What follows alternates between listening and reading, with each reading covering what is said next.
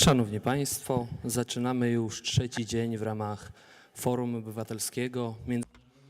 Ladies and gentlemen, this is day 3 of our international forum on Poland, Europe, world against multidimensional crises. Today we'll speak about finance, economy, historical and cultural policies, and national security and defense. Our first panel is opening right now. It will be chaired by Tomasz Marzec from Employers of the Lublin region. Our speakers are Dr. Kicia of Marie Curie University, Piotr Kulik, law firm Piotr Kulik, Professor Artur Paździor, Lublin University of Technology, and member of the Polish Economic Society, Piotr Rusinowski, accountancy firm Piorun, and I hope there is Professor Natalia Szengelia online from the Georgian University of Technology, Tbilisi, Professor Adam Zadroga, John Paul II Catholic University of Lublin and head of Potulice Foundation, and Dr. Beata Ziemba, also of this university. Over to you, Tomasz. Good morning. Thank you, dear speakers, for joining us on this panel today. The subject is very broad. Perhaps we might hold another event, another conference to cover it. So perhaps today we will just touch on the most essential problems regarding finance and economy in the times of crisis. So my first question is around crisis or alleged crisis of economic sciences. Is it really there, or is it just an excuse? Because the governments, those holding power, do not listen to scientists who predict or who predicted certain economic developments.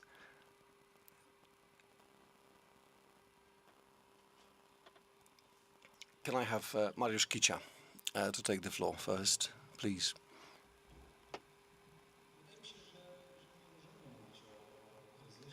I think we shouldn't speak about a crisis of economic sciences. It's maybe the question of how economic sciences respond to what is happening with the economy, to the recent developments in economy, and how we perceive economy or finance in the light of crisis. I think specific methods behind it can be still applied. Economics is a specific science because in parallel we have a number of streams that try to explain the reality. Of course, we have mainstream that prevails in the debate, but based on experience. Also those crises experience, landmark experience in finance, in economy, that happen to make us reevaluate our approach to economy. So all these crises that we're going to discuss today somehow converge in the area of finance, even though they start somewhere else. So if we take this broader approach to the sphere of economy and finance, and we study what is happening without focusing on a very narrow economic phenomena, it goes much further. The mainstream focuses too much on specifically economic issues, and such ideas as lack of rational decisions is ignored. And if some economists know there is another way, they should be able to convince a critical mass to start talking about the new streams of economy, like behavioral economics or order liberalism. These should prevail over mainstream, but there must be scientists to convince their colleagues and the general public about it. Before it happens, the application by politicians, application of economics in reality, doesn't work that way. I wouldn't speak about any crisis of economics, but maybe there should be attempts to find new ways, to find new models towards the optimum model. It's constant search, starting with Keynes' theories to more liberal, to find a happy middle that will benefit the economy to the best possible extent. Thank you. Can we hear from Natia Shengelia? I believe you can hear us, you can see us, and you can get interpretation into English.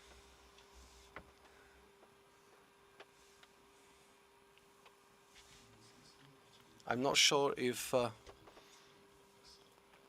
we are being heard.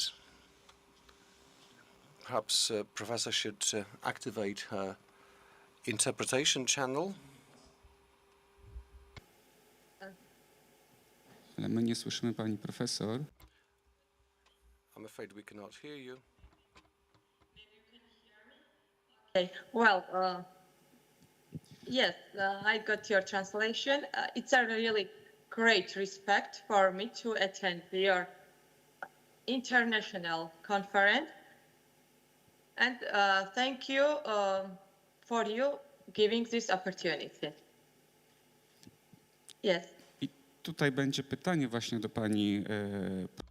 And the question we have for you, Professor, the one I asked before to Mariusz Kicia, is there really a crisis of economic sciences, or is it just an excuse for governments not to listen to scientists, to economists?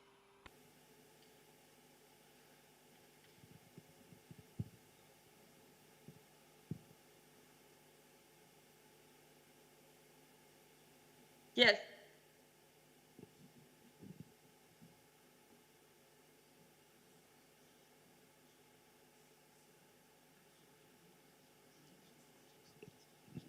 Do you have a translation? My question? Yes, well, yes, I can hear you. Well, yes, there are different kind of issues to discuss. There can be some kind of misunderstanding, for example, with the government and with especially economic scientists. But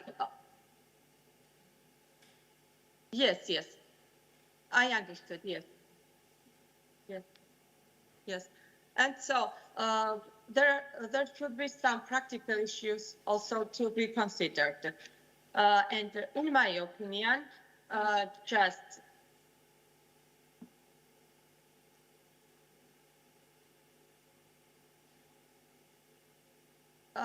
in my opinion, well, there can be some cases to be discussed. That, for example, as we know, all the government's economic is comprised by a different kind of companies. So during the crisis, maybe special attention must be paid, not just globally, but it should be started at the entities level. If we help small and medium-sized entities, and they will manage this crisis. After that, if small and medium-sized companies become more healthier, then they can compromise and they can grow the country's companies. So in my case, I would just clear out some critical issues that must be adapted by the companies. This can be, for example, digital transformation, second, of course, financial risk management, and third, time management and agile management.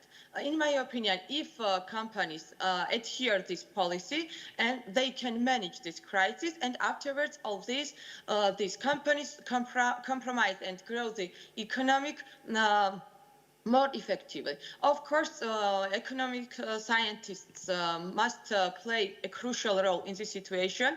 in this situation, and they can just give to these companies the main results of the research, the main problems, and after that, when the problems are find out, we can get the results, how to cure and solve these problems. In my opinion, in terms of financial risk management, yeah, as nowadays in the 21st century, digital transformation, it is quite important.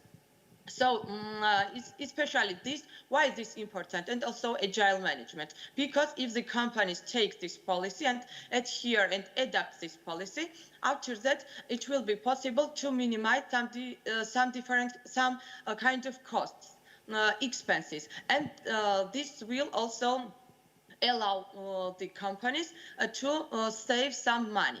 So in this regard, if the companies become more healthier, so this will help also the government to interact more effectively with each other and may plan together some events, some steps to do further in terms of crisis, in my opinion. Thank you, Mrs. Professor. Mrs. Professor. And następne pytanie. Next question would go to Professor Pazdzior. So my question is the crisis of economic sciences a real one or not quite? I would agree with the previous speakers that we need a broader perspective to look at these issues. Economics has a double role to play. We can look at it from the anticipative and participative perspective. Most economists or businesses can anticipate crises in terms of the causes. It's unlikely that they will predict them in terms of the effects. My opinion is that it should be adaptative rather than anything else. So the mitigation of the effects of the consequences and the reach of the crisis and the depth of the crisis. The basic knowledge is that the crisis, economic depression, is something natural in the business cycle. So, from time to time there will be crises, deeper or shallower, it depends. Today's crisis is kind of reminds us of 1984, the energy crisis in the US. We can speak about aquation, taxflation. The society getting impoverished because of the wrong taxation system versus the inflationary pressures. So the phenomena are plenty, and they are broad. So I wouldn't name it a crisis of the economic sciences. Economics is like morality. We know the Decalogue, but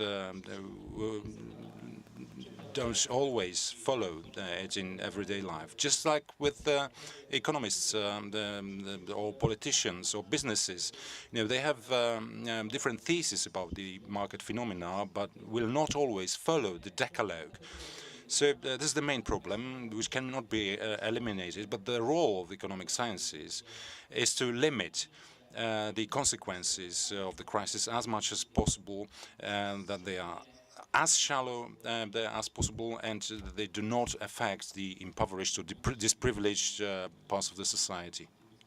Thank you very much for this contribution. Perhaps today's crisis, it's a bit different than that 2008 or 2010. This is the real economy, the causes that we've got. Back in 1970s, there was a crisis due to the financial market, just affecting the real economy. But as you mentioned, the values and morality. So the question to Professor Zadroga, perhaps today, the crisis times, is there a place for ethics, or they will focus on just the survival, in animal terms?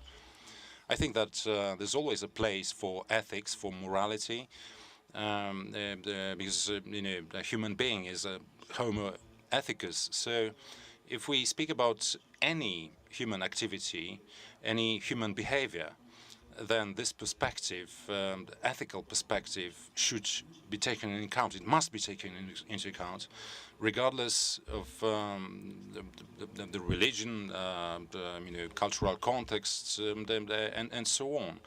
There's kind of innate conscience, that dictates human beings to do good and avoid evil. So, and it's also true for economic decisions. Whether in personal the finances, decisions made by households or businesses, or you perhaps are head of the government, and you will always follow this rule or should follow this rule. What should be happening is not always the case in practice, but I believe that this is the root cause of a number of practical issues, practical problems that spill out and affect the society. There's this a social dimension of moral errors or mistakes. We tend to forget about that very often, that our decisions, wrong decisions, may simply affect the family members, our loved ones, our society. So you mentioned the crisis of 2009, 08, 2010. I was just awarded a doctoral title then, and as I specialized in business ethics, I was much interested in the root causes, in ethical terms, of that crisis. And generally speaking, it was all about greed. And as a moralist, I can tell you that Saint Paul in the second letter to Timotheus said that the greed for money is the root cause for all evil. So just to apply these rules to to the financial world and and the root causes of the 2008 crisis. There are a number of studies that have been published. The diagnosis, the deepest root cause as the greed, simply, or abuse of trust, no accountability. We are talking about financial institutions. And it's not by incident that we speak about banksters. So this is my brief answer to your question. Thank you very much. I think that this is a problem that has been recognized at the EU level. The ethical framework has been put into directives, into regulations. These ESG methodology that is being spread out. ESG concept, yes, that's true. It is a kind of response and a fruit, a specific tool to appraise the investments made by capital markets. If we, in terms of the effects on natural environment, on society, especially local communities, and now we are touching on the concept that is much older. That is the corporate social responsibility and governance. So I think these are the specific matters that will kind of enforce some ethical thinking and ethical action.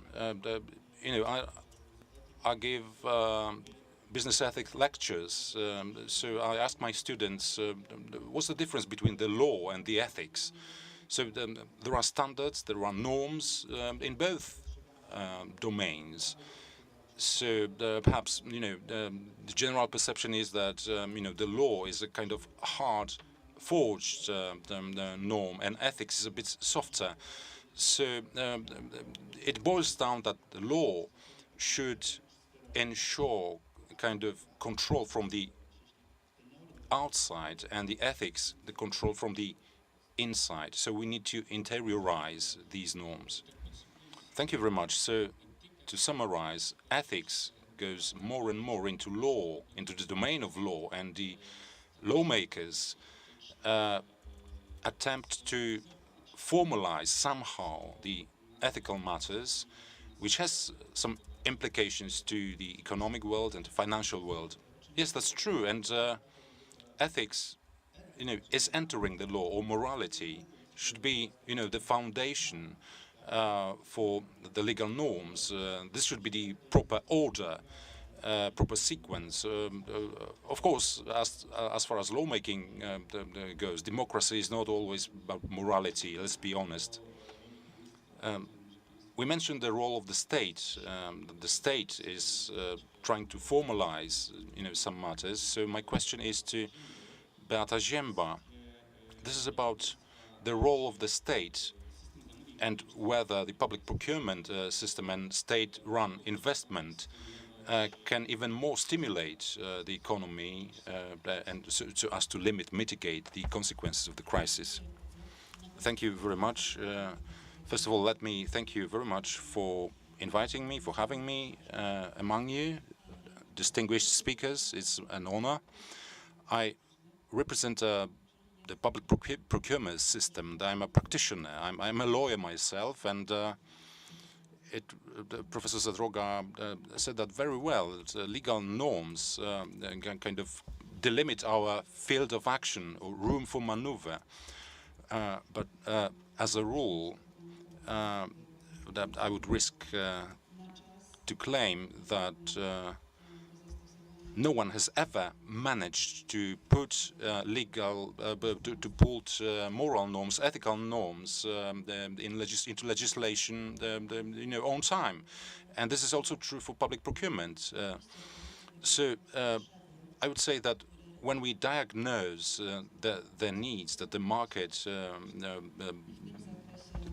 poses to the ordering parties, we get into the economic nuances. The two parties need to work together in delivering a contract, for public funds. So they need to find some consensus, in the middle between them. The ordering party, operates within the law. Most often it's a public institution or an institution that spends public funds, and the contractor is a representative of the market, a business, and as a rule perhaps a private entity. So some of them do not follow the public procurement law in their everyday business, but for them, the sources of law are not always certain, I must say, but they are more certain than the private law rules.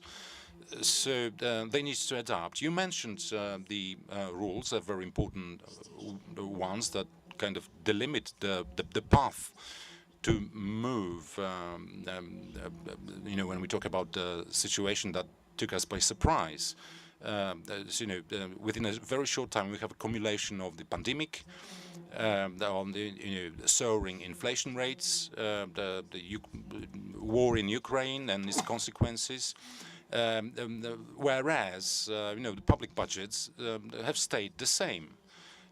So we have a real rise in prices. We can see that in everyday life. So our private budgets have shrunk, actually, and public budgets have shrunk. So there's a huge challenge about what we need, how to redefine our needs, whether we need to reduce our expectations to the very basic needs, and then perhaps rationally, reasonably spend the rest of the budgets available. And now the question remains whether we'll be short or not. So there's a difficulty about this decision. Just to give you an example, the university also spends public funds. So in the budget, minus all the running costs, among others. We have been anxious recently about energy costs, heating costs, how to optimize the energy management in institutions. There are, renewables coming into play, but the investment will entail costs that you don't have the funds to cover in your budgets. So your decision making, must balance, what to invest in, whether the teaching, science, energy, maintenance. All of these are essential for a university, but you don't have an unlimited budget, so you need to make the decisions. You need to make them quickly, because you have a market that will not accept any vacuum. So your contractors will need your decision very quickly. Whether the budget for their contract will be increased, whether we can respond flexibly, and so on. And we need also to accept that the contractors that we work with are not always professionals. I mean, they don't have time to interpret law or the legal nuances. So I must tell you that so far in public procurement, and this is perhaps an interesting response to the discussion whether there's a real economic crisis. I wouldn't call it a crisis, it's a change to me. So what we are dealing with is in a change management. So either institutions can find their way in the change management and can defend themselves, or they will run into financial problems. Also at the level of regulatory compliance, they will run into legal breaches and will suffer consequences. So far, we have had a very rigid rule that once contracted, the agreement cannot be simply invalidated for any reasons. I mean, apart from the civil code rules. Unless there's some extraordinary change in the legal transaction, the contracted amount will be fixed, will be valid, will be enforceable. But over the last 2 years, and of course this has been made possible by the new law, but also by the actual conditions, kind of redefinition, revaluation of the contract is possible under public procurement law, which best demonstrates that the state is actually adapting to the change. And what I can say, based on my experience, the state is quite quick in its action as far as the public procurement law goes. The response has been very fast. So since February, we got the law end of October, on special measures to combat the crisis. But given the usual legislative path, it's a record-breaking time. Thank you very much. There's one more question I would like to ask about the public procurement. Do you see that in times of crisis or change, as you say, there's a growing interest among businesses in taking part in public tenders, in public procurement, because the state-run ordering part is more stable, even if they pay less, or perhaps there's no interest in participation in tenders. Let me answer as a lawyer. It depends on the industry, on the sector, on the procedure. Because on the one hand, contractors and bidders need to fix a price or bid a price. So a reasonable contractor needs to take into account all the possible risks that they can diagnose at the moment of bidding. So when the call is published and the bids are opened, then the contractor, the bidder, will not have a chance to rely on an extraordinary change of the legal transaction. I mean, the economic indicators, as published by Central Statistical Office, for instance, enable them to diagnose the risks. Of course, it may be difficult for non-professionals, as businesses in IT sector. We buy non-standard equipment from the market. So of course, we've got the IT specialists, but they are kind of administrative workers.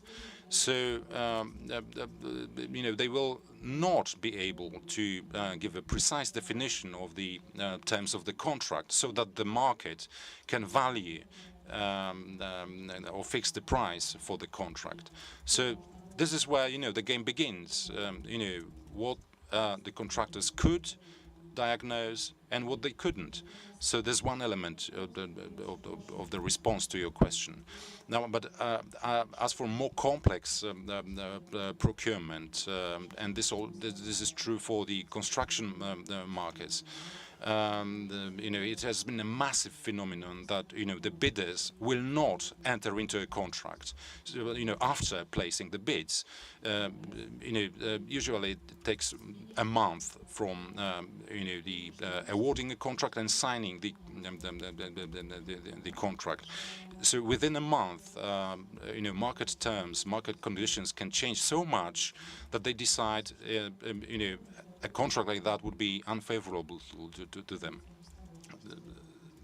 But as kind of exceptions under law,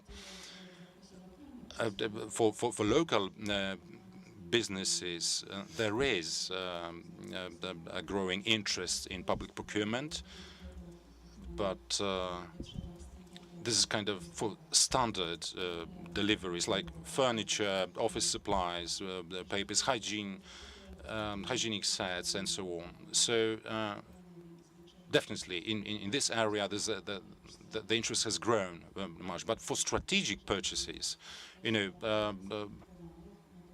high amounts of money, complex procurement, there are real difficulties in getting bidders or contractors. Thank you. And so that's where you can see where the economic changes impact our realities, our contractors, our institutions. But while talking about businesses, the question goes to Piotr Szynovsky. How businesses find their ways in this reality? Are they afraid of the crisis, or perhaps they are more afraid of the uncertainty itself and how the state will behave and what the situation will be within 3 or 4 months? Thank you very much for having me. My position is perhaps a bit more practical. I'm not a scientist. I'm not an academic. I'm an accountant and I'm a businessman. We have heard a lot about the kind of economic studies and different trends in that. As you mentioned correctly, we've got a framework to kind of identify the needs of businesses and diagnose the requirements. But at the very bottom level, there are businesses that need to struggle with supply chain disruptions, with the inflation, with soaring prices, and so on. So. If we talk about the crisis, it's first of all about panic, about businesses being afraid. We are talking about the COVID. Today, we talk about energy crisis with doubling inflation because of the soaring energy prices. So. Is this a crisis or a global crisis? I think that the science will give you an answer within a couple of years. When they kind of adapt the economic thoughts. But as businesses, we need to find our ways forward today. There's no time to wait. There's no time to delay decisions. So for businesses, something like a crisis or change management is everyday life. Businesses always struggle. Tax law, for instance, is far from ideal. It's complex, it's complicated, and we are kind of used to it. So what businesses are afraid of now, I think that they are afraid of more of legal uncertainty than what they are observing. We are kind of taught to getting adapted to the changing conditions. If we don't, we'll fail. So, we are not questioning, the fuel prices, 8 zloty per liter. We need simply to adapt. We need to calculate, the costs of wages. We need to calculate the taxes. We need to know the delivery times, and we need to generate profits. So if we cannot adapt to the realities, then the foundation of the economy will become simply absurd. The highest values, I would say, is kind of adaptative approach. I mean, or the ability to adapt. So whether the crisis will be, deeper or shallower, as businesses will cope with that. But sometimes, the legislative changes, with a view to getting you support, are kind of premature or, miscalculated. Or so I would say that sometimes in economy, the less the state is willing to help, the better the economy copes. And I know that the trading the industry in the COVID time, suffered the highest crisis.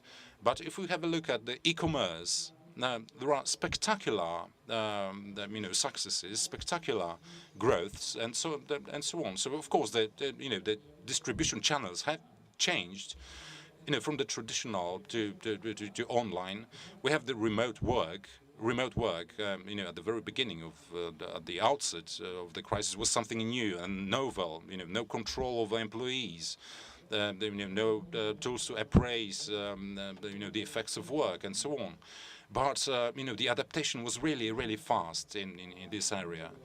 So just to refer back to your question, the chances, the opportunities of our businesses and potential crisis, what they are most afraid of, I think that cash flow is the biggest issue. Liquidity. When I talk to my partners, to my customers, I observe, the payment backlogs more and more often. So this is the biggest pain now for them, because there's a financial result. They will be taxed on it, and that's it. They are public levies that that are quite natural. But when they don't have the money on the account, they start getting afraid. They need to pay the people, but how? I mean, how they do it when they don't have the cash on at bank on in bank or at hand. So if there's no liquidity, if there's no cash flow generated in real terms, the payment backlogs will be the biggest problem for any economy, because if businesses don't have money to pay the energy bills, even if they are quite skillful in calculating the costs, if the inflation is soaring, they can take into account. But frequently, when they go bankrupt, it's not because they don't generate profits. It's because they happen to have a kind of untrustworthy the partner, contractor, who doesn't pay, and then the backlog starts rolling, like in the transport, like in the construction industry. There's a kind of unwritten rule. You have a payment term of 30 days, then it's at least double in the real life. So it's not 30 days, but 60 or 90. But okay, so can you see the problems in liquidity, or perhaps businesses going bankrupt, or is it just some signals coming from the market? If we talk about closures and going bankrupt in the SMEs, this is the biggest problem. The rising energy prices, heating, electricity. For a small store, local grocery, is really astronomical. They simply can't bear it. You can see that when you go to a small town or to a village and visit the local groceries, the fridges will be turned off. and it's normal. So you reach out to the fridge, it will not refrigerate. There's a beauty salons, for instance, and they are struggling with the cost of rental and the cost of heating, for instance. So in SME sector, there are symptoms of this situation going really wrong. In the middle-sized and large-sized and enterprises, they have a much more room for maneuver, that they can move around. So as Peter said, the problem is not about SMEs. I have recently visited a large supermarket with 17 degrees Celsius ambient temperature. The staff working in in coats, and the refrigerators turned off. So it also affects large companies. Our trainers for the accountants said that at this moment we keep training people, on site, on premises. But when the energy costs rise again, they will switch online. We talked about predictability of law and stability of legislation. So my question is to Piotr Kulik. Mr. Attorney, what's the situation with the stability of law? Or perhaps there are some, cases where this can be really unstable. I'm an attorney, so I'll tell you this. Perhaps I'm a bit in opposition to what you have said. Perhaps my opinion is a bit more focused on the kind of legal services market. So I would like to agree with Peter, the tax advisor, who ideally described the current situation on the market. I mean, when talking about the last part of his speech about the fridges turned off, when I visited Wołomin near Warsaw, I went to a grocery, and the lights were switched off. So it was a shoe store. So the lady behind the counter said that they only turn on lights when customers came in, and only when they came in. So this is my observation. The conclusion from this is quite similar to what you mentioned. This is the reality that we are living in now. In my industry, in my sector, the COVID crisis was only felt at the very beginning. The legal services market do not see any crisis after the first months of the shock due to COVID.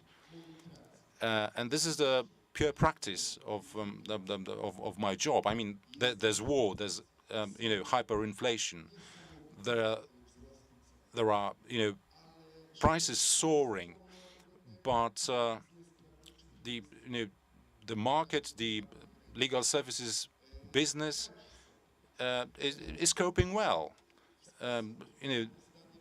These are private firms, and they fare very well, I would say. And indeed, the situation triggers huge growth of the business. So, a bit cynically speaking, the worse for the economy, the better for us. So someone may say, as Piotr mentioned the rising energy prices.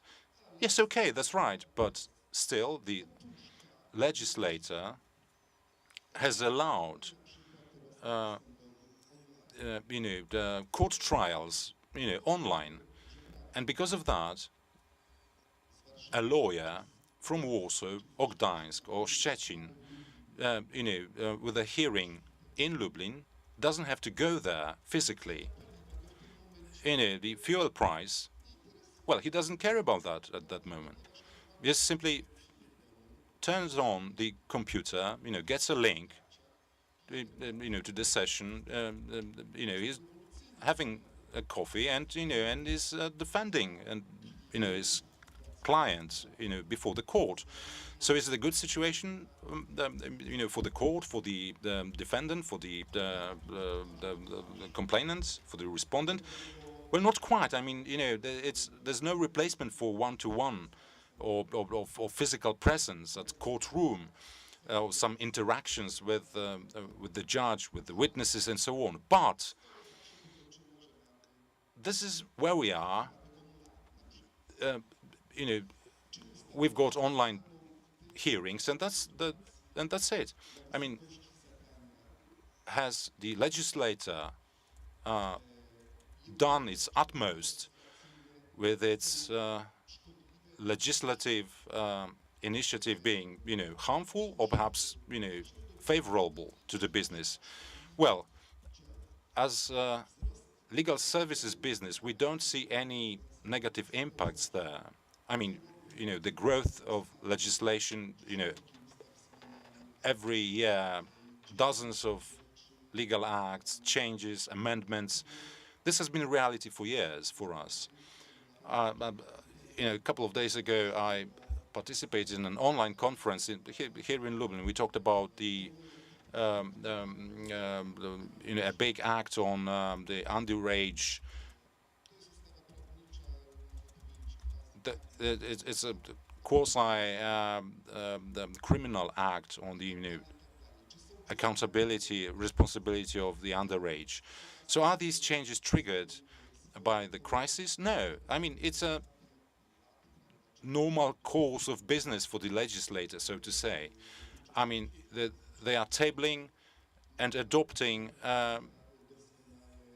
certain acts, always also those that affect businesses. But, again, legal services business is faring well.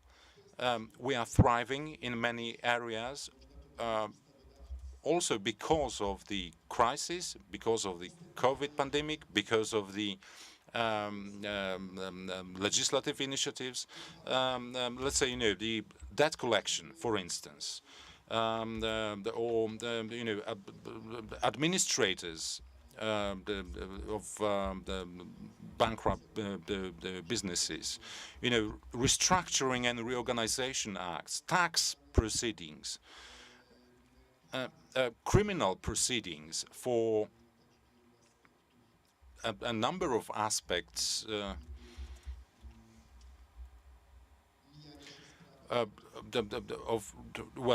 offenses in crisis times. For instance, empty invoices, 25 years of imprisonment penalty for that. It's a serious crime. So it's a response to a time of crisis, where people try to bypass the rules, simply to survive. They did before the crisis occurred. Now the penalty is much more severe than it used to be.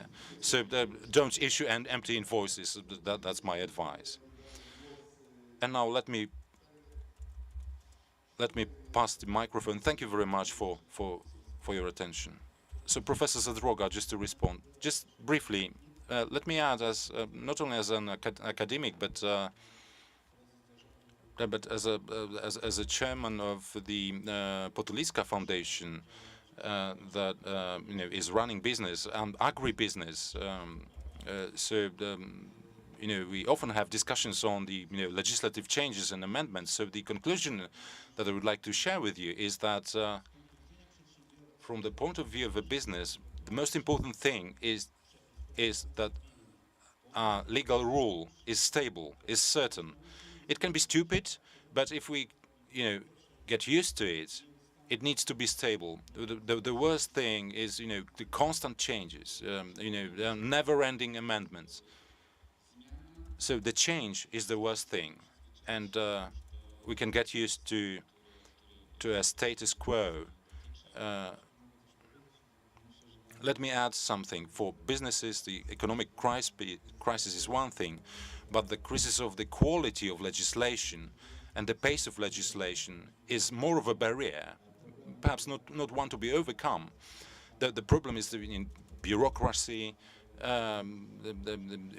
growing reporting requirements. This is actually a bigger barrier than the crisis itself. So we are nearing the final part of our panel discussion. So I would like to all of you, each of you, to give you a few words of summary and some ideas for what we can do as people, as society, as the state, so as to find our successful ways in the current world. I mean, perhaps grow the role of ethics, or perhaps raise awareness of economy among society, or anything else, any other ideas. Professor Natia Shengelia, could you give us your opinion, and please keep within the time limits. I would ask, we've got signals that we have just a couple of minutes left. Okay, thank you for your question. Yes, as you were talking about supporting business and also governmental intervention. Yeah, for example, in my country, yes, also regarding inflation, the prices has doubled, and so in this regard, also the government introduced some kind of steps to help in this term. For example, to set some price limits on the firstly used common products that were essential for customers, maybe, and also secondly regarding unemployment. As I mentioned also, agile management is important, because if small and medium-sized businesses adapt this agile management in terms of, for example, working remotely, that also will help companies to reduce and minimize their costs.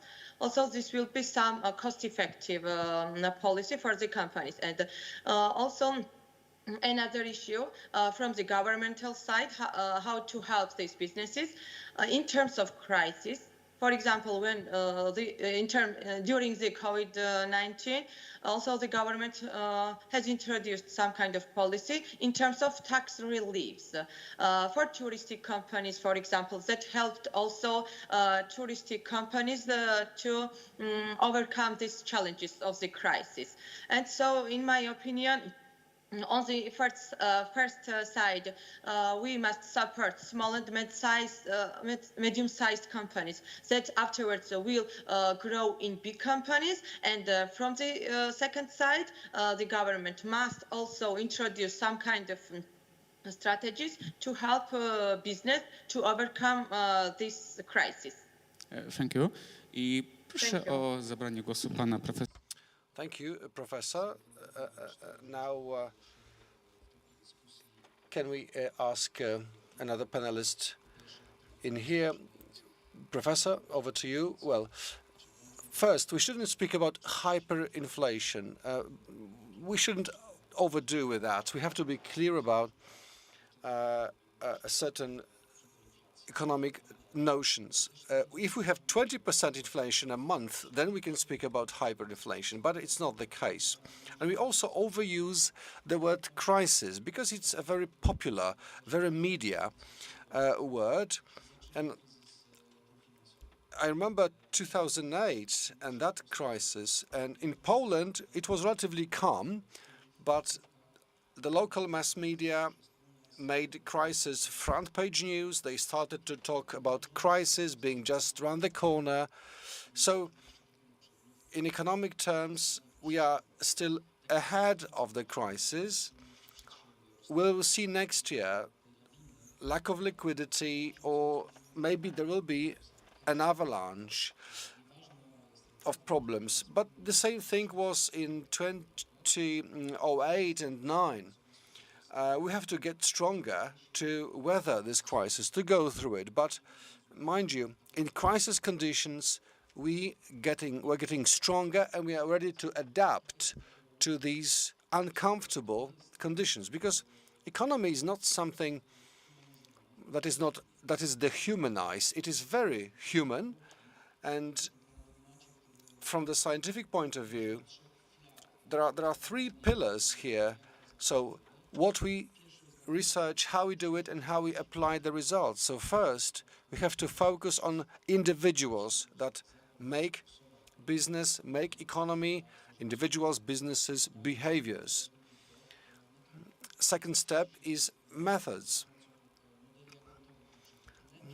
If we have agent models, we are able to describe the behaviors of individuals, and that was the case also in pandemic, so that we were able to forecast the effects of pandemic based on certain aggregate models. So this is my perspective. You might have your own. Anyway, we have to draw conclusions from what we have seen before in terms of crisis. Well, can I have another opinion, please, Mr. Kicia? Well, so how do we go around crises? Well, first we have to be honest. We have to be integral. I know that honest people in my industry, in legal industry, and in business, they reach the top. They are successful. Don't believe me, don't believe others who say that dishonest lawyers or dishonest entrepreneurs win, they prevail. No, this is not true. Only honesty, integrity is a strong backbone, moral backbone is a promise of success. I have defended many people who are very talented, very skillful, but they failed professionally, personally, because they chose the wrong. And another thing, we shouldn't fear digitization. Digitization is really accelerating now. My industry, the legal industry, has been relatively slow about it, but now digitization has accelerated and we are benefiting from it, and we will not avoid it. I can tell you, you must take time to get adapted to IT, to digitization. Sorry for this very technical argument, but we will not be able to evade it. And once you harness it, I can promise you will be successful. If you ignore it, if you fail to adapt, you will only lose. And another thing, be more economical, try to save on things. This should work in any conditions. Okay, thank you, Professor. Well, just one comment, one thought that came to my mind. We learn economics in order not to be fooled by economists. This is what I tell my students. It's all about financial education. You wouldn't have had Amber Gold scandal and other scandals if people have had better financial education. So don't be fooled by economists. Well, I do agree with the gentleman and what you have just said, but one more thing from me. The common sense and cold blood, this is what we need. Because if you are more chaotic, more emotional, if you act in stress, if you ignore logic, you will fail. You will always find a solution. You should take your time. You should adapt. So just be patient and you will find a solution and you will find a consensus. Also in this public sector and market interplay. Well, thank you for what you have said. There are no situations without ways out. So we always have some signposts to be guided by when working with a crisis. And I remember during the pandemic, at the beginning of pandemic, many companies stopped paying invoices on time because they feared lack of cash. But later on, everything calmed down. So if we have now we have inflation. If you have 100 of something on your account, next year you will have 70 left.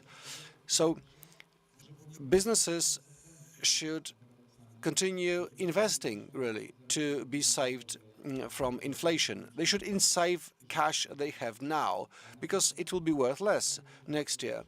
So just now, before Christmas, I think consumption will grow and the crisis will be postponed. Okay, so a few words of summary. We have 20 years ago, I started working with the business.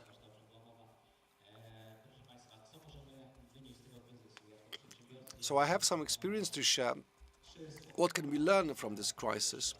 There are three words: adapt, adapt, adapt. Be flexible, adapt to new circumstances. There are certain new conditions that facilitate such processes. Cash is the king, someone said. I always tell my students in the first year, if you tell me that the goal of a small or medium company is to earn as much as possible, this is wrong, and the student who says so will fail the exam. Well, there are cases of outstanding economists who can tell the future, who can predict based on certain symptoms, they can predict the future. But actually, no one is able to predict the full scale of crisis and the influence of crisis on every sector of economy. So to sum up, I think if you are flexible, if you can adapt to the changing circumstances, if you don't complain, but just focus on what I can do better or differently, and find the best solution for myself and my family, that's the way. All right, to sum up, stay calm. The times are not easy, but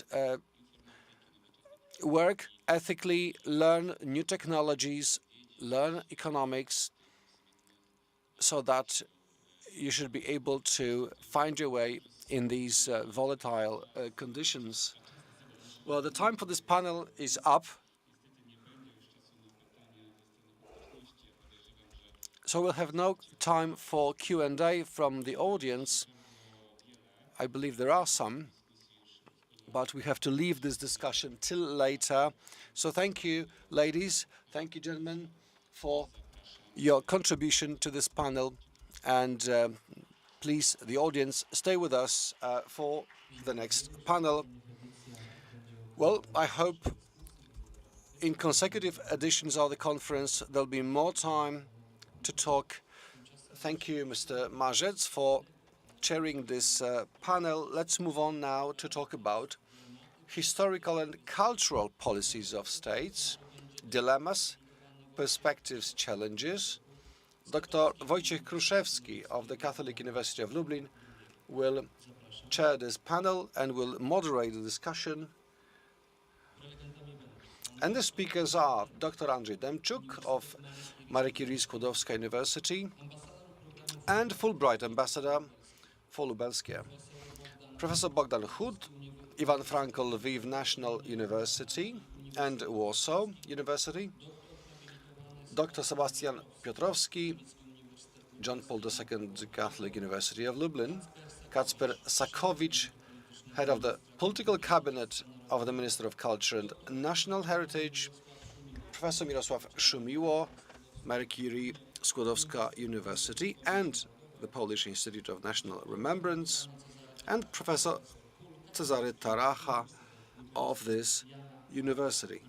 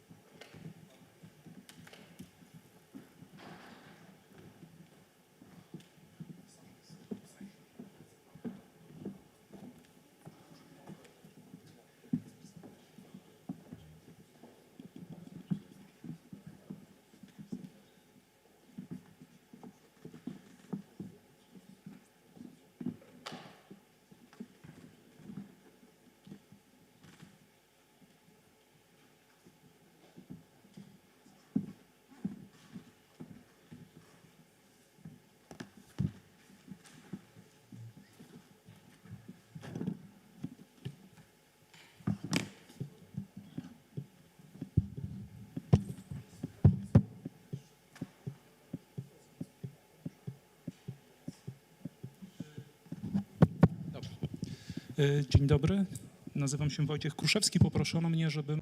Good morning, everyone. My name is Wojciech Kruszewski. I'll be moderating this panel. I think I will not introduce my speakers because we have done it already. We have agreed with the panelists that we will just have some free exchange of ideas. My moderation will be limited to keep the track of time. I'm not an expert in historical policy or cultural diplomacy. I have some foreign experience.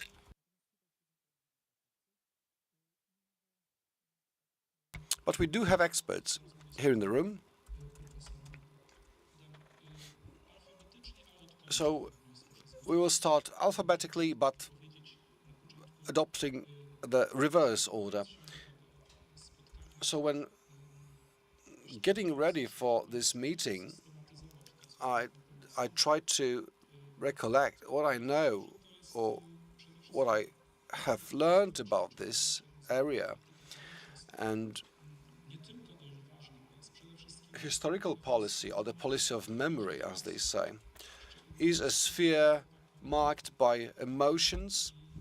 It's an important sphere, and indeed very sensitive and even strategic, especially in this part of the world and in this time.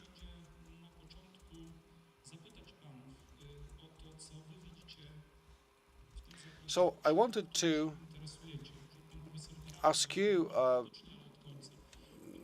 from the perspective of the areas that you specialize in. Let me start with Professor Taraja, who is an expert in Hispanic countries in Latin America. Please tell us what is going on there.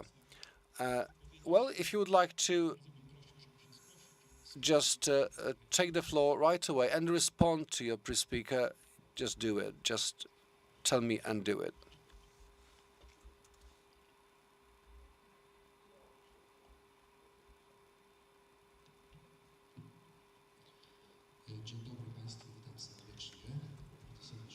Good morning, and thank you for your invitation. That seems to be a very interesting conference.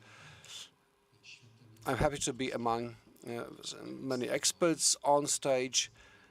I specialize in the Hispanic world, 500 million people, 20 countries, and a part of the world which is really attractive in cultural terms, and the Spanish language is very vivid and popular these days.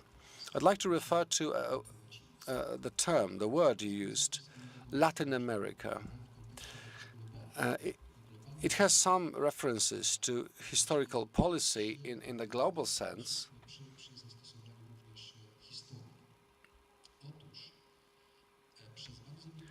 For many years, there were notions of Ibero-America or Hispano-America because they were very precise and showed connections between that part of the world and two European countries that, of course, played a major role there. I mean, Portugal and Spain. But still, in the mid-19th century, the question was Mexico and French intervention.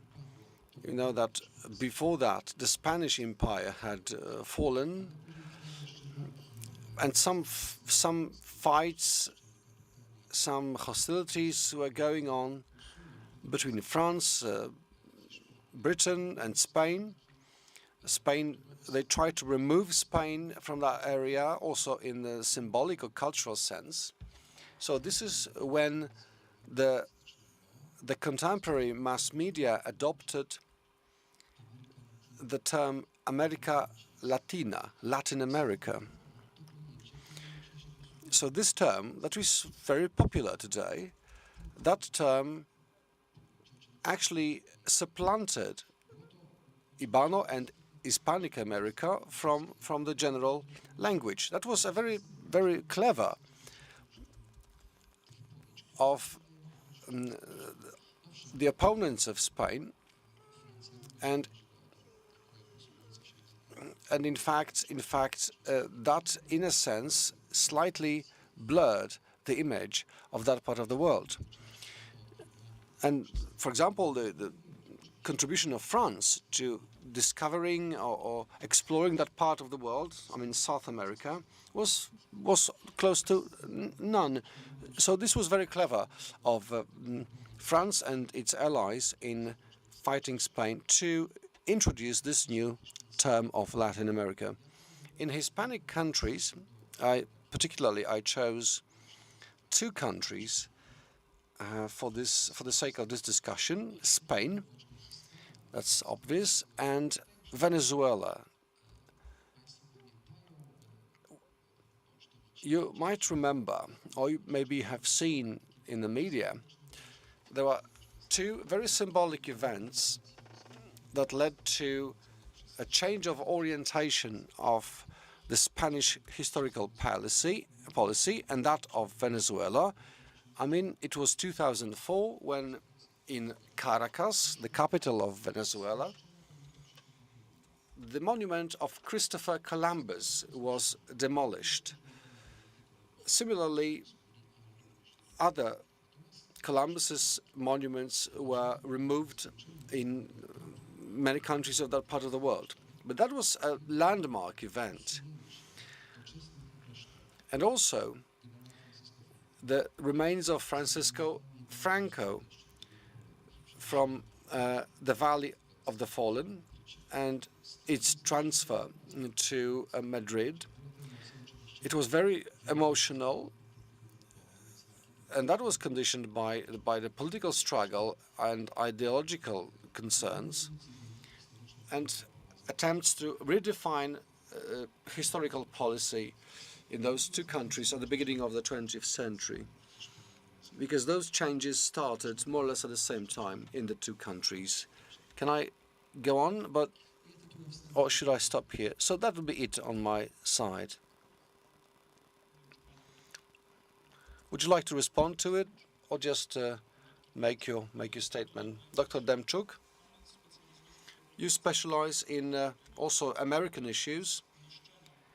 We have heard about this picture of destruction of the monument of Columbus in Venezuela.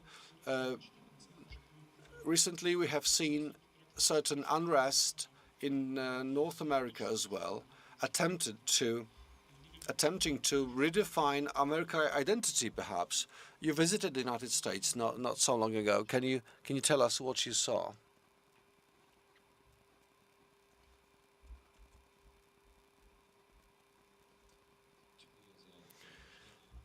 Thank you for having me on this panel.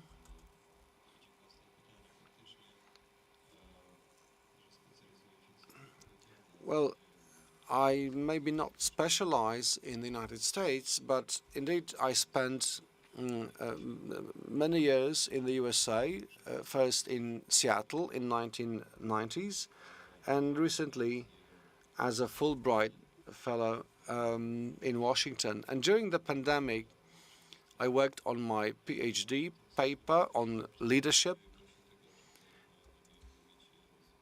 and I did experience what you are talking about from first hand. So I saw that political violence and polarity emerging in the United States.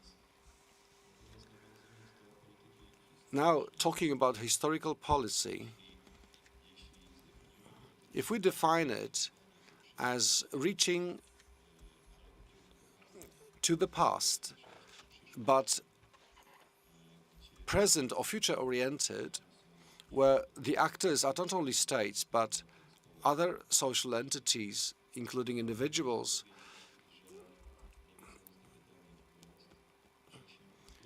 then a lot is going on in this sphere globally and in Poland, where we can see the state, the role of the state growing, and the state is more and more willing and ready to use history for different purposes. The question is whether this is the right way. Maybe it should be historians, history experts to do it, not politicians. Because the most important thing behind this work is our intentions. And history, culture, they, of course, are very closely related. So it's all about multiple dimensions, and the United States is, like in Poland, is where this is happening right now.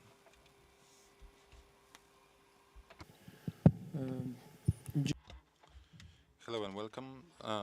Thank you for the invitation.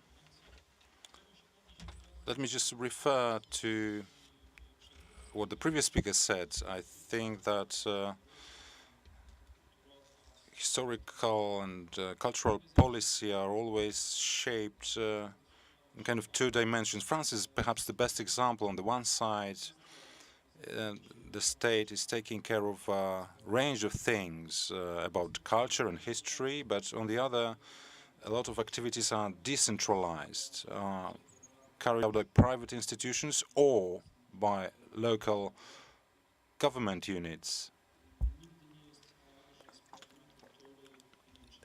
It's never the case that culture or history is dealt with by professionals or people who are professionals in the field. I mean, just to give you some example of a state-run activity, a spectacular one related to the French, to the French soft power, so to say. The opening of Louvre Museum, the branch in the Arab Emirates in 2017. The French don't like the term soft power, but this is precisely about it. I mean, I have read recently analysis that it was all about the financial, economic, and even military the benefits. There's the kind of dimensions of cooperation with the United Arab Emirates. So of course, economy, culture, finance, and defense, combine well together. But so that was, of course, an action by a state institution, from the beginning to the end. And I must say that local government units are very active in this regard. Perhaps you will have heard about the kind of historical attraction park, Petit Four, established in late 1970s. There's the in five top largest entertainment parks in Europe, established by Philippe de Villiers as a kind of counterbalance to Disneyland, and it has been successful, I must say. It's growing quite dynamically. So the success of the park is the success of people living in Vendée for many years. Only the local villages worked there. Now it's a big enterprise, also in financial terms, but at the outset it was a local community initiative. It wasn't an initiative by the local by the central government. So both state-run and decentralized domains are quite successful. Professor, what about Ukraine? You are specialist in. Yes, thank you. So, just to refer to the previous speakers, and especially Dr. Demchuk, well, the historians should be dealing with history. That's true, but the reality is that virtually all states, operate the historical policies, controlled by politicians. So this is something we cannot escape. We simply need to adapt, and we need to take part in the rivalry or in the game. But let me refer to the territory that is so close to us, and Ukraine, and to what is going on there. Indeed, we need to say that Ukraine has had a kind of big problem in getting through to the kind of international awareness. 100 years ago, the very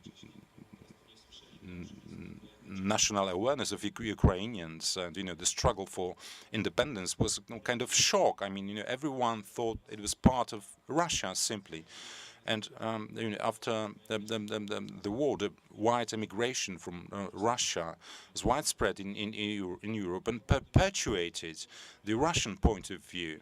So, of course, it has improved gradually. Now, Ukraine has been independent for 30 years now, and it's only recently that many people in the West have discovered Ukraine simply as a country that does not want to be a part of the Ruski Mir, but wants to be sovereign and independent. In Poland, we had a better understanding of the situation, but not all of us, perhaps. The question remains, how to streamline the cooperation that is simply, getting affected by, historical and cultural policies. History is the most difficult part of our mutual bilateral relations. So it happens that there are clashes. So let me refer to some thoughts by the late Professor Waldemar Paruch and of the Marii Curie-Skłodowska University. End of last year, he prepared a report with his partner on the strategic perspectives of Poland and Ukraine. So, and there was a major part devoted to cultural and historical policy. So the conclusion was that Poland and Ukraine had autonomous the policies, and Poland simply was in no position to impose anything on Ukraine. I mean, there was that would be a road to nowhere. So the conclusion was that we need to respect each other's policies, and at the same time, the report claimed that we should try to focus on the positive patterns in our shared history.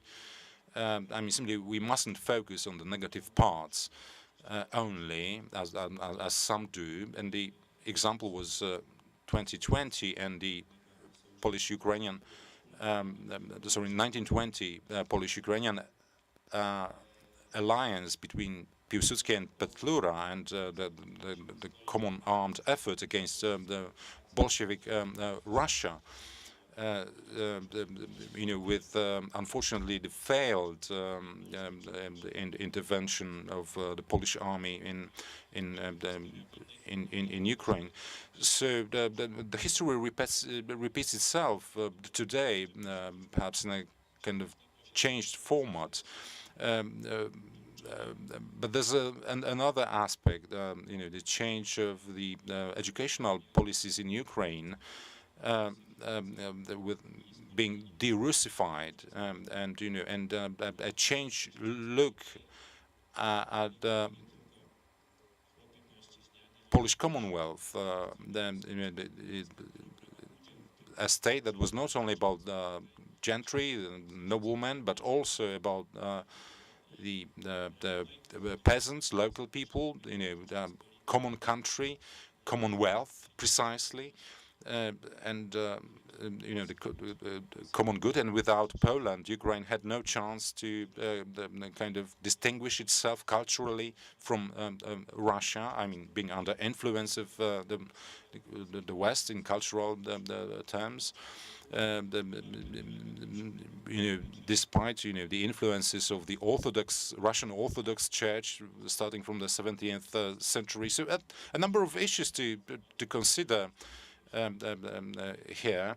As one of the historians said, perhaps the conclusion should be that as Poles we should depolonize our history in the 16th, 17th century to provide for a better common ground.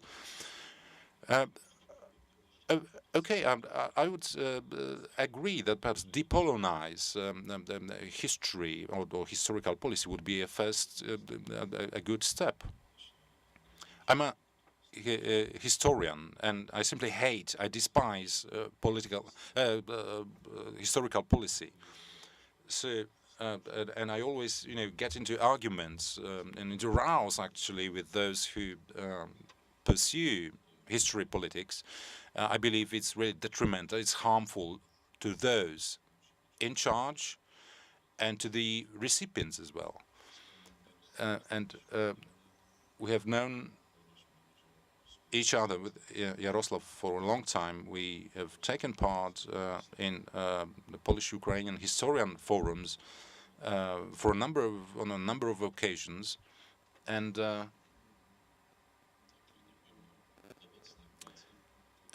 having years of very productive cooperation. However, no good fruit after 2 years. I mean, the forum, ceased to exist, and we actually had to revert back to what we used to have before, despite a 2 years effort. So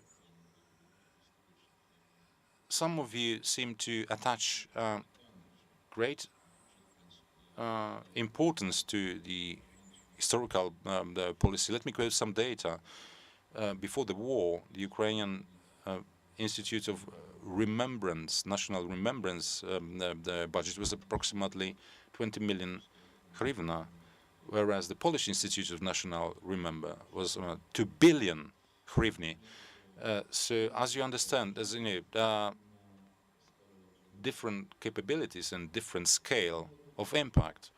But this is not the point. The point is that what Professor Shumila said is quite up to date. It's quite important.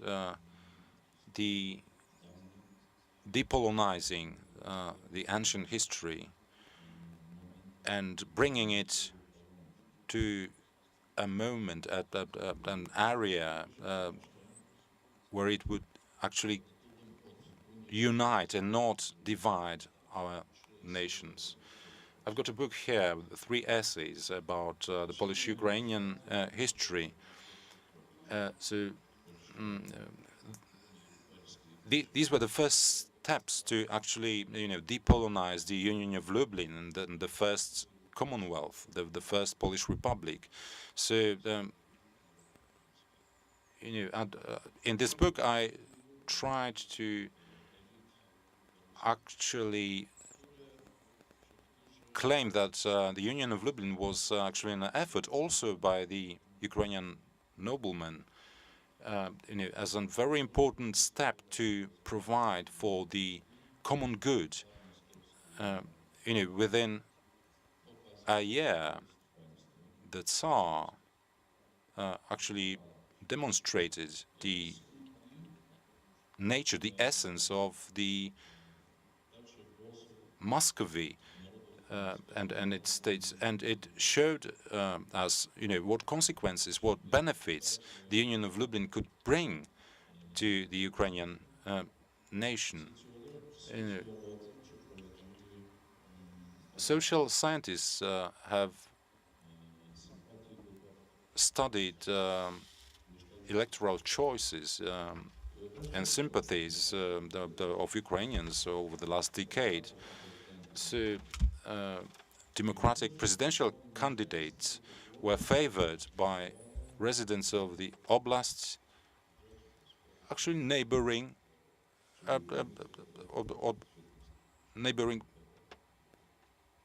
Poland in the 18th century. So this democratic tradition the tradition of freedom and free thinking was actually missing in the easternmost oblasts, where ethnic Russians lived, and especially after the Great Famine of 1932-33, and where the colonization policy of the Soviet Union actually took its toll, with the veterans of the Soviet army being relocated there.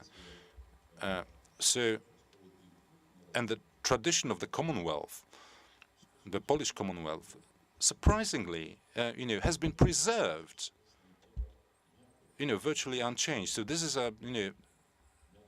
this tells us how important the history of the Polish Republic has been and is for today's Ukrainians. Everyone should understand that the Ukrainian army is now defending, the border of the Commonwealth, three nations, the Union of Hajj, mid-17th century, actually, reminded the then ruling circles that the three nations acting together would have prevented, the catastrophe of Khmelnytsky rebellion, where Ukrainians were torn between the loyalty to the Polish Republic and the national sense of being Ukrainian with Cossacks. Now, Kacper Sakovich, the chief of the political cabinet of the Ministry of Culture and National Heritage, PhD candidate at the John Paul II Catholic University of Lublin.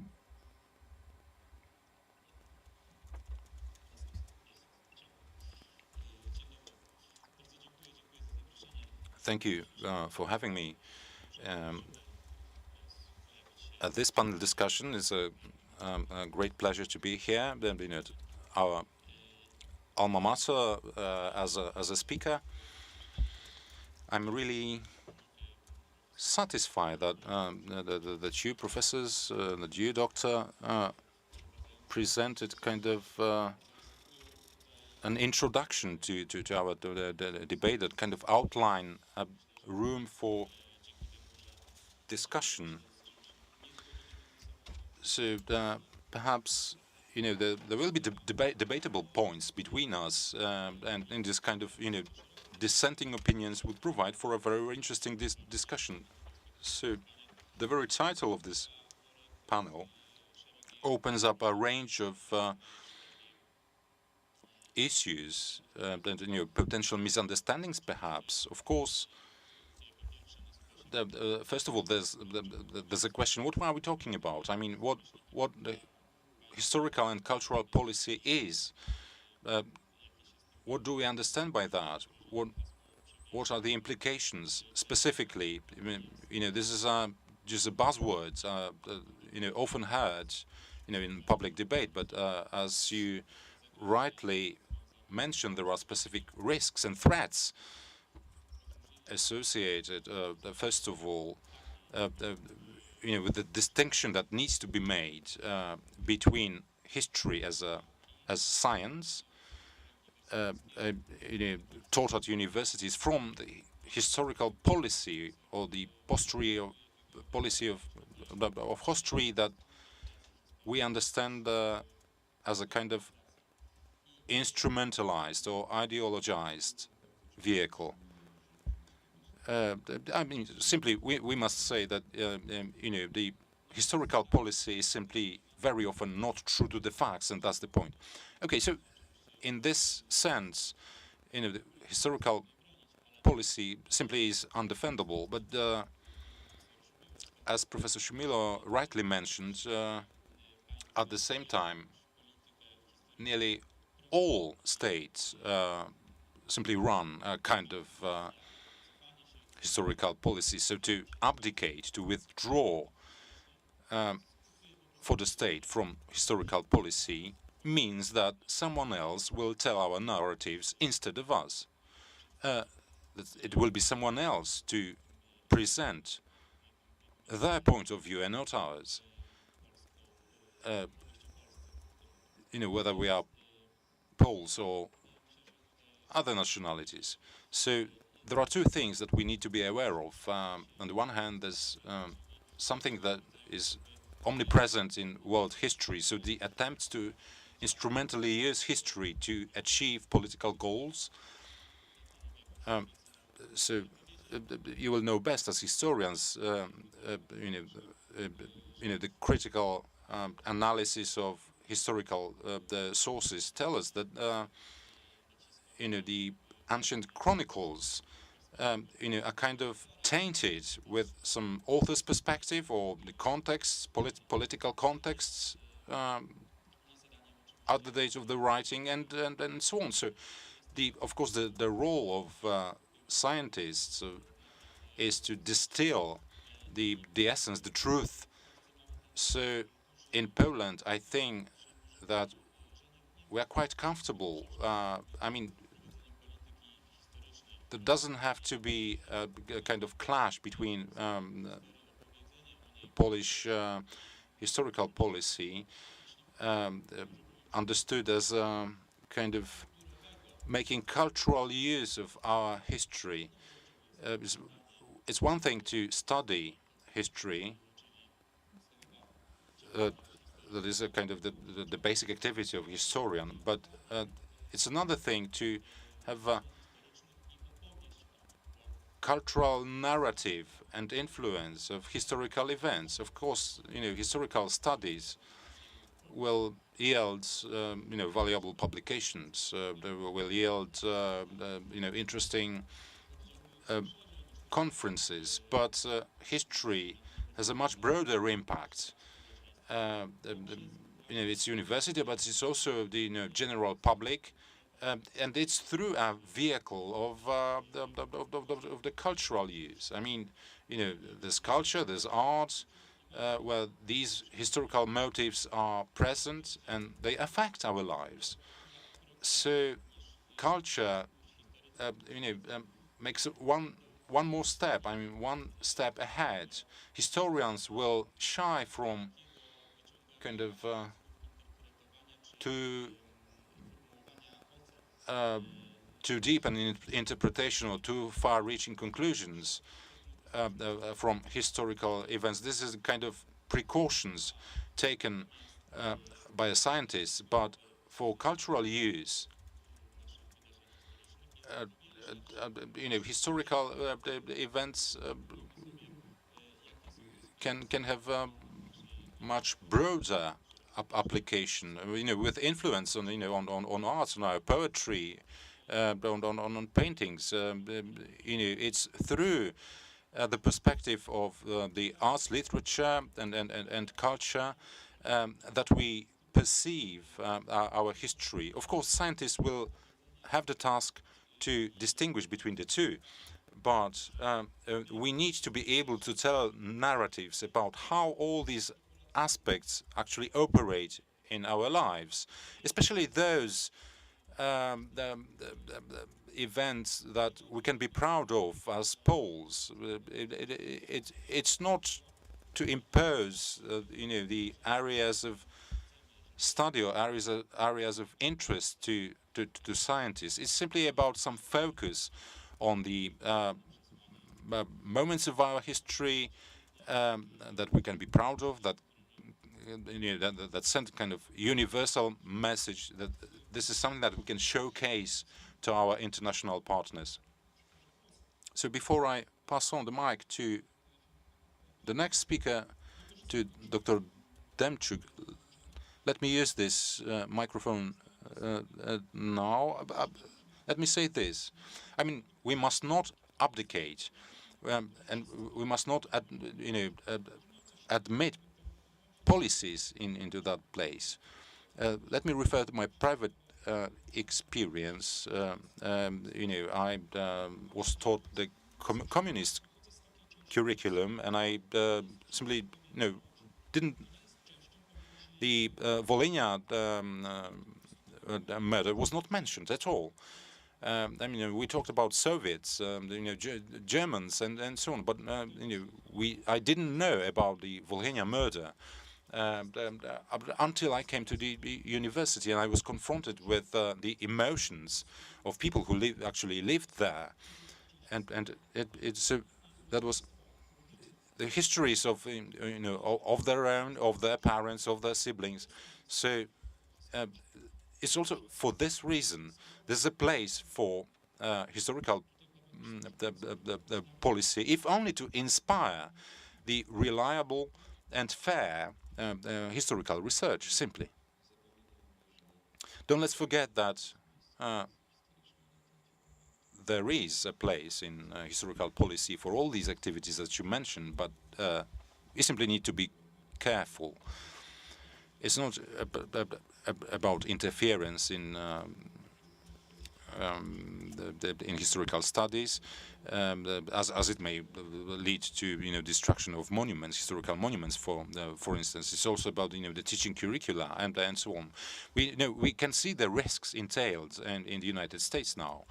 So the previous speaker mentioned the soft power. That France is reluctant to use the term, and the Americans, are quite willing to use it, and they do very often. William Telling, who coined the term, actually added the smart power to make it a trio. So if we have a look at the U.S. And if we consider historical policy not only as one to create a positive image of a country, of a state, but to build a prestige internationally, well, the role of the policy is quite high. So the prestige of the United States actually was weakened during Trump's presidency, and now Joe Biden is now, coming to a rescue to the image, if only through the Fulbright program that I'm a fellow of. So cultural and scientific the activity is one thing, but we need to perceive these phenomena, through the perspective of a state's the prestige, whether it's France or the United States or any aspiring country like China, for instance. Professor Taracha, would you like to add something to that? Well, range of important questions and thoughts on cultural and historical policy. So one of them is, who is to take care of the historical remembrance? Well, historians is an obvious answer, for professional reasons, and history teachers, but also elites in any society and society itself, whether local or general public, but also state institutions have been involved, not only recently, but at any time, through diplomacy, through armed forces, through the diplomacy. I mean, as you said, we simply must not abdicate from that. Perhaps we should think about how to redefine historical policies of countries so that they focus on the uniting, the connecting the elements. Political histories made not only by politicians, speaking from the Spanish perspective, and specifically from General Franco's time. It's not that it was only the Franco's circle that actually pursued that policy. There were plenty of historians that contributed with the studies giving the kind of the backbone to that vision. Whether the emperors, the history, the history of Christianity, and so on. So giving arguments to politicians. But the Spanish history, the modern history, features a very interesting experiment when they, decided to forego the historical remembrance, for the sake of the social peace. General Franco, withdrew in 1975, and now even if we have opponents and supporters of the change. Well, there were two camps, the Frankist and pro-democratic camps, but still they forged some consensus in a society that don't want any new civil war. So there's Echal de Olvido, the Olvido pact, that is to forget, to pass the difficult historical experience into oblivion, and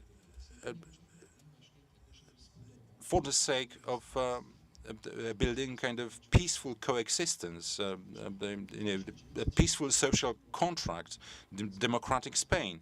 So this thought was actually expressed in the amnesty law of 1977, which covered not only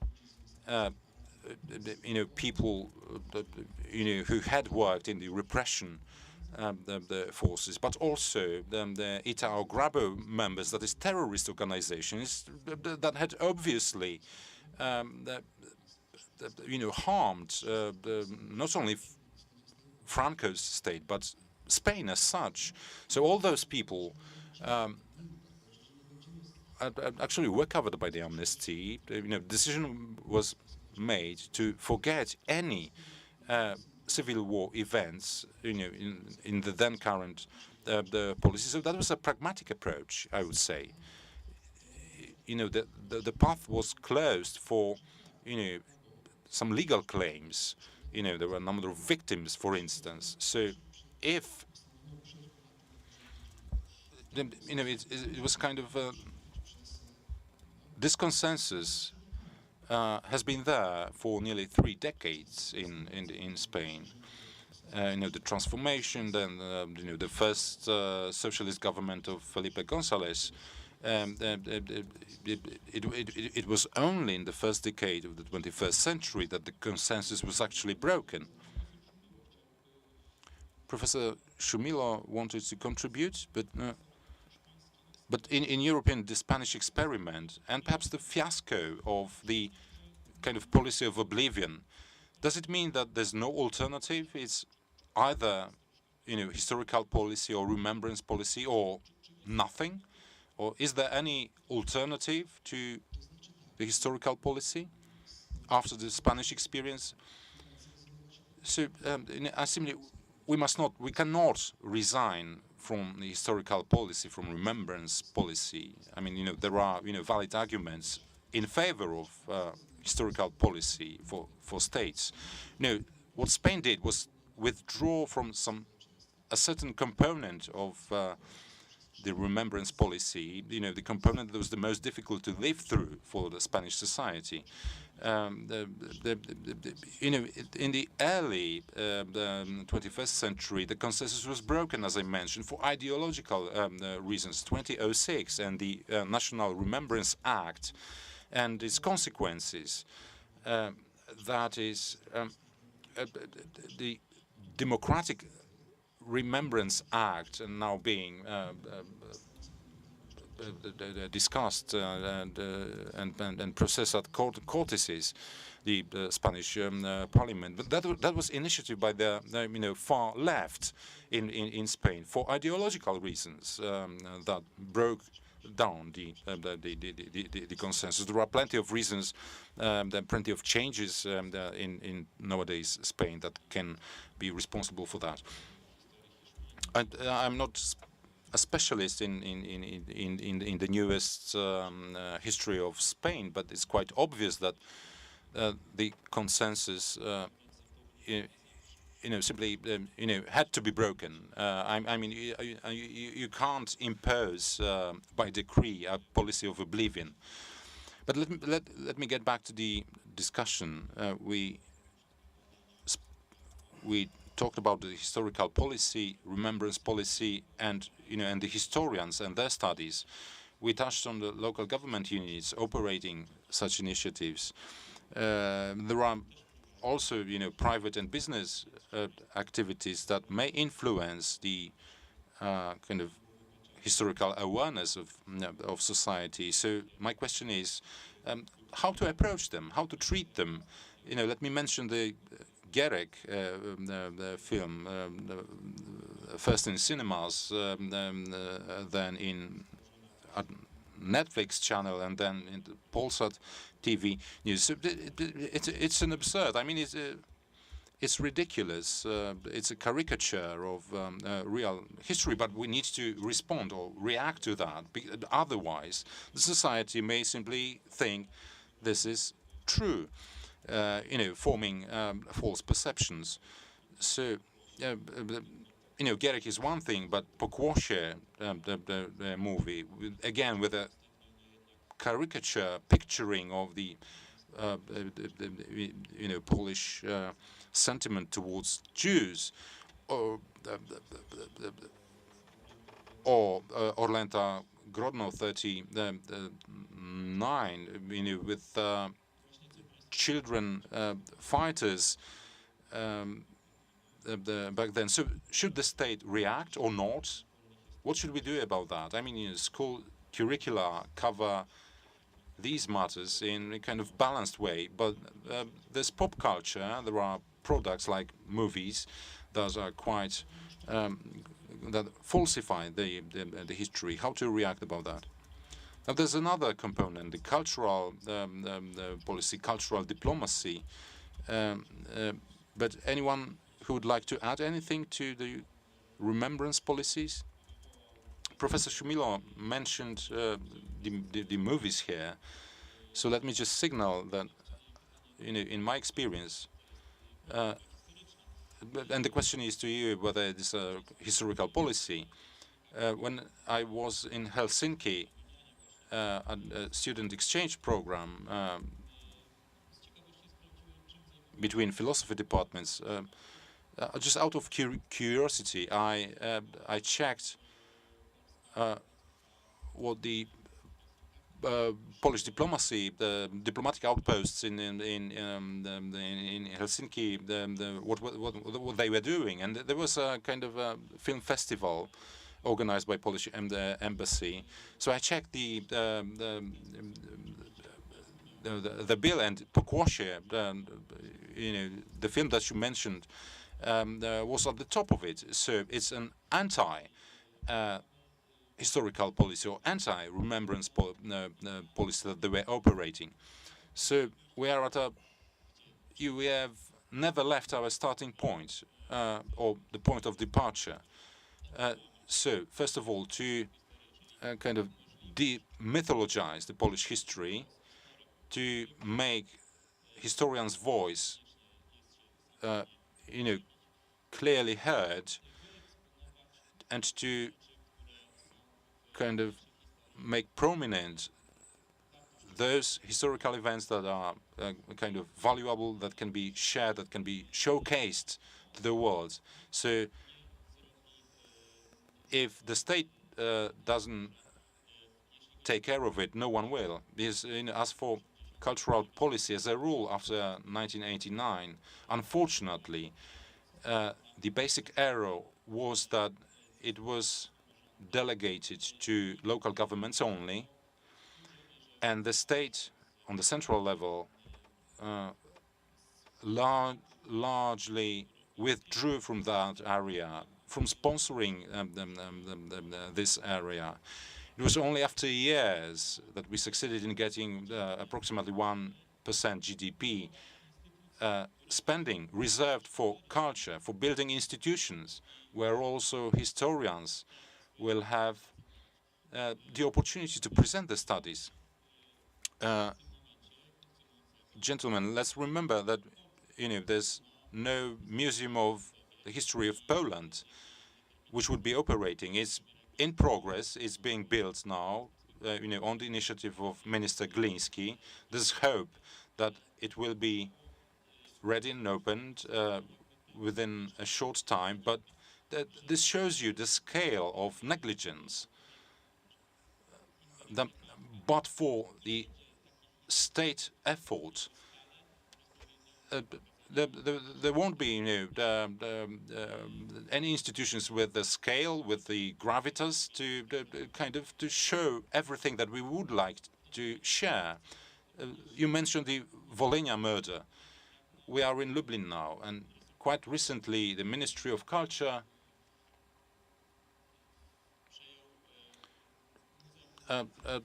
took over the Museum of Lublin, that was a local government-run institution. Now, as a central government-run institution, it has kind of broader opportunities to act and to build branches. For instance, the Museum of Polish Borderlands. As you mentioned, the shared heritage of the First Republic. There's the Commonwealth of three nations, of Lithuanians, Ukrainians, and Poles. I mean, there's not enough narrative being pushed about that. And without, the Museum of Polish Borderland, no one will tell that story. This is our responsibility. For this reason, the Ministry of Culture operates more than 300 projects, either on its own or in collaboration with local governments or with private foundations or private initiatives that you mentioned. And it's key. So I think that this will be the best summary of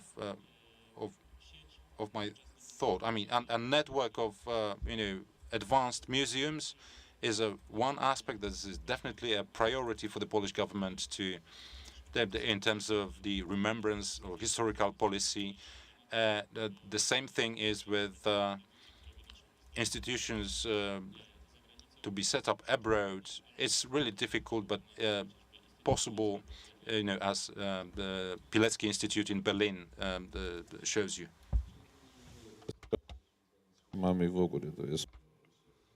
The question of movies is yet another thing. If you take the film Rose, shown in Lviv, Rose by Smarzowski,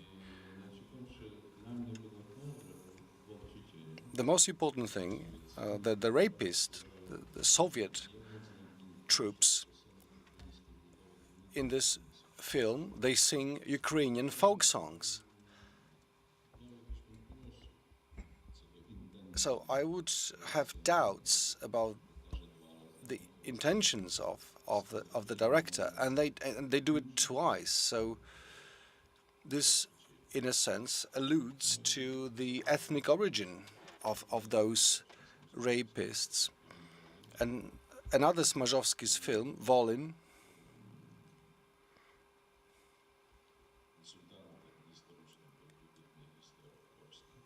and an outstanding Polish historian, was a consultant on scene, and there are so many debatable issues.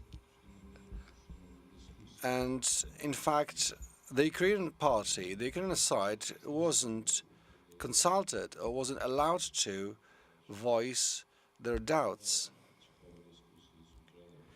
Even though at the same time, Ukraine hosted many debates, including Wiatrowicz, the head of Ukrainian National Remembrance Institute, and he's a great advocate of historical policy of Ukraine. And Łukasz Adamski was invited, the film reviewer. I don't know why he was there, because he has nothing to do with Volyn or Ukraine. And there was a discussion on the social media later on. I also had a discussion with another Łukasz, whose last name I will not give you, and I asked him why on Polish TV there are no discussions with Ukrainian historians, because they are ready to comment and discuss Volyn. And the answer was quite very surprising. I heard this subject is no longer topical, is no longer relevant.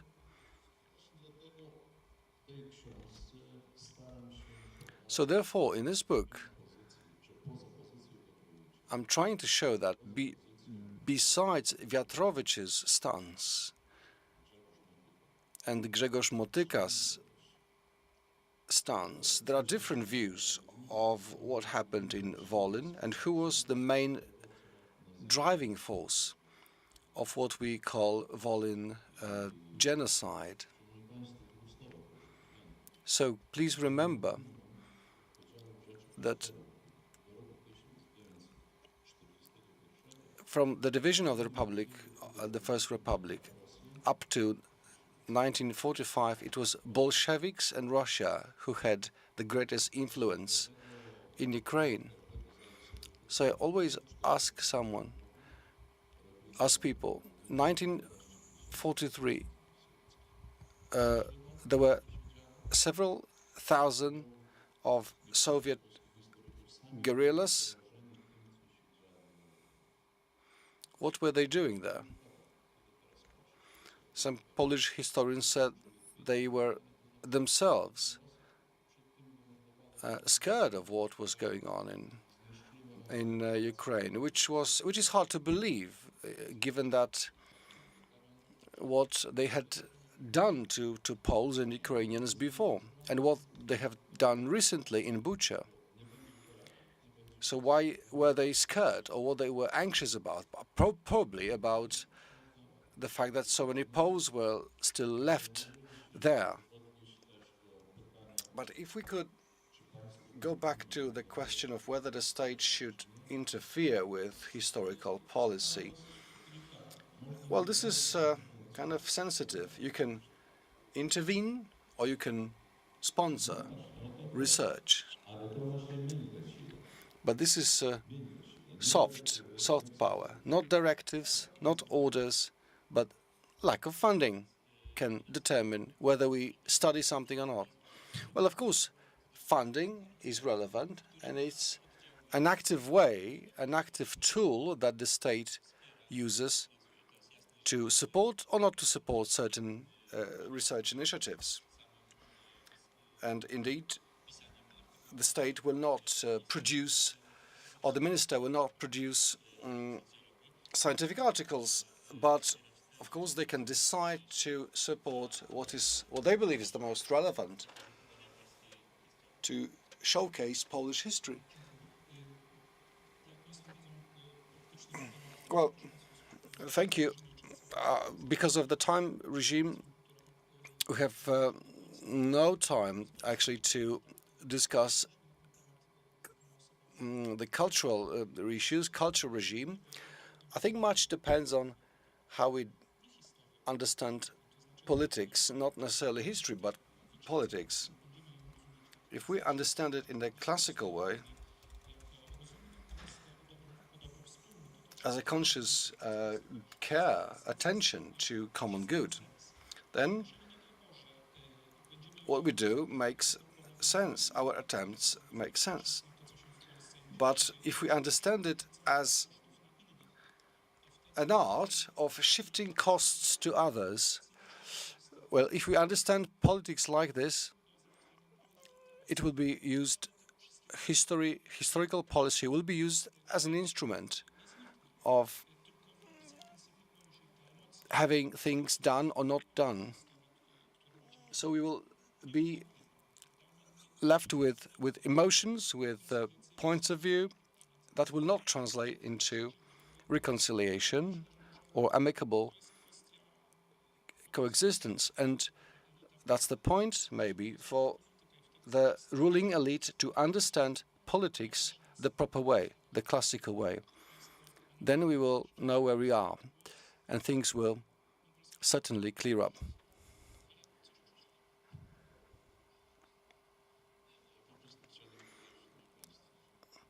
Any final comments? We have met with Mirosław a number of times arguing about Bandera. So imagine if a few years ago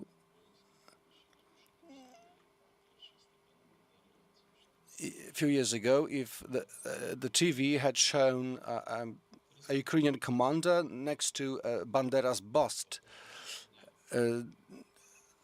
Imagine what reaction it would have caused in Poland. Now things are changing. We should think about what we have in common. We should think about our Commonwealth, what brings us close, and the history shouldn't have any impact on real politics. When we speak about that alliance of 1920 between Piłsudski and Petlura, keep in mind that those people also had some heavy historical baggage on their shoulders. Very fresh experiences, fresh wounds, I can say. And in my previous book about Poles and Ukrainians on the right bank Ukraine, the so-called right bank Ukraine, about the peace of Riga in 1921, and Petlura understood why Poland agreed to that treaty, because he saw Poland was not able to continue the war. And he wrote the following words that are still very active, very topical. Poland and Ukraine must be in alliance to resist Moscow. Past Polish-Ukrainian animosities shouldn't prevent our actions, our contemporary actions. And it is in Poland's interest to have independent Ukraine next to it. And, well, I think it's the same is true about Ukraine, because Poland has shown that our old bonds as part of the Commonwealth, they have never vanished, and now they have returned in Poland's stance on the Russo-Ukrainian war.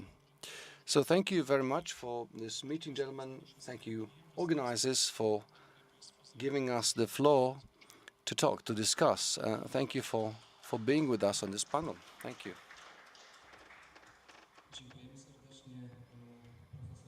Thank you, Professor, for moderating this talk.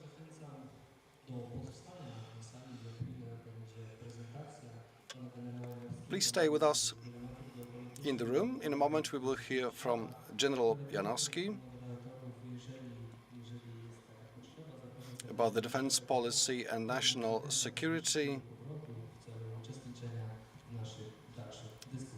So you can also enjoy coffee and refreshments in the corridor, but please be back very shortly.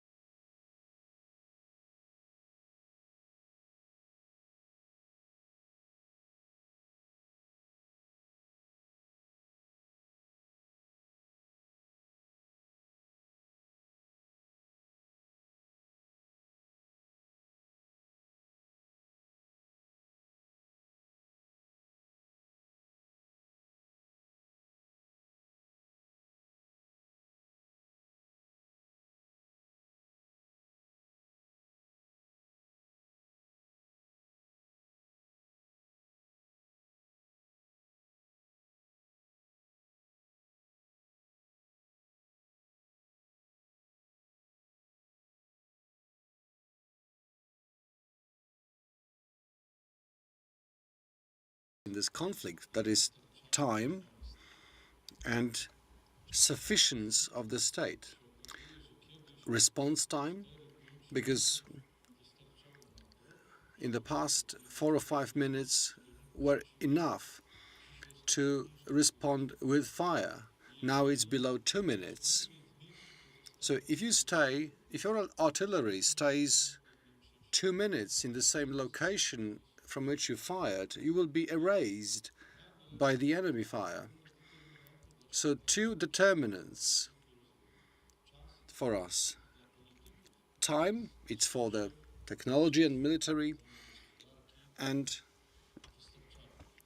sufficiency, self-sufficiency of the state. If Ukraine was fighting its own potential, the war would be now over.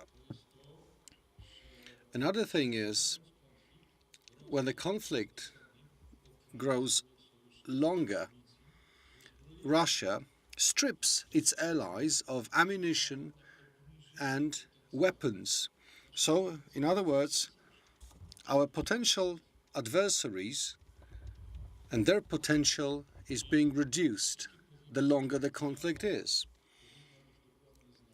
And this map, these links, relations should be known to everyone. So that's why we talk to the world of science to help us find some hidden relations, whether intellectual, economical, political, or even friendship between nations that is not contingent on funds, on money. On the other hand, we expected cyber war, war with robots, war with in the universe, in space, and now we are back in the Middle Ages. There is blood, and there are attempts to overpower other nation, other society, and there is war against the infrastructure of another state.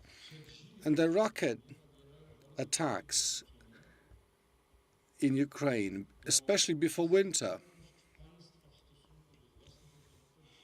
because it brings the self-sufficiency of Ukraine to an end, and we cannot provide that. The enemy felt that Ukraine receives supplies of arms. That's why they decided to fight the people, so that at some point, women, mothers, wives tell the Ukrainian army, stop fighting because we have nothing to eat, because there is no heat or light. So this scenario departs from classic war. There is no doctrinal pattern of this conflict in the history that we can learn from. An interesting thing is we have Starlink, so there is some war in space. There is war in trenches with your dead colleague next to you and you being half immersed in cold water. Soldiers versus soldiers were supposed to fight. But now this conflict doesn't meet any international legal canons. And on the other hand, we, obeying the law, fight with someone who is not obeying the law. It's like an American policeman breaks the law to respect the law. And they are waiting for such a move on our side. But when we do it, they will say we have joined the war, and we don't want to join this war as an alliance. It's Article 26 of the Constitution, which says our military is there to defend our country. And that's the title of my talk, the dilemma, join or not to join, because we are not directly affected. If you look at the history in an unbiased way, Ukraine had its chance after the Orange Revolution. We had our revolution of solidarity. We had our 5 minutes, and we took that chance.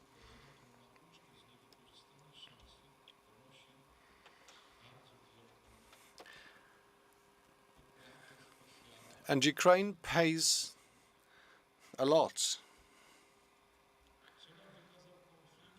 because it has victims that are not directly related to warfare. So this war shows how the world is related. Certain dependencies that we didn't see before, whether economic or political or military alliances,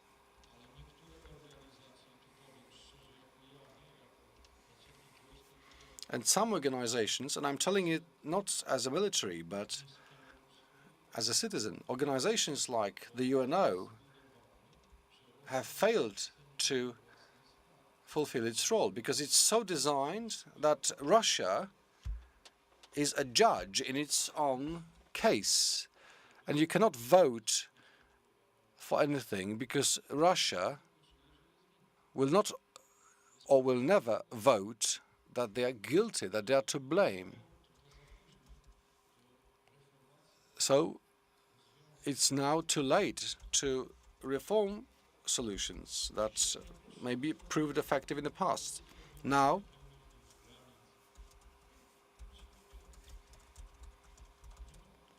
we don't have blue helmets on the border. There's a problem for everyone to resolve. Maybe this is controversial, what I'm saying, but today's politics is like a toy. We hit another state, and we have a conflict, and we have new allies, and these connected vessels create new dependencies. Supplies come from different directions, imports, exports shift to another place. There is another dimension. There are no borders, especially if you rely on the same solution or the same approach. If we start analyzing this war based on some past models, it's like my boss says, the chief of staff. He says, stop preparing, stop getting ready for wars that were already fought. That's why we're getting ready for the wars to come. Although it's not easy,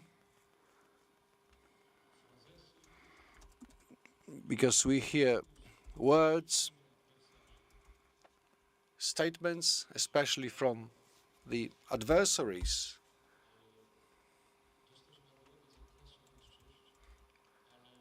like Minister Lavrov.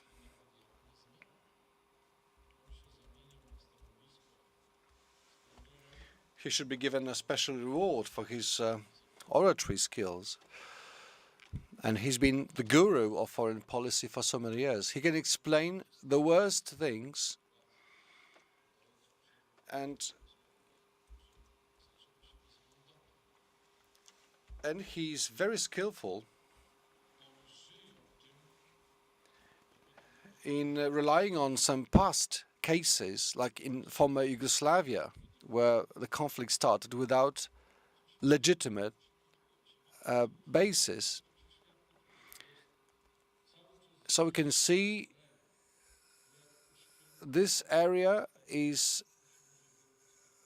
like a dormant volcano. It can get out of control any time.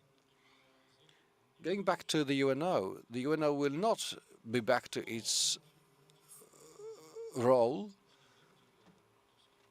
And at some point we may have one big conflict. We will not know who fights whom, because some hidden interests, hidden relations can lead to totally unpredictable scenarios. So we have to keep relying on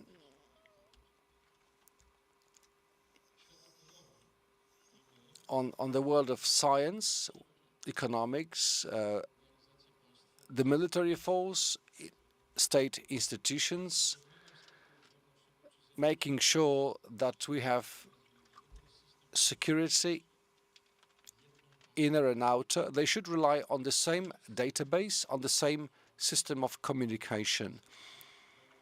A database respecting the need-to-know principle with some access levels or tiers, and everybody should contribute to this base. Like in Ukraine, a Ukrainian citizen, when they see a foreign or military equipment or alien equipment, they can use an app on its phone to send a message where they have seen some enemy. So every individual in Ukraine is now part of the intelligence system, and this can be done, and we can start designing something like this in the time of peace right now. Analyze, try to project certain phenomena, and the world of science is supposed to do it. Analyze it, dig deep into it, and provide data and help us create scenarios to make us safe and ready for conflict. When the war started, I had to stay at work for a couple of days and nights, and I just looked through the window, I saw people walking in the street doing shopping. We had sleepless nights for those people to walk the dog or go shopping in the street. That's why we have these systems in place. If we don't do our homework today, the history will make us pay. And we had to pay already in the past, before we were able to be back on the map of Europe in 1918. So we shouldn't make this mistake again, so that we can celebrate the Battle of Warsaw, 1920, and we have no other wars or battles to celebrate. If we don't make this mistake or wrong decisions. We are part of the EU, we are part of NATO, we have allies. I showed you in the pictures where the conflict is going on. There are no major battles like Kursk or something like that. This war doesn't resemble any past wars.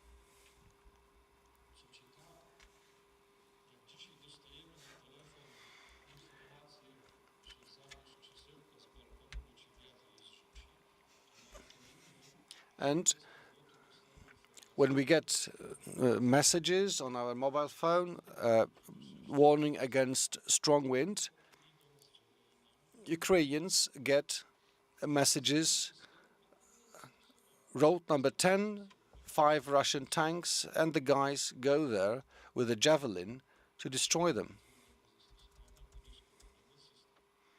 But it's more or less the same system.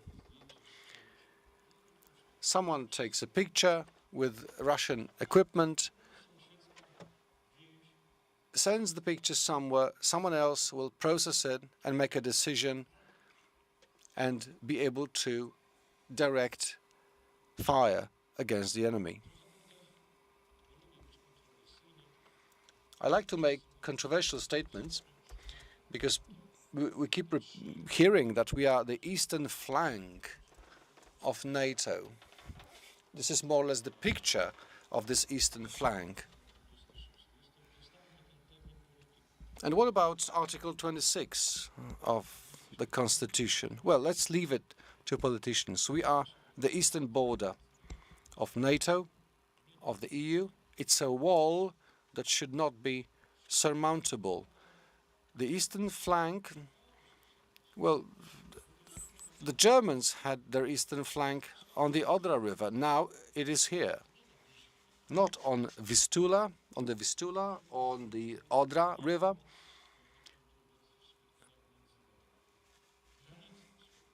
That's why I keep repeating that during international meetings.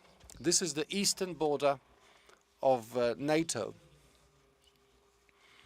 It is inscribed in different international documents, including very precise coordinates of the border rivers.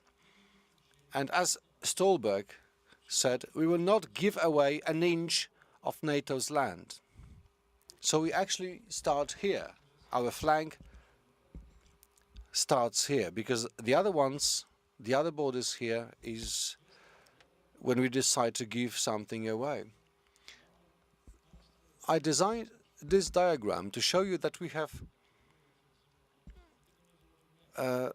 states with defensive and offensive consciousness or awareness. I read about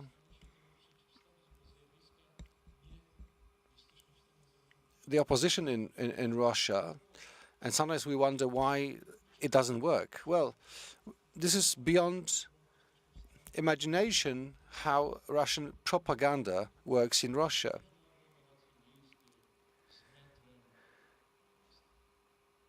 Would you be able to name some Russian cities, big Russian cities with underground system, with shops?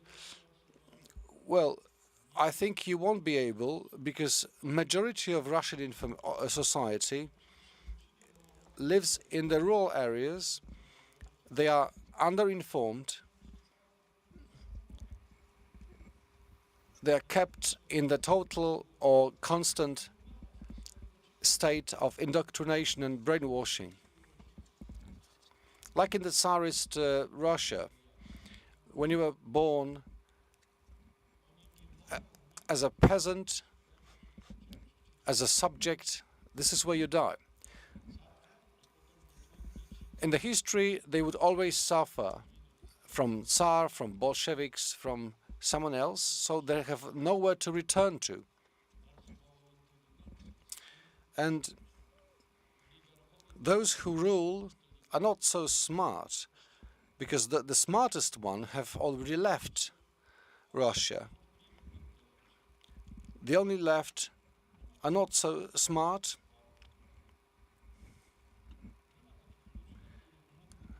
Whereas Kasparov or some other oligarchs, there's no one left to help Russia rebuild its respect and authority in the world.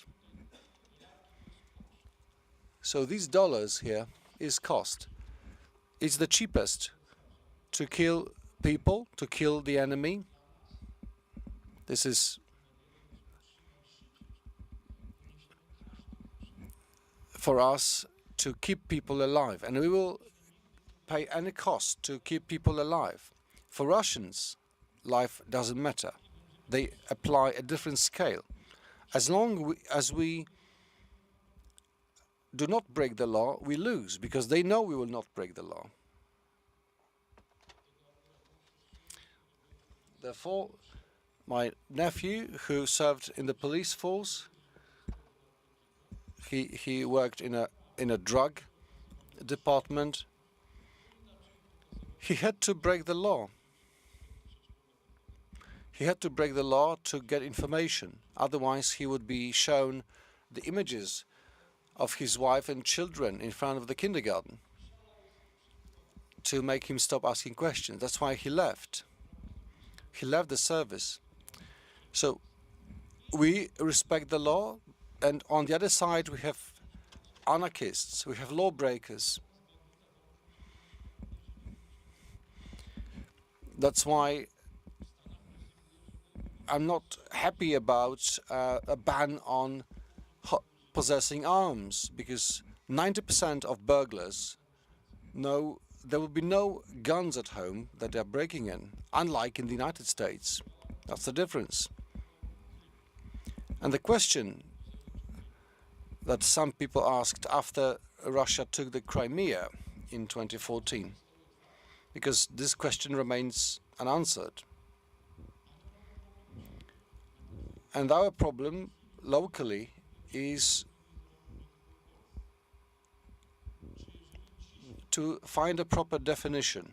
If today, because the military responds to war, and some say we should change procedures. No, I say you help us redefine what war is.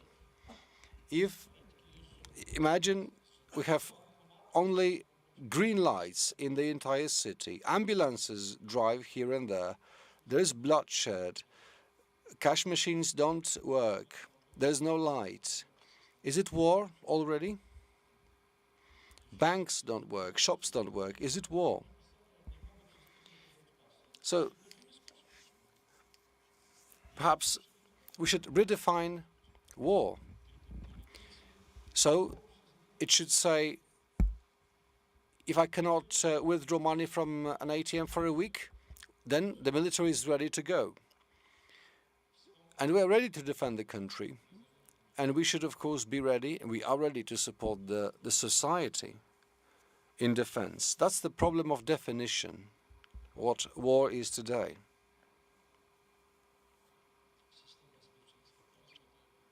The system of state security should, from now on, be better parameterized, should monitor the situation. I saw that hammer. You never know where it hits and who goes after it. Then we should work in two ways. The world of politics, scientists, services, all together. Parameterize, redefine the goals for the armed forces where they should be ready to strike. Because the army is there in the barracks, but what conditions should be met to make the army work? Because now the definition of war is no longer relevant, it's no longer valid. So we have these two systems. Of course, we supplement the civilian system. It should be complementary, but at what point commandment should be given over? And we don't know. Because now, when we have flood, we have competent minister to respond to it. When we have games, there is another minister dealing with that, dealing with security. And these are not the right people to deal with security. So there should be a major adjustment to the basic law, to other prescriptive acts. It's not done yet. So if there is a body that will be ready to respond militarily,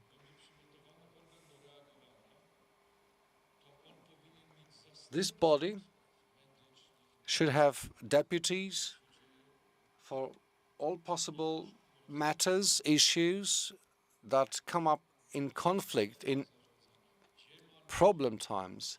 The whole system of management. Where are the people? Where are the vehicles? There should be someone who knows it by heart, who can control the system. If I know where my vehicles are, I can put medics there. If I have vehicles, I can put people and sandbags there. But there should be the core, there should be a partner for the military potential to talk. Maybe they should even occupy offices close to each other, because we have to decide at what point a power should be given over to the military.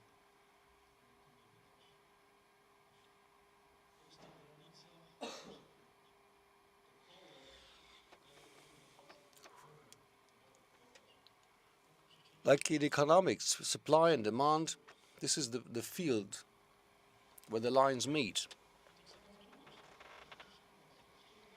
And the same when the conflict is over, when civil administration should take over to start rebuilding statehood. to make people return home.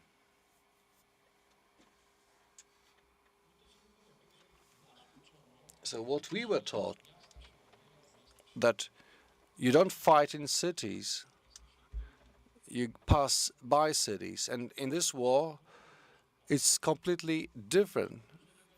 You kill people, you destroy cities. A few years ago, nobody thought about war in space. Now, Starlink, satellite, intelligence. Russians have just launched a satellite. Probably it started to monitor some new areas.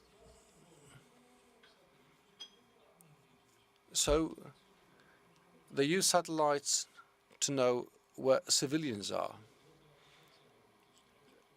Where's a power line to hit? Where's a power plant to hit?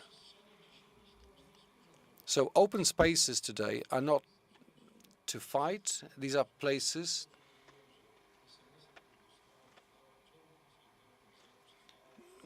where you don't fight. This is where you die if someone takes a picture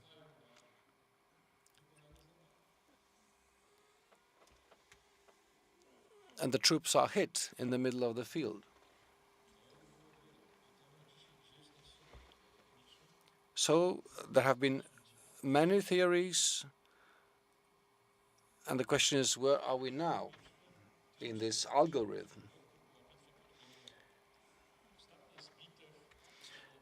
Not sure if you remember the Battle of Koronów. The Polish knights fighting Teutonic knights. It was the 15th century, and it was a tournament, and the battle was resolved in a tournament.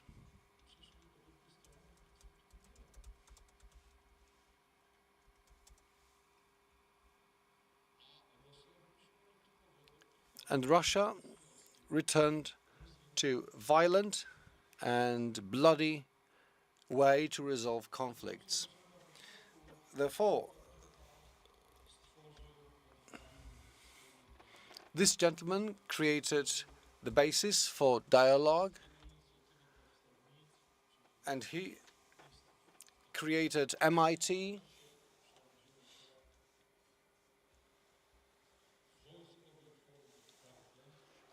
later on transformed into DARPA, an organization resolving the problems of this world.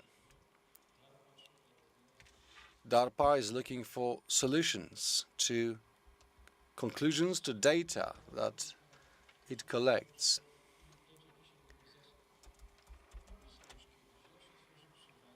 Once Kazimierz Noszko wrote about how states create their advantage. This is thanks to science, industry, economic power, independence and stability. And Russia lacks certain technology resources because they rely on semiconductors that they have to import. Now these supplies have failed, and their rockets cannot fly further than the ones they have now. But it's done. We have an explosive, we have a propeller, and there's no brain. There's no brains behind it. And we should have this technology so that we should not rely on anyone else. We should be self-sufficient. This is a slide that would take 1 hour to discuss, but in generally determinants are the time, space, and potential military potential, GDP, state of economy. So at a political cost, we can generate financial effects. Financial effects or costs can trigger political consequences and so on. So the question is what Putin is fighting for. It's not about money. is bearing financial costs to get political results as the Great Russia. So it was his first manifesto when he became president. No one listened, and there's no Crimea to Ukraine, and a large part of Ukraine for the time being, although the Crimea is part of Ukraine as such. So just to conclude, something that I would like to encourage you, I would like to establish a discussion forum for the future so that we can sit together to talk about the world's problems, among services, civilians, the academia, and so on, so to get the real-time monitoring of the world situation. Thank you very much. Dziękujemy. Thank you very much for this extraordinary presentation, Mr. General. We've got Deputy Governor Bolesław Ksik. Please applaud, Mr. Governor. We've got Volodymyr Golik, General Consul of Ukraine to Poland in Lublin. Despite the slight delay, let me have Tomasz Ośko from the Catholic University of Lublin to lead the panel. And the speakers will be Dr. Alicja Zygula, John Paul II of the Catholic University of Lublin, former consul of Poland in Ukraine, Andrzej Reudowicz, General from the National Security Office, Wojciech Pietr from the Central Anti-Corruption Bureau, the Analysis Department, Colonel Sebastian Świętoński from the Command of the Territorial Defense Forces, and a representative from the State Security Center.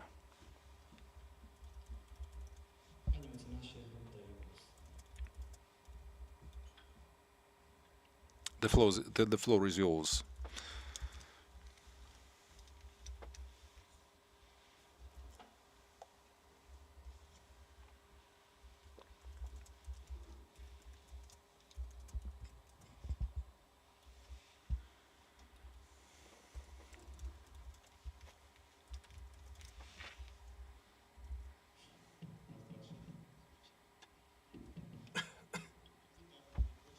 Hello and welcome everyone on the defense policy and state security perspectives and prospects and challenges.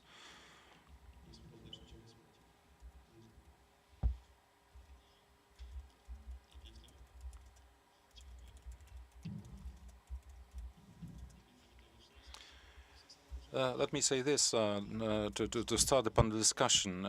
It was I thought it was the most interesting one.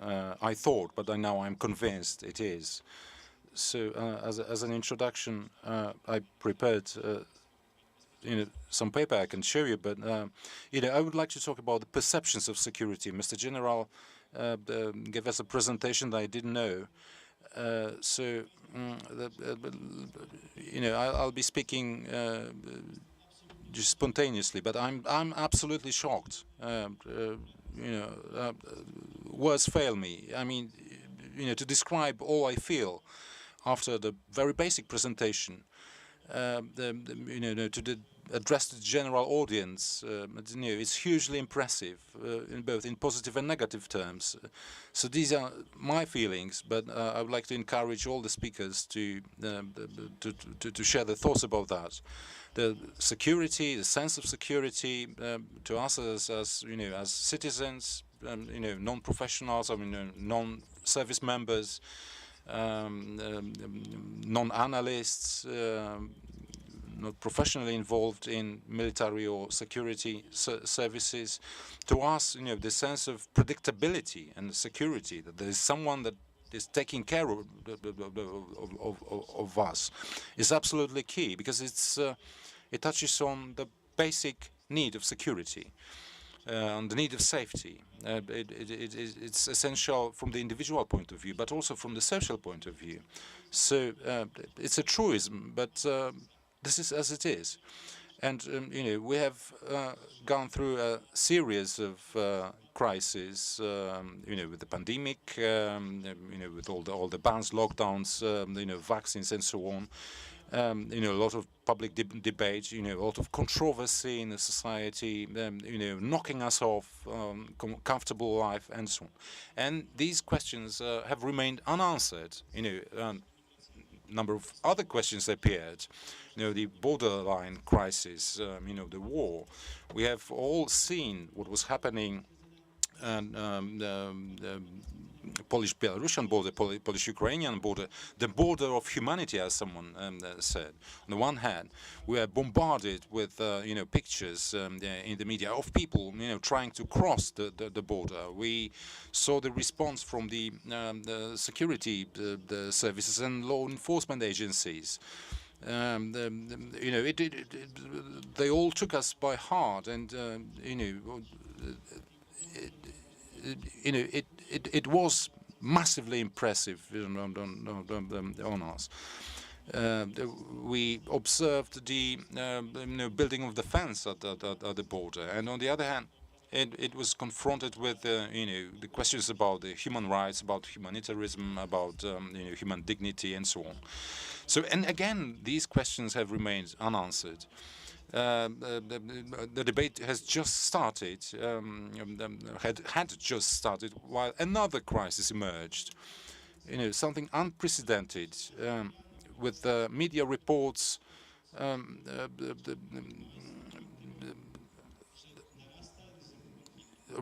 the growing risk of conflict. Definitely, they must have come from the intelligence services. So I watched this as a matrix, as a movie, as a comic.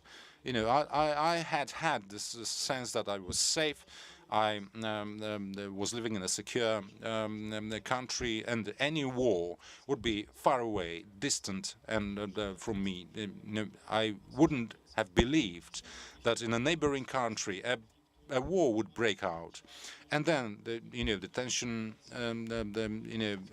had been built. The conflicting the media, the reports, and then the war actually broke out. Now Ukraine has survived half a year, but the questions keep popping up. Mr. General said that this, the conflict is so multidimensional that there are no borders to that. I mean, no limits to them. Perhaps a new definition of war is needed, as General said. But also, you mentioned a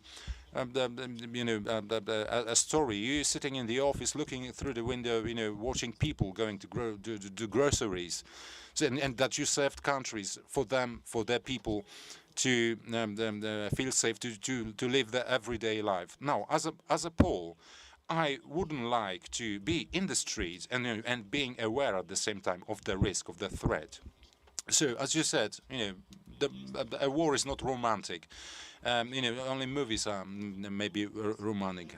I'm a reservist, and my commander said, the actual war is brutal. It's destruction, it's death, it's it's the children and the elderly suffering most at that war. Now, after the invasion, why do we hear such strong words, as Mr. General said, about the dangerous world? Why so late? There are young people in the audience. Have you ever heard before that you need to be prepared for war? As General said, wars, have always been there in the world. So it's not a question to the military service members, but it's our reality. Why, as a society, and perhaps this is the way it should be, we are, we gather people that well, should live in the comfort, in the sense of, with the sense of the security, and not the sense of the risk or threat or danger. I spoke to the ambassador in Kiev, about the story. How much effort they put into preparing Ukrainian for war after the occupation of the Crimea. So I would like to, hear some opinions from Colonel Sebastian Świętoński from the Territorial Defense Forces. The examples of Ukraine that actually was able to prepare itself, with every citizens becoming, service members. I mean, knowing how to behave. So, are we, well, are we used to that thought? I mean, do we have the sensitivity and knowledge to know what to do? As a university, as a structure, as an institution, as a hierarchical structure, are we prepared? Are we aware of that? Or do we simply live our own lives, without knowing what's going on? So less than a couple of hundred kilometers away, there are, battles going on. People shoot themselves. People get killed. So, General, you said that we need to be looking for a new definition of war. So I'm curious how the science, how the academia could respond. Now I would like to ask you a question, the General. We've got. You asked for an opinion from the academia. We've got Alicia Zygua with us. Perhaps you could cool down a bit the emotions. So, is Europe a continent of risk? That's my question. Thank you very much for having me. Let me say this: after the presentation of Mr. General, I don't know. I don't really know what to say. I mean, I'm military service member myself, although my rank is much lower. So let me tell this. I've got a couple of thoughts after the presentations, after the speeches. In fact, Poland and Europe, first of all, are in multidimensional crisis. Are we secure, and what are prospects and challenges for us as Poland? The security environment currently, today, as you will know, is quite complex, is turbulent, and the threats are not quite obvious. Very often they are really difficult to identify. With all the reactions, interactions in military, cultural, the economic terms are really complex in national, domestic, international dimensions. So this triggers a lot of challenges. So to be able to answer the question whether we are secure, whether we are safe, we should first identify all the risks, all the threats. So the national security strategy perhaps should be a good starting point.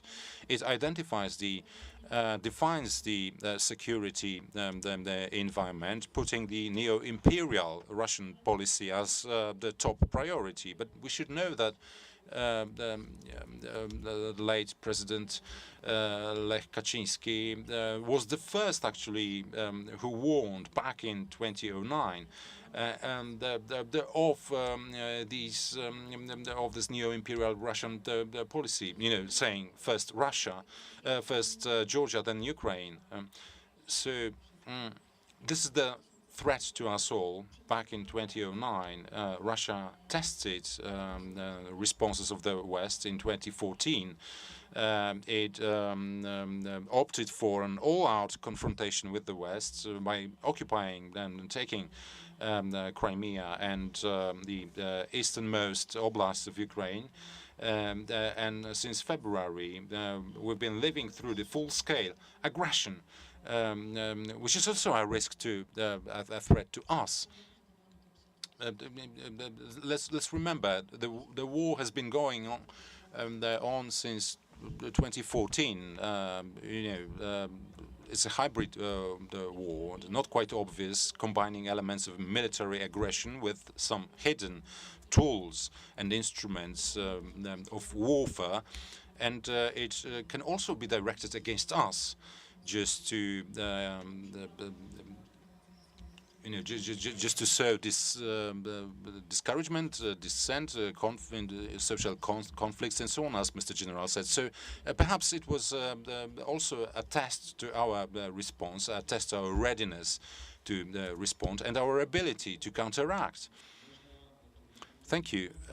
This ongoing conflict and the security policy is actually closely linked to what is going on in Ukraine and the sense of insecurity.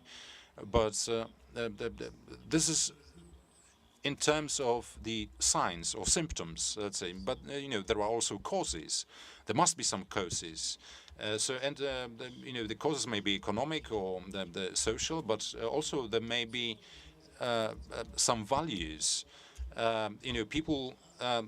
Something that people preach as worthwhile fighting for. When you have the political power, then you have the power of decision making, and you can influence the face of the world. So my question is, where to search for the genesis of the conflict, so as not to repeat ourselves or repeat the commonplace opinions, but is the world of values something that we can analyze, that we can study, to recognize that the conflict doesn't have any military economic genesis or roots, but perhaps some other one? As what can we do to counter this multidimensional, undefinable conflict? Hello and welcome. I'm really pleased to be here at this university. This university, deals with axiology, with philosophy, with values. So yeah, why not? Let's get deeper into civilization, into culture, to think about the root causes of the conflicts. I would disagree with the definition that the peacetime is the time between the wars. Mind you, nations in Europe that have fought continuous wars between them over history, now have lived peacefully for dozens of years. So the reality is quite different than it used to be. The problem is that we simply fail to learn as people from our past errors. Just to remind the United Nations Charter, and let me just quote from the preamble. A brief quote. We, the nations of United Nations, have decided to protect the future generations from the disaster of war, to restore the human dignity, the trust in the people, and establish conditions to maintain mutual respect under law and international the agreements, as well as other sources of law. So historically speaking, the first attempt to search for international solutions with the 30 Years' War and the Westphalia Peace Treaty. It was a modern international tool. There are also examples like the League of Nations that some say, because of the United States joined, couldn't survive. Today we've got the United Nations, and now we keep forgetting that the international organizations simply are unable to resolve certain matters because members of the United Nations actually act in complete conflict with the Charter, for instance. Mind you, the state parties are they're really obliged to not to act with force, not to deploy military to defeat the other members. No, then the UN Charter is ruined because one of the founding fathers or members completely ignores the charters. Mind you, the Budapest Memorandum, also Russia signed that as together with the United Kingdom, the US, and I have found a very interesting quote. The states parties, confirm, the commitments under the Organization for Security and Cooperation in Europe, not to undermine anyone else's sovereignty for their own benefit. So it's yet another international document that Russia has signed up to, and and fails to follow. And again, OEC, dating back to the 1960s, the Soviet Union as a signatory of the act, the sovereign, the equality, territorial integrity, inviolability of the state borders, and so on. So again, Russia completely ignores that. I mean, without paying attention to anything in that text. After the Soviet Union broke up, we were dreaming about the new world, the conventional forces, the treaty in Europe for tanks, artillery, military aircraft, and so on. So. So it was well defined in CF1 that Germany could have or were allowed to have 4,000 tanks, and Poland only 1.7 thousand. So I made an analysis some time ago. So we had, as Poland, 900 tanks back then. I don't know what's the number today, and Germany only 300. So there's the new ideas for the complete peace and expectations and perceptions were coming into play. Now they simply prove to be invalid. And let me just recall that in the early 90s, Francis Fukuyama wrote a book claiming the end of the history was coming. Liberal democracy to dominate the world without any fascism and communism and so the dominant political system in the world. Of course, he was wrong.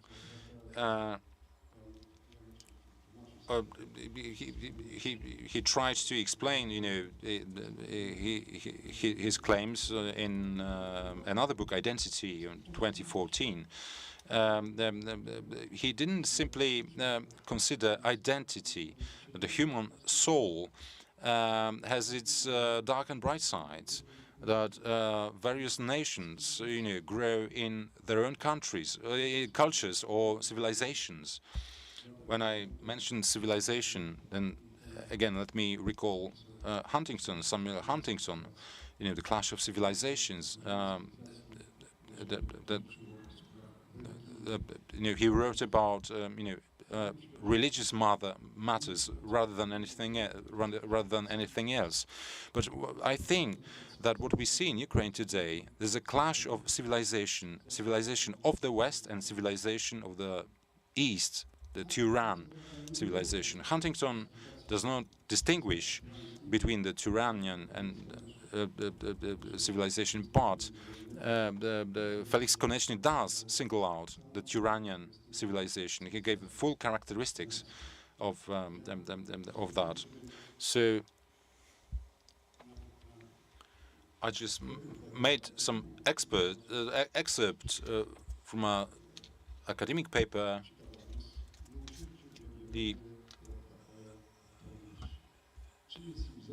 At a website, Felix Konechny concept of the Turan civilization. So now you judge for yourself, given what Russia does in Ukraine.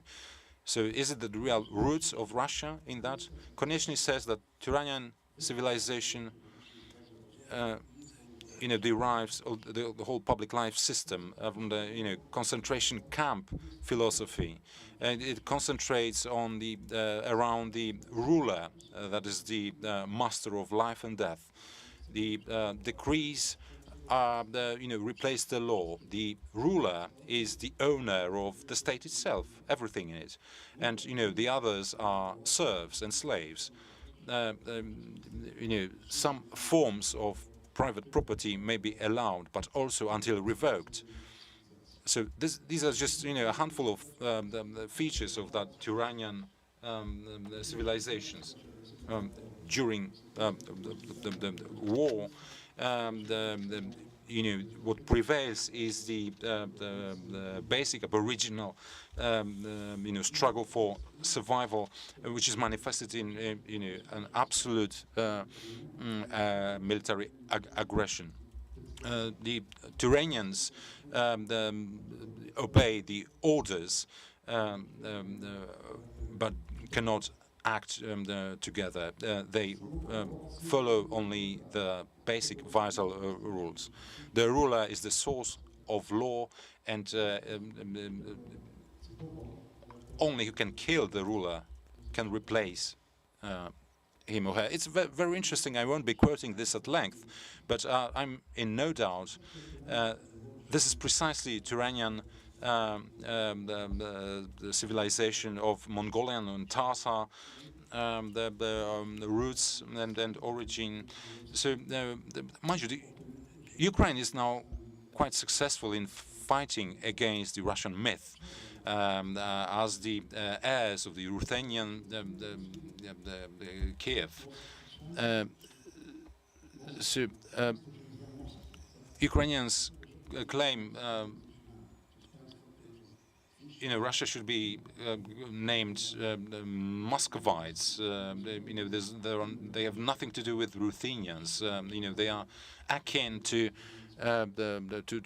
Mongols, Mongolians, and Ukraine, since the Orange Revolution, has demonstrated its willingness to join and belong the Western civilization. Russia is falling behind, with its Turanian civilization, with some admixtures of Byzantine and Orthodox components. Even if we talk about some geopolitical, geoeconomic interdependencies, Russia has no gravity, no attraction to anyone else. It is just a myth. No one wants to live in a circle of Russian influence now. So Russia has a big problem because it's about Armenia, about Kazakhstan, about Kyrgyzstan. The model that Russia is offering now is simply unacceptable. I could continue for a long time like that, but now a word about the solution. Virgil comes to mind. Mind moves the matter. Mind you, it's the human being, it's the mind, human mind, that should move the matter. So if we want to change anything in Russia, we need to change their way of thinking about the world, about the reality. Is it possible? Well, everything is possible. Anything is possible. Let me just give you the example between the Second World War. Germany was the most militarized country in the world, and after the war, I contacted one of the German commanders. It appeared that Germany were unable to hold any military celebration in city centers because of the outburst of protests and social dissent. And I visited a city, and went to the concert in the cathedral, and there were a lot of police officers, and they told me it was because there were a lot of protesters gathering just because of the sense or perception of the fear or threat. So I'm not the only idealist, perhaps, to claim that Russia's way of thinking could be changed just to avoid future wars. So just let's refer to another, Russian nationalist, Alexei Navalny. You will know him. He's imprisoned, in a camp somewhere there in Siberia. But and so it's a paper by Navalny, Russia after Putin, as published in Washington Post in October. So let me again quote some statements from there.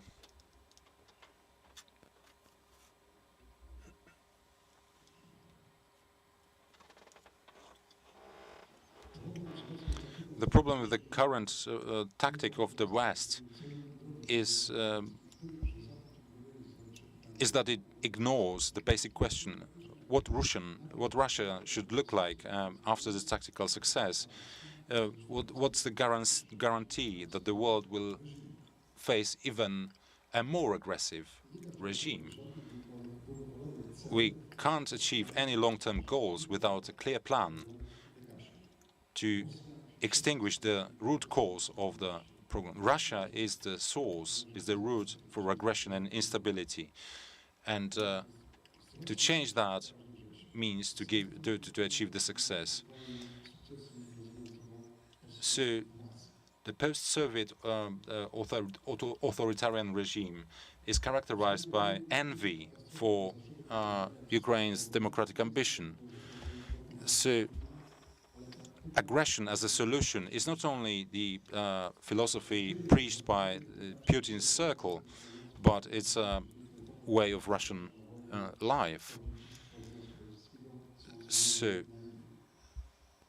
it's naivety to think that this philosophy has changed since the Soviet time. The only good news is perhaps the willingness to take part in aggression is quite limited among the broad public. Navalny also sees some solutions to that situation. But, well, more than 30 years from the fall of the Soviet Union, there was a clear pattern. The Balts, for example, that chose to take the democratic rule, joined the EU and are prosperous. Still others are in progress, but those with strong presidential rules like Russia and Belarus fall victim to rigid authoritarianism, in strangles, in conflicts with the neighbors, and dreaming about the future empire. So I don't want to get you bored with Navalny. I would recommend the paper in an October issue of Washington Post. So there are other idealists. I'm not myself in thinking that this can be changed. So let me get back to the very idea. It's the human mind that decides. So first thing we should do is to fight the ideology, to fight any signs of neo-imperial policy. So just to remind you, back in 2005, Putin said that the fall of the Soviet Union had been the greatest catastrophe in human history, and that was a problem for all Russian-speaking people. And if we are unable to fight and kill that ideology, then the conflict will be brought again and again to us, will be reborn in a while. So the only solution is to change the mentality, completely. And Navalny perhaps is the best example of a leader that can achieve that goal. What are the conclusions for us? Well, you want peace, prepare for war. So, as you mentioned, Mrs. Doctor, there are a number of aspects that we need to refer to address the security threats, and we are addressing them, and we are aware of the weaknesses in the legal system, for instance. So we should be striving to put everything in order. We should be striving to get the national security system unified, centralized, and so on. This is perhaps the specific feature of the Polish system, that there's a kind of dualism in the command over these matters. But then the Constitution says that both the internal and external security is the task of the Council of Ministers, and Mr. President only adds to that. There's a lot of room for building capacities, even if there's in the space. There's a lot of efforts and that should be taken to support the Polish military, regardless, whether state-run or private. So since 2014, there are a number of initiatives taken in this regard.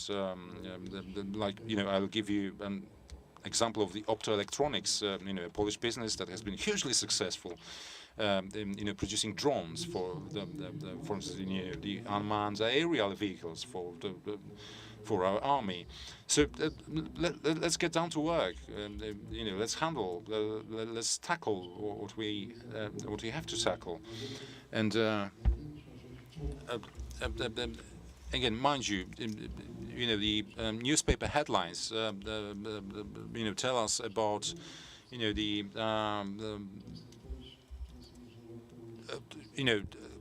divisions of tanks being slaughtered in Ukraine. So the question that we need to answer is what to invest in, whether it should be tanks, new technologies, as Mr. General said, space fights. There are, new domains for the warfare, cyber security is a key the area where we could expect conflict, and again the space where the conflict can take place. So time decides everything. Real-time response with all the sensors that we have, a variety of sensors that we have. It's just for you to be aware. Wherever you go, you can be traced down by the sensors. Your pictures taken, your signals intercepted, and so on. So whatever signal we need, whether optical, whether the digital, there's a multitude of sources that we can use to boost our security.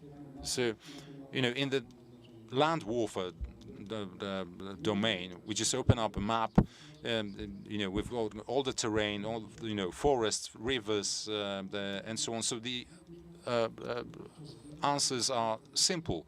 Do we have a cyber map of the space? Well, not quite. So the uncertainty is the huge challenge here, and rebuilding trust is a huge challenge. Well, international agreements, international community should be returned the trust that they deserve. If we can be successful in doing so, I don't know. But as a solution for future, all these areas would be kind of linked or interlinked with values. So if we can gather, everyone, including New Zealand, Japan, for instance, in the single block, just leaving the other block with Russia, Syria, North Korea, and so on, in the other one, then we can act in a clear the manner. As the US claims, today's war is the war for democracy. So Ukraine, therefore, must not lose, because if it loses, will show everyone that autocratic, authoritarian regime can achieve successes by military force. Thank you very much for this contribution. This is complete material for another conference. Plenty of matters that you raised, and you referred to values. It's a truism, but the values determine our behavior, and for the sake of values, we can actually do good and do evil. The ideals of self-determination, democracy, sovereignty, independence is what actually leads Ukrainians in the war. When you mentioned values, you mentioned also the law. So it would be good if the law is based on values, the moral law that would be enforceable, which is a separate matter. What was very disturbing in your presentation was the comparison that sometimes the world of values clashes with a civilization that fails to follow such values as a principle. So they are successful in doing so, and we have the moral barriers. So we a limit that we cannot cross. So our opponents, triggers the world of imbalances, so to say. It doesn't mean that we should not fight for our independence, for our identity. Values have a huge power, and there's a motto in the territorial defense forces, for those who don't know, that every service member actually has the badge on that. So this is the motto.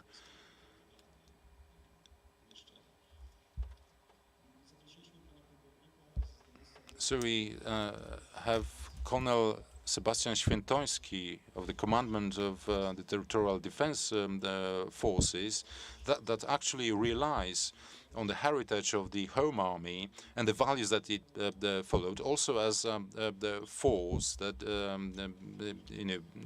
is built of the citizens, men, women, who are successful in their private and professional lives, but also want to contribute in military terms, but by their readiness to act through the training, through the skills that can be useful in everyday situations.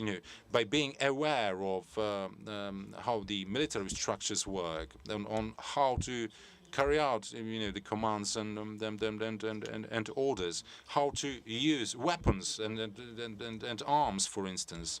As Mr. General said, U.S. citizens in major part have the guns in the drawers in kitchen and are not afraid of using it.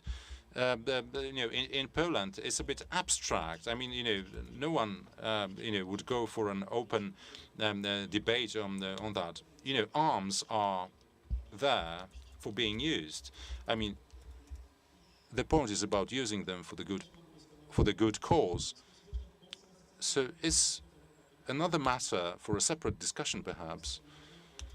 But mind you, in Poland, you can get, the gun permit, quite easily for, collectors, for sports, for hunting, and so on. But the culture of owning a gun is completely suffering something different. So, Mr. Colonel, the role of the territorial defense forces has been changing, over time. Originally, it was established as the fifth service of the Polish army, but kind of undefined. So you were losing the information war. Your opponents claimed that Russian Spetsnaz would be your opponent, your adversary, and it has appeared that during the first real crisis, the pandemic, your service proved quite successful, working on the front lines, of the fight with the pandemic. Then, after the migration crisis emerged, then you first used the weapons, operating in a kind of a situation of uncertainty, with no all-out conflict or armed conflict, but without knowing what would happen next. Then you actually participated in building defense at the Polish-Belarusian the border, but you went through more of that. So these claims that you are just weekend time the soldiers proved unfounded during the times of crisis, and the narratives have changed. Territorial defense forces or generally military service members are not perceived among Polish society as not worth the respect for what they do. What are your observations on that, Mr. Connell? I hope this is not the way people consider our service, our force. We were very actively involved during the pandemic. Our soldiers worked in hospitals, in care homes, distributing hygiene materials and medicaments. Now, together with operational troops, we watch the border. About 48% of the military involved in protecting the border is territorial defense.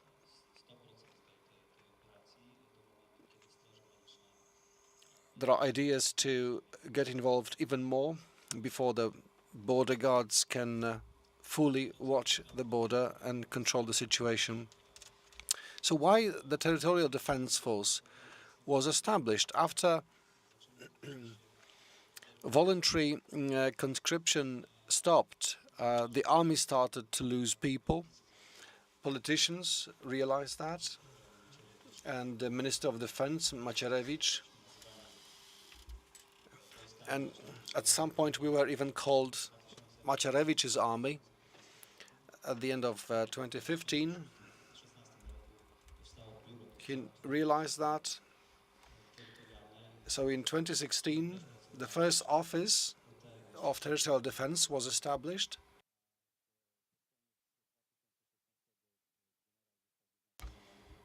At the end of 2016, the first commander was nominated.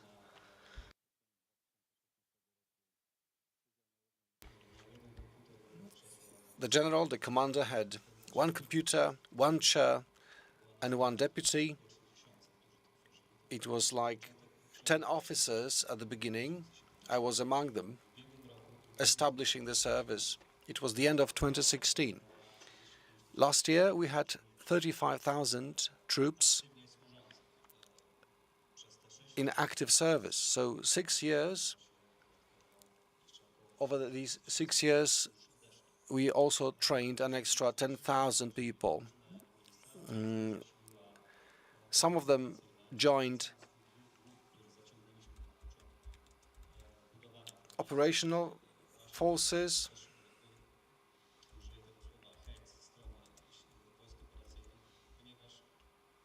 Who were also ridiculing us at the beginning.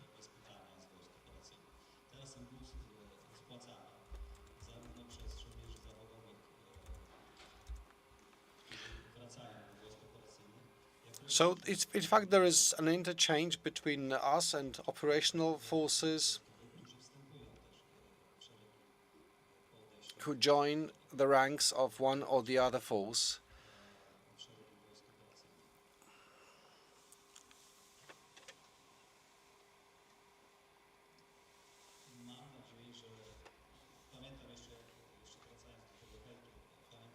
Going back to hate we experienced when we're being established, I remember what my colleague general said, who many years before had started special operations force. He said, look, you will find your way, people will understand why you're needed, the society will acknowledge your presence and will appreciate your presence and your role in defending the state. Thank you, Colonel. That's another interesting subject to talk about on a different occasion, the role of territorial defense force. And basically, this is my appeal to all of you to join this kind of activity. Whether women or men, you don't need any specific skills, but you can, of course, learn skills as a territorial defense soldier. You spoke about your service at the border crisis close to Belarus.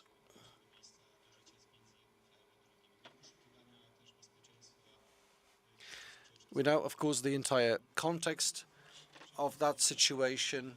It was the beginning, perhaps a part of a hybrid war, and those poor people from third countries were used by Lukashenko as weapon.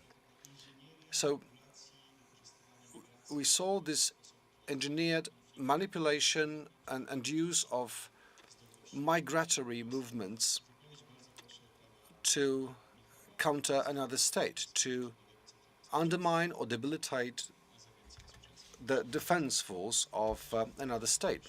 Is it the case? Well, thank you for your invitation. Your question is fully justified. We have this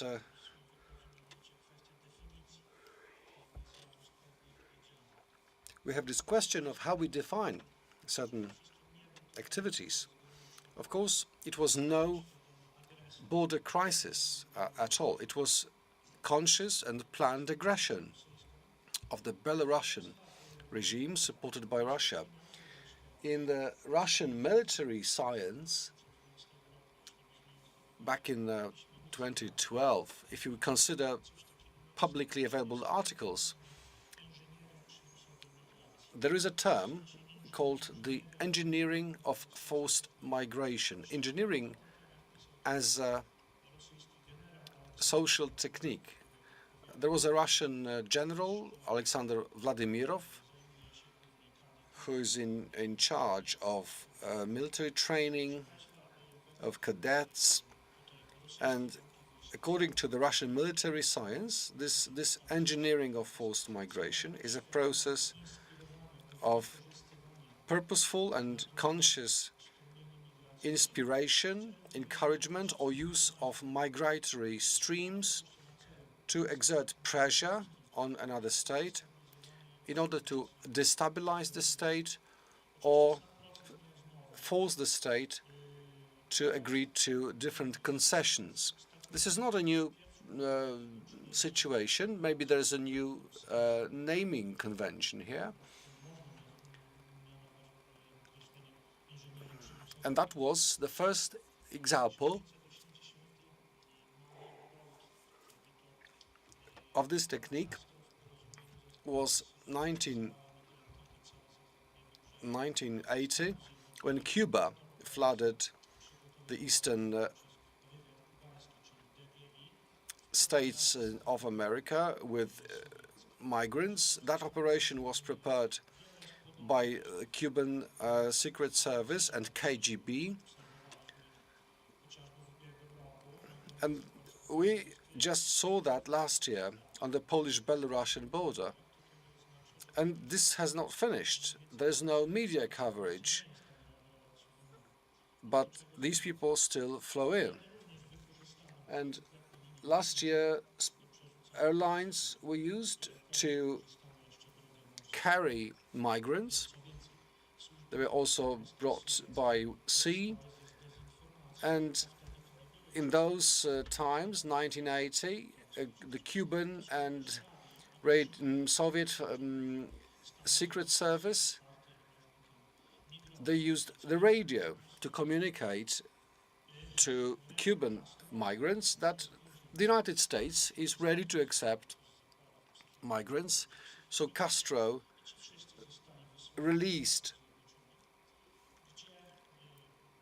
inmates from prisons and from lunatic asylums and let them travel to Florida, to South America.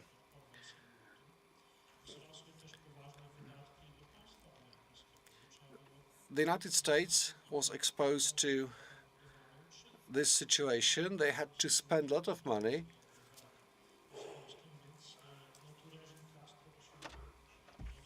to keep all these migrants in camps, to keep order. There were many cases of unrest, of fights. Among these migrants, there were also secret agents who managed to sneak out of the camps and settle in America, committing crimes, dealing in drugs, and etc. So that engineering of forced migration, Russia treats as a new means in asymmetric war. Russia is famous for using the resources of the enemy. Migration is a mass phenomenon these days. Just to give you some statistics, in 1970 we had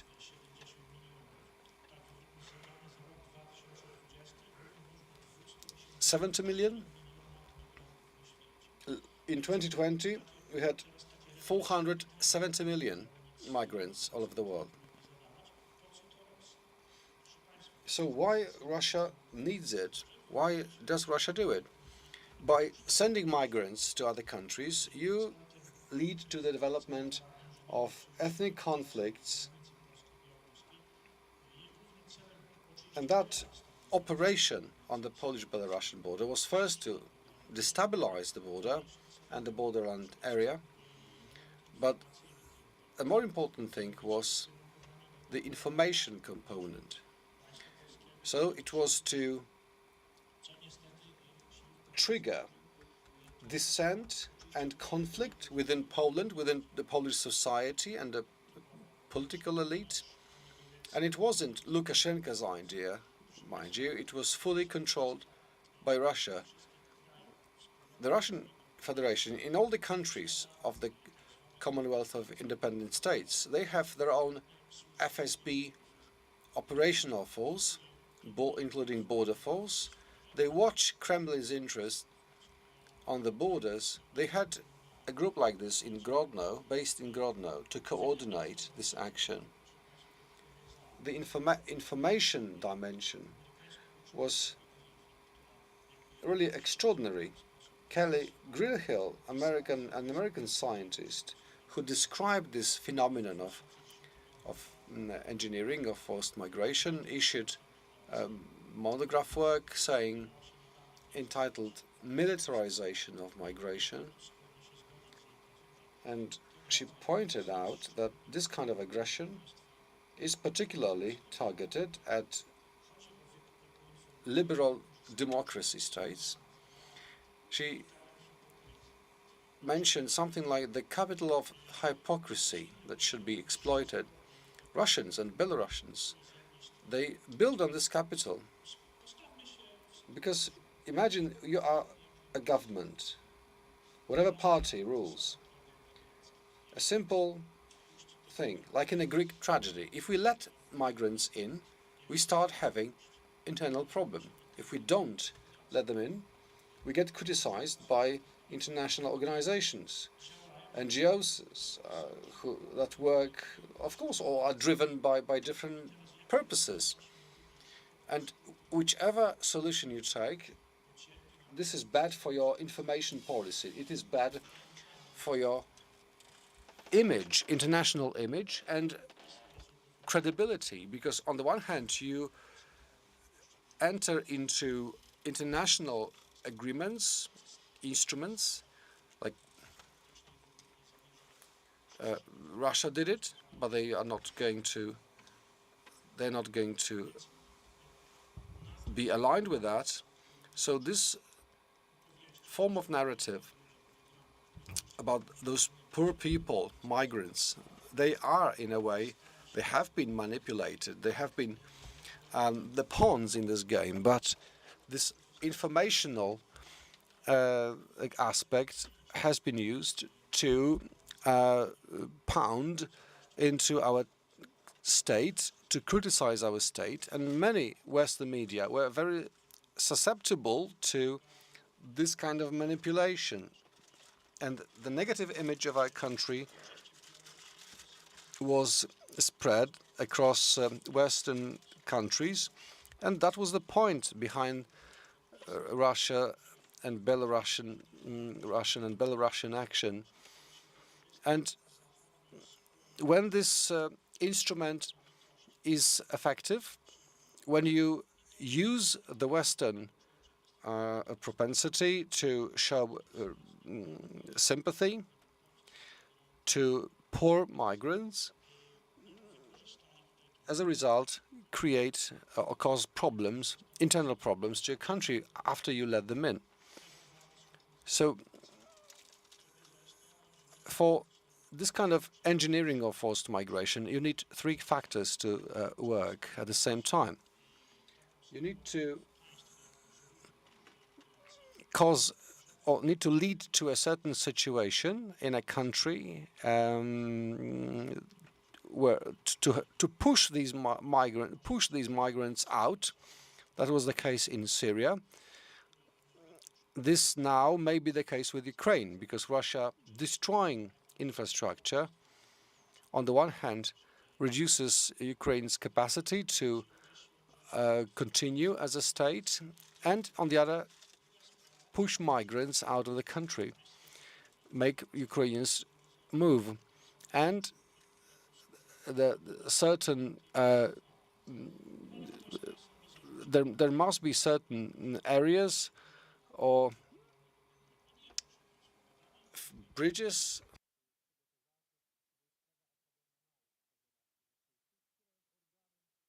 you need to gain footing, create certain sites or locations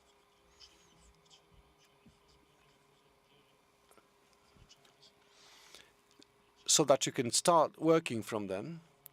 And as Gerasimov said in 2019 during a conference, when speaking about one of the Russian military academies, that academy designs military policies building on the Soviet traditions and a completely different view of what war is. Every cadet in a military school, they approach war as a political, technical instrument. They don't even discuss the question of peace.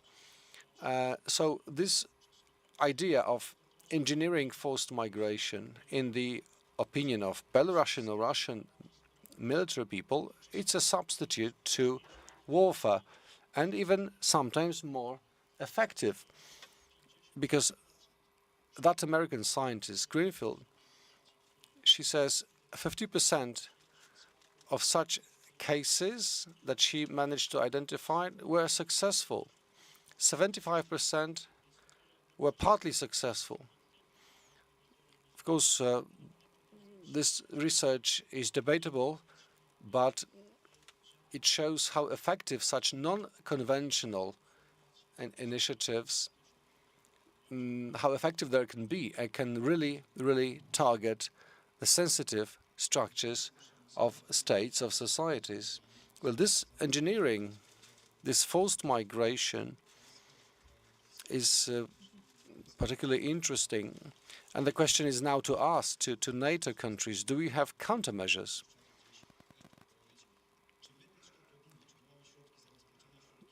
So maybe we should make it part of the public debate. Do we have means to defend ourselves? So I'm not sure if we get answers as the society. Maybe they get the answers in the top offices. Well, indeed, migration is used as a weapon. And I hope that if we ask this question somewhere in the future, whether we can respond, whether we can counteract, I believe we will be able to open in the affirmative. But now I'm not sure. Maybe we are delayed in providing the answer as we are facing a multi-level, multidimensional conflict. You see, it's not only the space, rockets, tanks, but also your social life, the economic system, everything can be targeted. Because it is true that living your regular life, taking part in the economic system, being part of university, we exchange information. This information is used the way we don't know, maybe even detrimental to your country. So I'd like to have trust that services protecting our security create certain analyses, they verify things, they build a shield to make us safe against abusers. So I'd like to hear from director of the Center of Analysis of the Central Anti-Corruption Office. This is not only a service related to persecuting crimes, they have also knowledge and analytical tools, and their level of competence and authority is equal to that of the Supreme Chamber of Control. So we would like to learn from you and hear from you. What is your take on the question of internal security?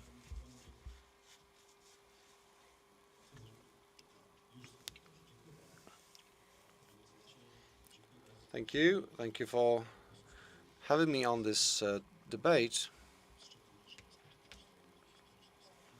We are in this historic place, historic room.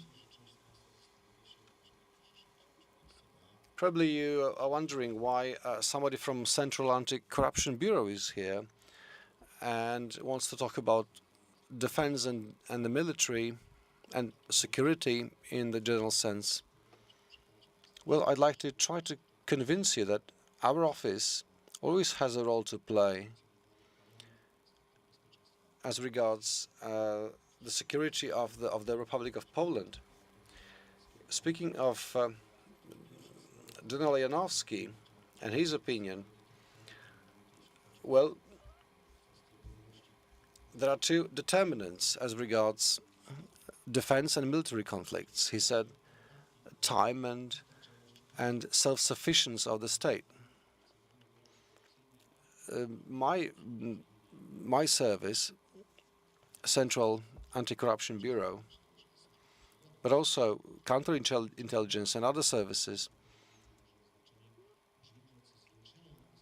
our role is to secure this self-sufficiency, not necessarily increase it, but what we do is we counteract corruption and threats to the economic interests of the state.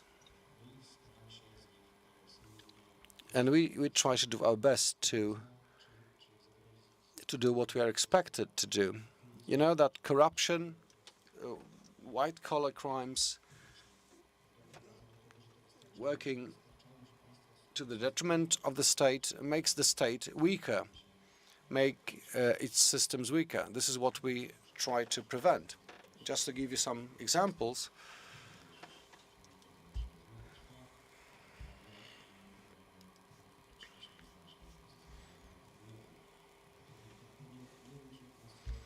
I don't know if you have heard about anti-corruption shields. This is a type of activity which is kind of non-standard among uniformed services. This is what we specialize in. And it's not our only specialty. I mean, fighting corruption, other services also do it. On top of that, we have sometimes asked other services to support us, especially in the recent period. So this anti-corruption shield follows recommendations of the Minister of Internal Affairs and the Prime Minister. They request our office to provide this shield to specific economic undertakings or plans of the government. And for the last 3 years, we have faced various challenges related to security, the COVID pandemic, then the migration crisis, and finally, the Russo-Ukrainian war. And well, our office also had a number of tasks to complete. Some of these tasks are still being pursued, and my department, the Analytical Center, has also an important role to play. When the pandemic started, it was something completely new, completely unprecedented, large-scale actions, initiatives to secure people's health and life. So there were various transactions carried out, the purchase of medical equipment, medicaments, vaccines, medical products, and this was on short notice under pressure of the public opinion. So again, it was something new, and also certain security measures must have been introduced, and the Ministry of Health, Agency of Material Resources, Strategic Resources, they requested us to assist. So sometimes we had not even 72 hours to issue recommendations.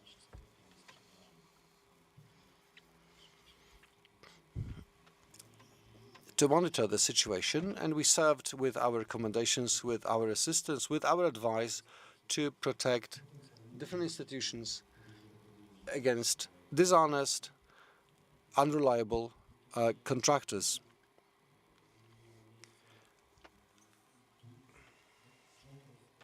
And during the pandemic, the government started different support programs to individuals, businesses, anti-crisis shields, again, very large scale. The financial shield of the Polish Development Foundation, it was 100 billion zlotys worth of assistance, and the head of this institution also sought our assistance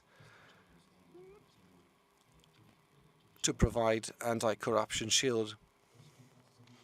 So, in cooperation with the Agency of Internal Security, with other services, we launched an analytical and shield initiative to make sure transactions were safe. We developed algorithms to measure the reliability, credibility of contractors. We recommended specific solutions to the Polish Development Foundation. We provided reports, analysis on specific entities in terms of whether there is any risk of corruption or some other irregularities. At the same time, we vetted more than 100,000 businesses, small and medium businesses, also using advanced financial analysis algorithms. In that program,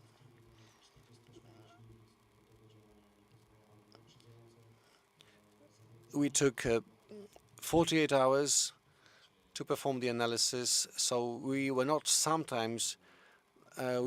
able to stop disbursement of money, but the moment we realized something was wrong, we reported back to competent services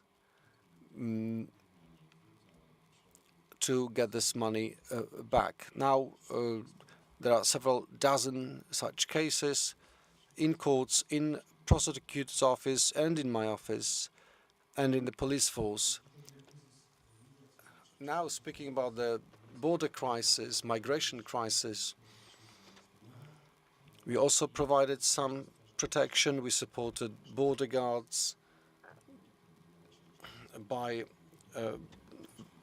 vetting entities, applying or submitting their bids for the development and the installation of the perimeter barrier on the border with Belarus. And now the same process is underway for the border with Kaliningrad Oblast. And now, speaking of the war in Ukraine, the Central Anti-Corruption Office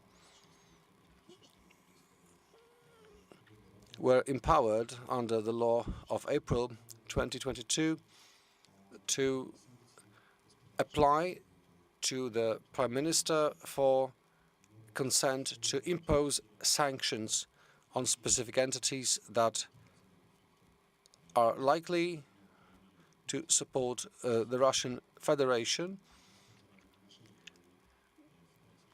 to enable it to wage war in Ukraine.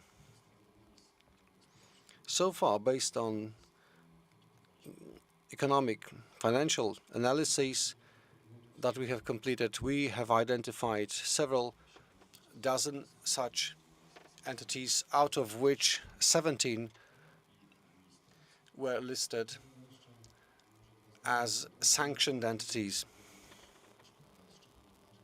Of course, the quality of the law is relevant to make this self-sufficiency of the state durable, reliable, and capable of making the state a going concern. And of course, we don't have many resources, just a couple of people responsible for law monitoring.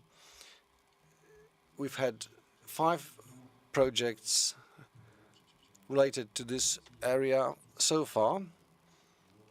We have developed a model that can be implemented prospectively, a model of systemic anti-corruption shield of legislative processes in Poland.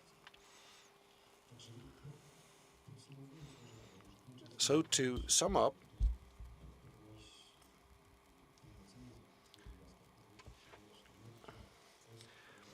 you mentioned the slogan of territorial defense, and in 2021, on the 15th anniversary of my office, when Prime Minister Morawiecki offered our commander a banner, official banner of our office, we also came up with a slogan of our office: always in the Polish interest, always for Poland. So this is what we do.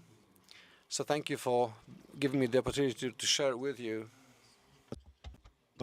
które zabezpieczać ma Centralne Biuro Antykorupcyjne, jest służbą właściwą dla nas wszystkich i to znowu jest taki truizm i coś, o czym wszyscy wiemy, ale przestrzeganie zasad jawności, uczciwości, po prostu przestrzegania prawa jest wyrazem współczesnego naszego patriotyzmu i to jesteśmy winni ojczyźnie i sobie nawzajem jako członkowie społeczeństwa.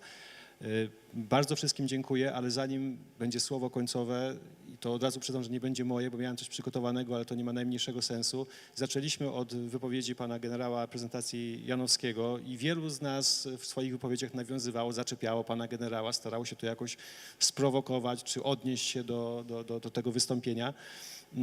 No i tak to jest, że jak ktoś zaczyna, no to musi i skończyć. Także panie generale, został pan tutaj mianowany jednogłośnie osobą, która jest powołana do zakończenia naszego panelu dyskusyjnego.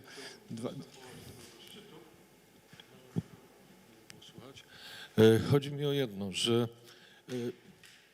udało nam się w tym konflikcie spowodować jedną rzecz, że Putin popełnił błędy.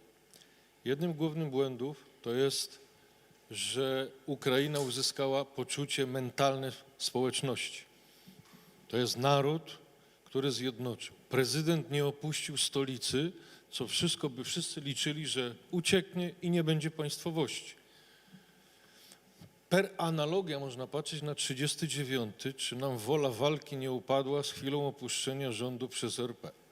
Znaczy RP przez rząd.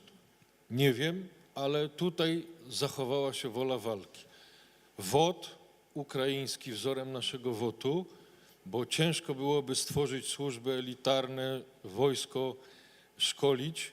WOT stał się takim erzacem, zastępcą służby wojskowej, gdzie ci najlepsi z WOT-u ukraińskiego zasilają siły zbrojne, bo się przeszkalają, ale w boju.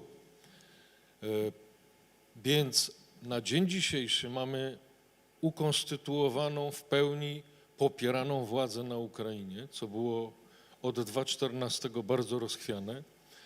Mamy poczucie jedności narodowej, bo nawet Rosjanie, którzy mieszkali na terenie Ukrainy, są Ukraińcami, bo przeciwstawiają się agresji i przez to stają się członkami tej społeczności. I kolejna sprawa, przez wniosek o wstąpienie do Unii stali się poniekąd społecznością zachodnią, tak jak tu pan mecenas mówił. Odniosę się jeszcze do dwóch kwestii, które sobie zanotowałem. Mówimy o wpływie, pan mówił, czy taki wpływ u nas może być. Nie tak daleko, jak było Natura 2000, Dolina Rospudy, ekolodzy na drzewach. Jakbyśmy popatrzyli, to śpiworki i te kalimatki kupował im Gazprom. Więc w tym momencie, jeżeli ktoś mówi, że ekolodzy działają w słusznej sprawie, nie, są inspirowani. Wszystkie instytucje, które dostają pieniądze z zewnątrz, nie śledzą donatorów. A donatorzy będą te inicjatywy podkreślać, które są w czyimś interesie. Więc to też musimy wiedzieć, że w konflikcie to my już dawno jesteśmy z Ukrainą, znaczy z Rosją, dawno, a tylko i wyłącznie, żeśmy tego nie zauważyli. Przez przypadek, że to, że chcieliśmy rozbudowywać nasz kraj, drogi wzdłuż granicy, które pozwalałyby szybko reagować wojskom przy granicy, przeciwko drogom występował Gazprom z inicjatywy prezydenta Rosji, zasilając, kupując śpiworki, żeby im nie było zimno, żeby mieli co jeść. Więc to w konflikcie dawno jesteśmy. Prosty przykład dzisiaj, per analogia można powiedzieć też Tajwan, Chiny. Nagle się pojawia konflikt wewnętrzny w Chinach, rozruchy wewnętrzne, czyli próba odwrócenia uwagi od Tajwanu. Pozostawiam bez komentarza, ale jeżeli to zostanie wykorzystane, to Chiny, mając wewnętrzny problem, przestaną być sojusznikiem Rosji, bo będą miały swój problem, rosnący z każdym dniem. Więc w tym momencie Rosja, zostając na arenie międzynarodowej jako sama, możemy ją wyizolować. Tylko czy rzeczywiście jesteśmy w stanie dzisiaj powiedzieć Rosji, wycinamy cię z każdych ugrupowań, z każdych konferencji, z każdych inicjatyw. To jest to, o czym powiedzieliśmy na początku, że to, co ja też mówiłem, że te ekonomiczne zależności, ta zabaweczka z tym młoteczkiem, Pytanie, czy rzeczywiście jak się uderzy, to nic już więcej nie wyjdzie, jak się uderzy w Rosję. Chciałbym. Dziękuję. Bardzo dziękuję panie generale. Wszystkim państwu za obecność, za wspaniałe wypowiedzi. Nie spodziewałem się, że tak to wyjdzie, ale ten ogrom wiedzy, który płynął z waszych głów i z waszych ust jest taki, który inspiruje do kolejnych zaproszeń, do kolejnych konferencji i my się tutaj tej pokusie absolutnie nie oprzemy jako Fundacja Rozwoju KUL-u, jako uniwersytet, jako władze samorządowe, jako studenci, którzy wykazali się tutaj ogromną cierpliwością, jako organizatorzy, bo niewątpliwie nadwyrężyliśmy trochę ramy czasowe. Wszystkich gości, panelistów, którzy wystąpią, po nas najmocniej przepraszamy, no, ale czasami jest tak, że warto wysłuchać osób, których nie ma się na co dzień. Bardzo państwu dziękuję, wielkie brawa dla naszych gości.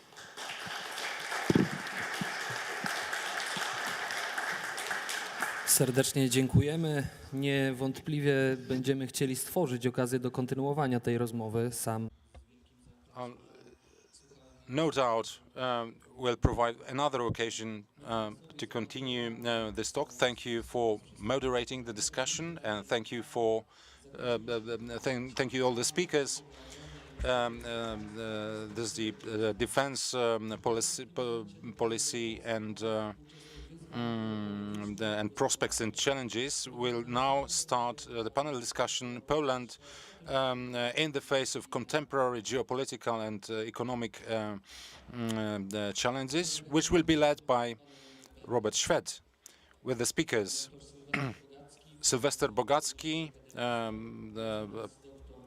Associate Professor of SEI, Dr. Mariusz Filipek,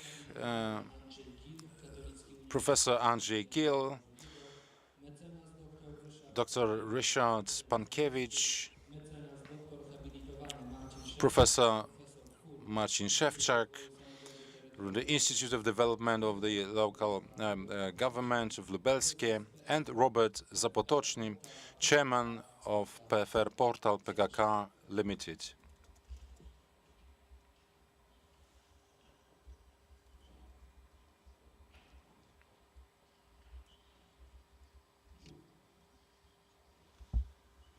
Już, wszystko.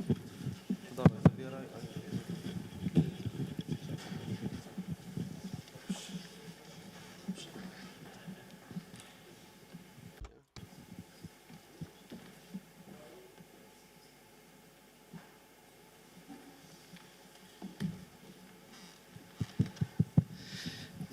Witam Państwa.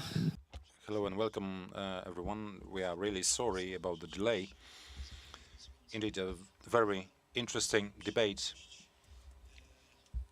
Now, it's our pleasure to have the last panel discussion, Poland in the face of contemporary geopolitical and economic challenges. We've got outstanding experts, Mariusz Filipek, Maria Curie-Skłodowska University, Lubelskie Employers Association, Deputy Chairman of the Regional Social Dialogue Council. We've got Professor Andrzej Gill of our university, Catholic University of Lublin, expert on Eastern policies from the Department of Eastern Policy and Studies. We've got Ryszard Pankiewicz, an active attorney, MBA in international law, the former head of the KUL publishing house. We've got Professor Marcin Szewczak, expert in administrative policies from the Institute of Development of Lubelskie local government. And we've got Robert Zapotoczny, co-author of the Employee Capital Plans Law, graduate of the Economics Department of Silesian University, with a range of MBA titles. The challenges to Poland are plenty, whether in defense, in politics, rule of law, diplomacy, social change. The challenges are also faced by universities, industry, financial world, churches, all the people that need to find the ways forward. Today we are focusing on geopolitical and economic challenges. Our experts, a lot of expertise and experience, extensive resumes that they could boast. So let me start with geopolitical challenges, especially Professor Gill and then Professor Szewczak, to outline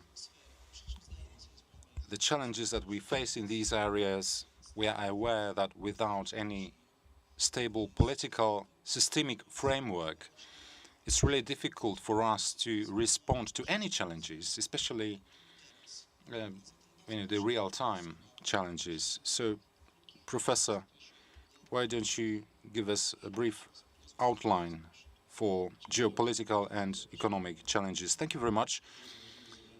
Thank you for having me. Just a bit of excuse. I'll need to leave you shortly because my classes are due to start very soon.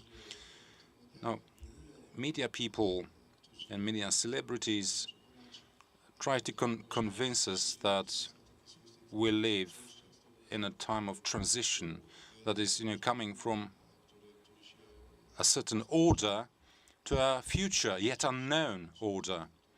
And China, India, BRICS countries are given as examples of the actors of transition. And those media people tell us that the center weight is shifting, moving from the Western world to somewhere else. I wouldn't be quite sure about that. Of course, the factor of power, certain economic potential, is really important, but we need a point of reference. So we need to ask ourselves whether the world is actually possible or sensible without the West.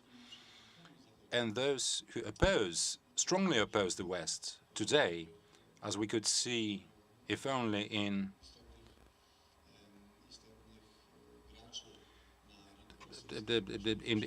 Russia, a couple of important actors, Mr.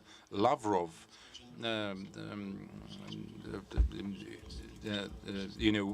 wearing clothes and the equipment made in the West. Then Dmitry Prigozhin, wearing Western military equipment and outfit.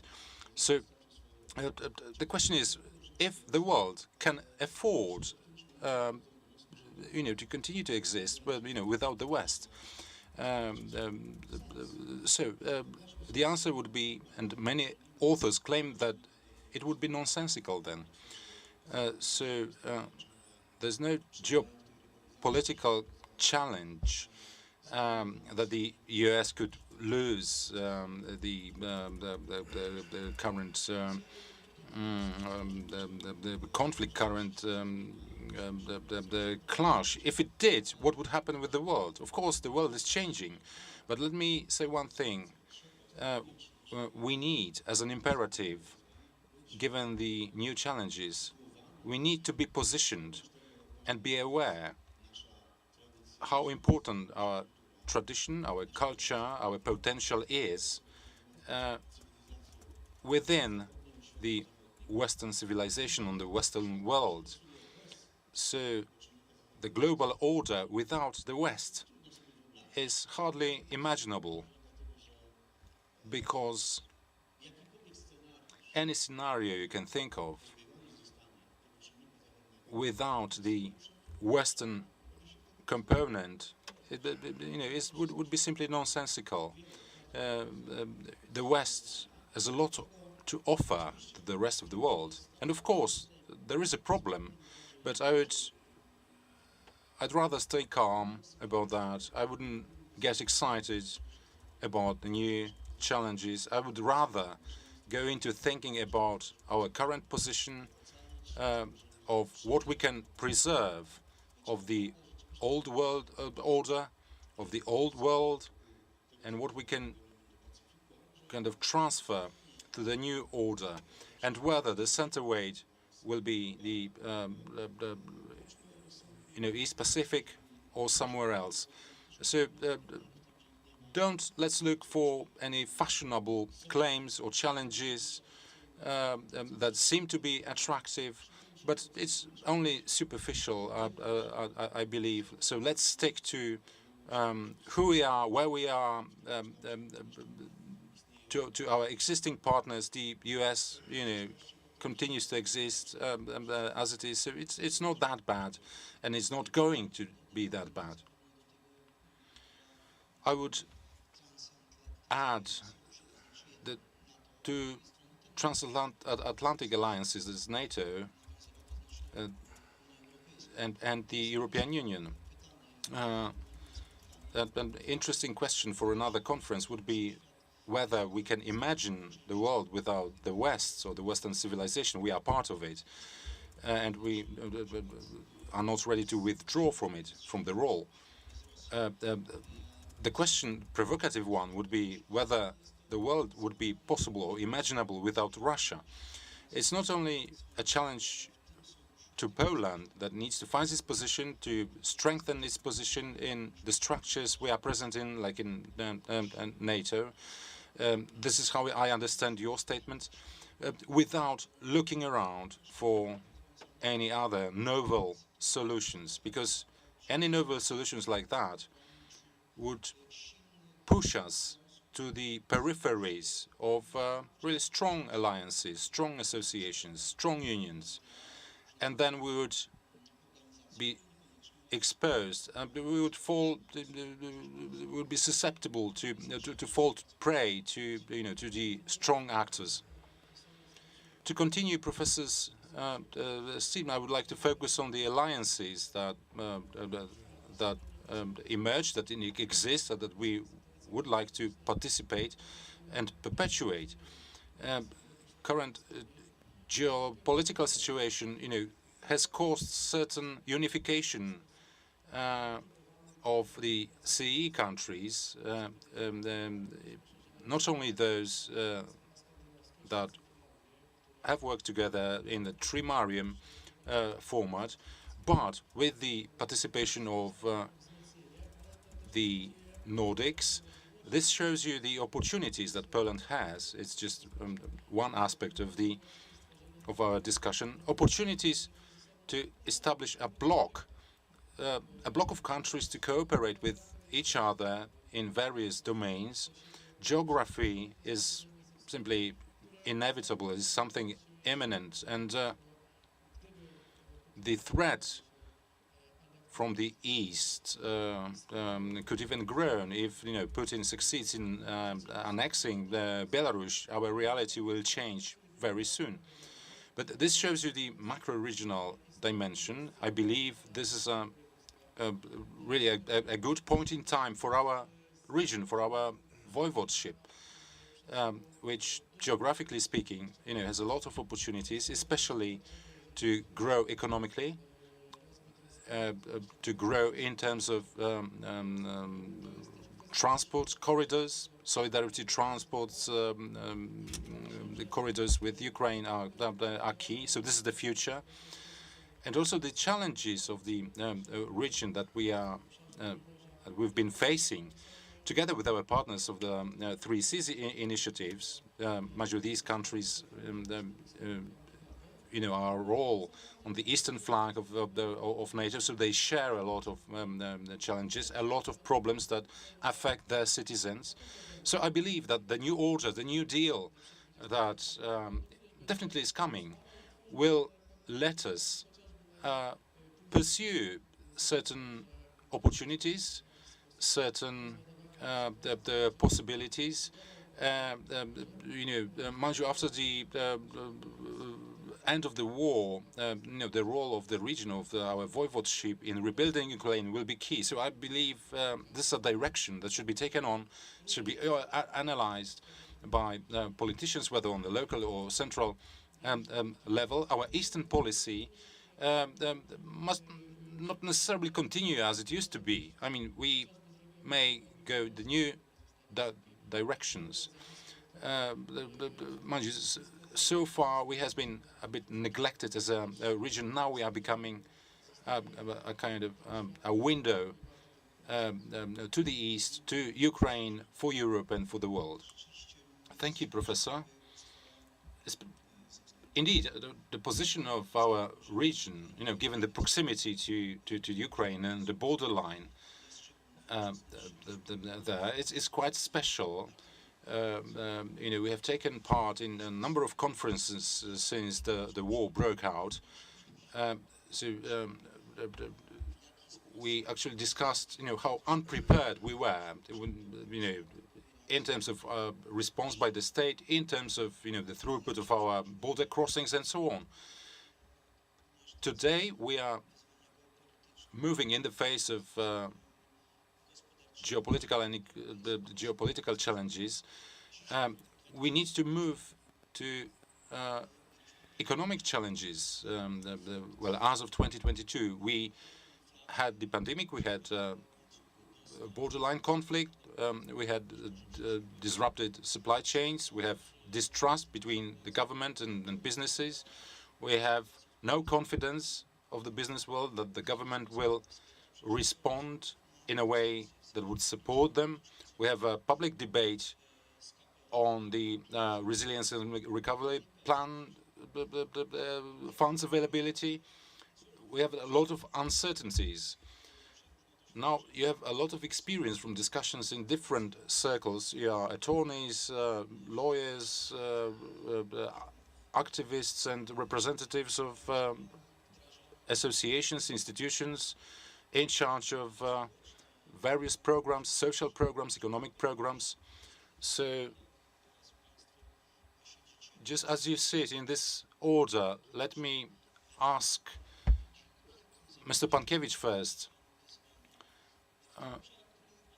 In your opinion, what challenges you see in your fields of expertise? You are a medical expert, I would say, but could you share with us your take on the challenges you are facing?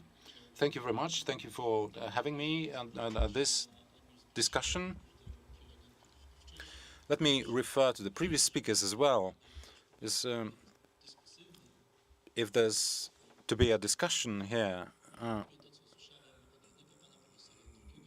then the food for thought that professors gave us for the Alliance for International Cooperation, for different aspects of our lives, then in my area of expertise, that is healthcare, it seems that, after the pandemic, the new demands have emerged, but also new demands, new requirements have emerged as associated with the conflict in Ukraine. So we should be quite active on the international arena, just to make everyone aware how important human health is in the conflict, how important it is to protect it. So I would like to ask all of you, perhaps, whether it's possible to build an international healthcare alliance, so that it's not individual countries that establish their healthcare systems separately, but so that they could act together in an extraordinary situation, like with the pandemic, the rise of the virus in China, in Wuhan, and then a united response to the threat to human health and life. So, at the level of this extraordinary situation, it was the case, but perhaps the same could be feasible for situations like a war, so that the International Cooperation Forum, if only the European Union, Poland is a EU member state, so that the EU bodies could provide a EU-wide strategy for joint fight for the health and life of their citizens, so that any coming incident like that should be in any event like that, our actions should be unified, streamlined, and taken jointly. As for the war in Ukraine, Lubelskie is the region closest to Ukraine, and we carry a huge burden, if only for the reception of Ukrainian refugees and opening up to various, aspects, the opening up to various aspects of social life, if only in terms of healthcare, which is free now to Ukrainian refugees.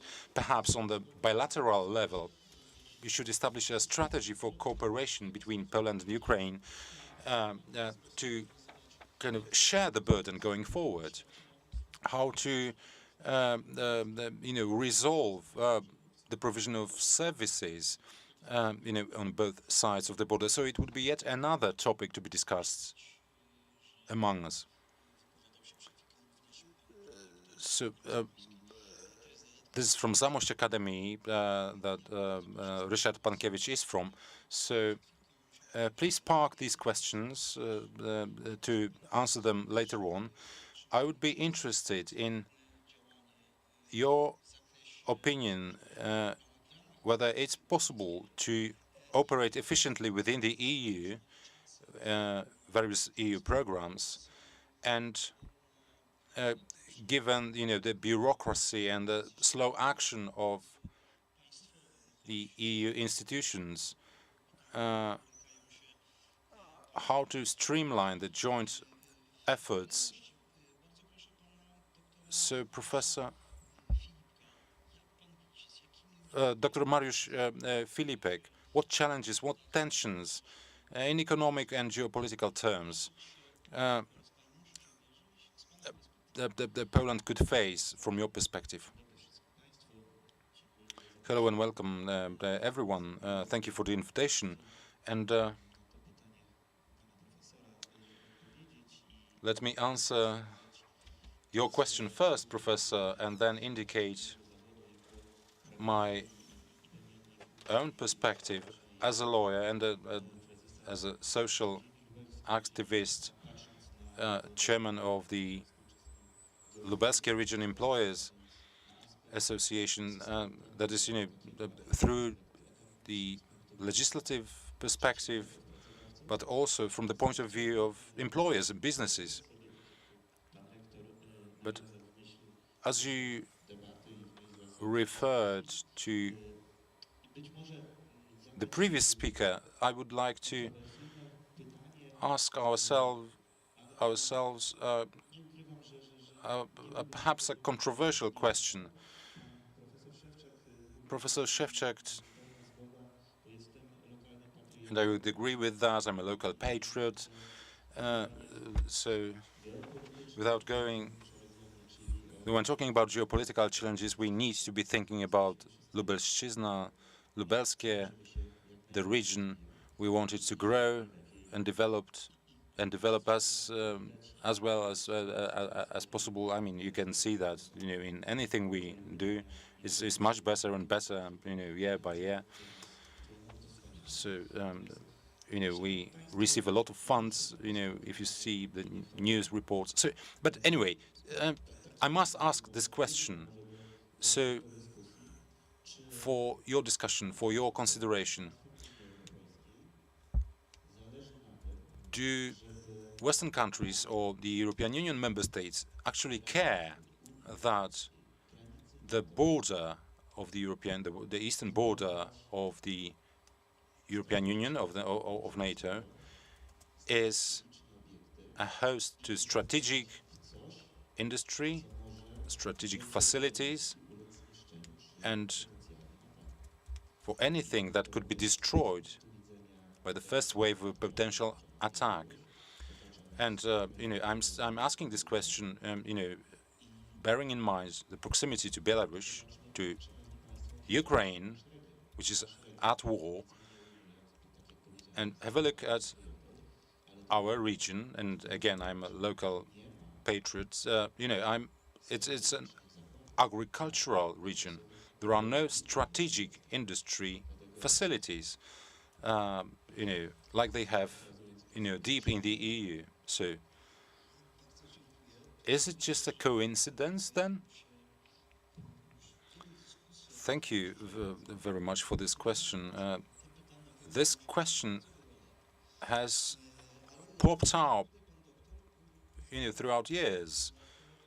But I understand you ask this question as a former chairman of the Employers Association.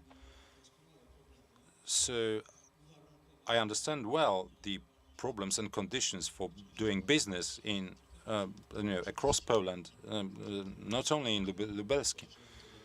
So as I said, perhaps to I simplify the question to our regional dimension, but going back to your question.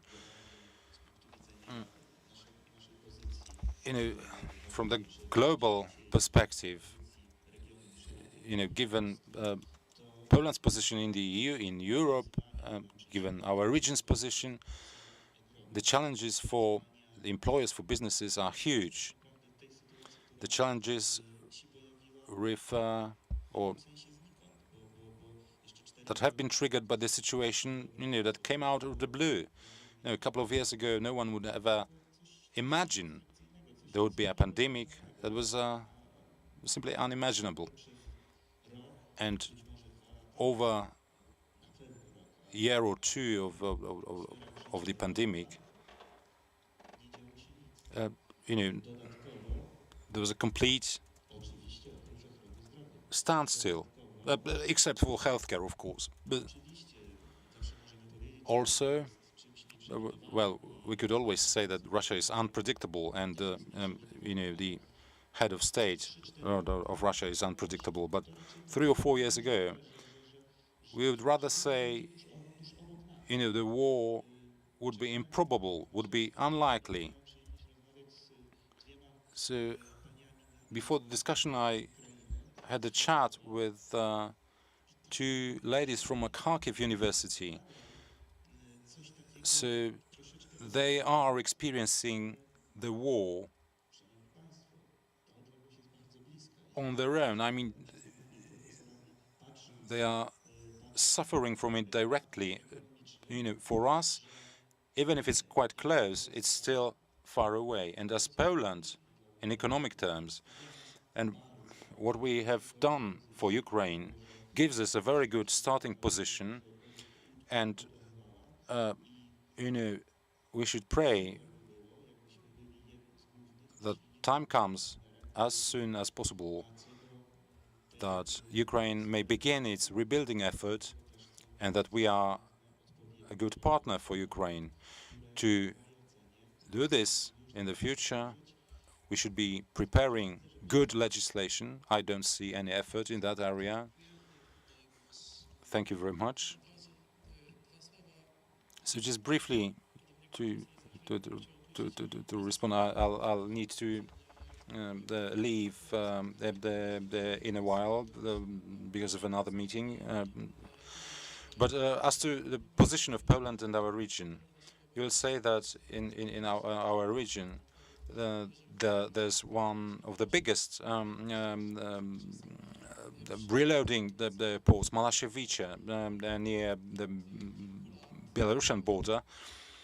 So for several years now, Malasiewicze port, with the support of the Polish government, has been seeking subsidy, EU grant, Malashevich, handles actually all the cargo transported via the Chinese road and belts to Western Europe. So far, the European Commission's response has been negative, and the reason was that the Germans itself actually are building two ports like that in Klaipeda and the Hungarian, the Romanian the border. So Klaipeda port is to serve Hamburg and Bremer port via the sea transport. So Malashevich, has been limited in the growth potential because of the particular economic interests of other countries. So, these interests may push us to, the second tier members. My hope is that together with our 3Cs initiative partners, we will be in a position to take action to mitigate and minimize, any threats like that. So again, a question to you, Professor. So does the European Union care to build strategic facilities at the eastern flank? And is it the right question, perhaps? If you just recall the war doctrine of the Warsaw Pact, there shouldn't be anything built in Poland. But when you have a look at NATO doctrine, there are no differences, and quite interesting. No one has raised that in Poland. From this perspective, perhaps we should focus on on pasturing flocks of sheep or anything. It's an absurd. The war in Ukraine tells us that proximity is of secondary importance. I mean, whether you are 100 to 700 kilometers away from the border, it means nothing. I mean, depending on your defense capabilities, you can be destroyed, the same way in a while. So it's only about political will. As for geopolitical challenges, there's some, finite number of options. The number is not unlimited, so we need to make a decision. But again, sticking to some proven interests, I'm not saying values, it's really important, and it's key. I can't imagine Poland succeeding to a China policy. Forget, let alone the differences in potential. It would simply be immoral, and morality, affects the social condition. That's for sure. So our region is disprivileged for many reasons, and I believe that the region has been giving away more than gaining from its function of the intermediary that it has played recently. I mean, our roads get destroyed by heavy traffic. The congestion grows because of the transport. So historically speaking, the area between the Vistula and Bug rivers has been disprivileged, even in times of communism. I remember in 1970s, Lublin had some industrial facilities. So just to compare the industrial potential of Lublin, even back then, with the Silesia back then, shows you huge differences. So we are lagging behind always. So as society, we are changing, and this is a very interesting situation that is happening. Limited number of people actually maintain, plenty. So the Tax Ordinance Act does not provide any equality before law. So there's no debate on the structure of taxes. I mean, more active, more creative people, incur higher costs to maintain the state and administration than those who don't work, for instance. So I understand this is the problem that we neglect on purpose. But mind you, the tax policy and tax census they actually triggered growth, if only in France as a best example. Another thing, perhaps most important one, is that how come is that a small portion of society maintains the larger part of the society, contrary to the decision, contrary to the will, and making the state ineffective. The best example here is the state distribution of of coal. No one analyzes the root causes. Why Polish families cannot afford to buy a ton or two of coal, why the state needs to organize subsidies and so on. No one asks the question why people live of other people's earnings. We've got analysis that say that the 50 plus, the 500 plus.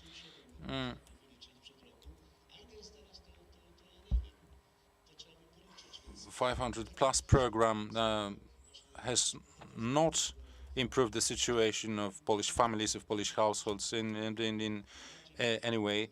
So it seems to be smoke and mirrors over years. The program was designed to eliminate social poverty, but the poverty is still there. So it's like Winnie the Pooh situation. Mind you, the basic rule was not forbidden, is permitted, was the principle that built Poland's prosperity in the interwar period. If we cannot handle like that, then any strategies, any policies, any tactics that we may devise, we won't be a society capable of achieving anything. Thank you, Professor. So first of all, geopolitics is the strength of Lubelskie. Thank you, professors. We'll continue our debate. I will try to actually imitate the conclusions and arguments presented by professors who are leaving us. So, geopolitical concepts deeply rooted in the region, proximity of the border, proximity of Ukraine. So the discussion about the big problems is actually reflected in the local life. So there's a concept. One of the concepts says that without solving local problems, we shouldn't care at all about any global challenges. On the other hand, the challenges that Professor Gill mentioned, to be named, the social fairness, social justice, why the state allocates our taxes in that way and not another. What is the reason for that? We understand this is, the policies pursued by the state, but this still needs analysis. And then to focus on geopolitical and economic challenges for Poland. When discussing these, we focus on coal, on weapons, on arms, and perhaps these are rooted a bit deeper. So without a local solution, we won't be able to go forward. But what about a reverse situation? So I will have Robert Zapotoczny, an expert in capital investments, where to invest, how to invest, and do you see any challenges today? To znaczy, Well, the answer is people. Invest in people. Well, this is indeed a very interesting discussion. Touches on so many different ideas. Speaking about putting factories, companies close to the border, what happened on the 24th of February this year was a great remodeling of the world. Warren Buffett likes this comparison. Like when there is low tide, you can see who was swimming without pants on. And well, we have the outcomes of very primitive German policy based on carbohydrates that goes against the real interest of the EU, being totally relying on Russian supplies. I'm not sure if you know that Spain has a very interesting approach to gas supplies from North Africa. We have a gas pipe which reaches Barcelona, and it can be extended to France, but the European Commission refused that because Germany said, rely on Russian gas, it's the cheapest. Whether it's cheap or not, it's another story. We know that Nord Stream 2 was promised to be just a business undertaking. It is not, as we have seen after February. On the one hand, we can see Germans searching their way on the scene, and Russia, Putin, who in his ingenious plan, he made NATO expand by more than 1,000 kilometers of the border. He reinforced Ukrainian identity together with people who don't even speak Ukrainian, and he made the role of Poland grow. I think this is not a very good time in the future because we are going to pay a lot, but the role of Poland is different than before, different than when Barack Obama cancelled our Iron Dome, because there is one in Romania, and our government was very happy, and American government was very happy about resetting relations with Russia. Then we had the Smolensk catastrophe, then we had 2014 and the beginning of the conflict in Ukraine. Now all-out war. It's not our war. It's not waged on our territory. It's not the Polish blood that is being shed. And now the question is where to invest. Invest in people and knowledge. This is the best choice. Okay, nicely said, nicely put. Yeah, I say people and knowledge because how much money we need for pensions? Each year in January, the question is how much money we need for pensions. It's 300 billion. We need this money, and we cannot sell bonds or make something to have this money. We need to have this money from taxes, from contributions. And my company was also part of the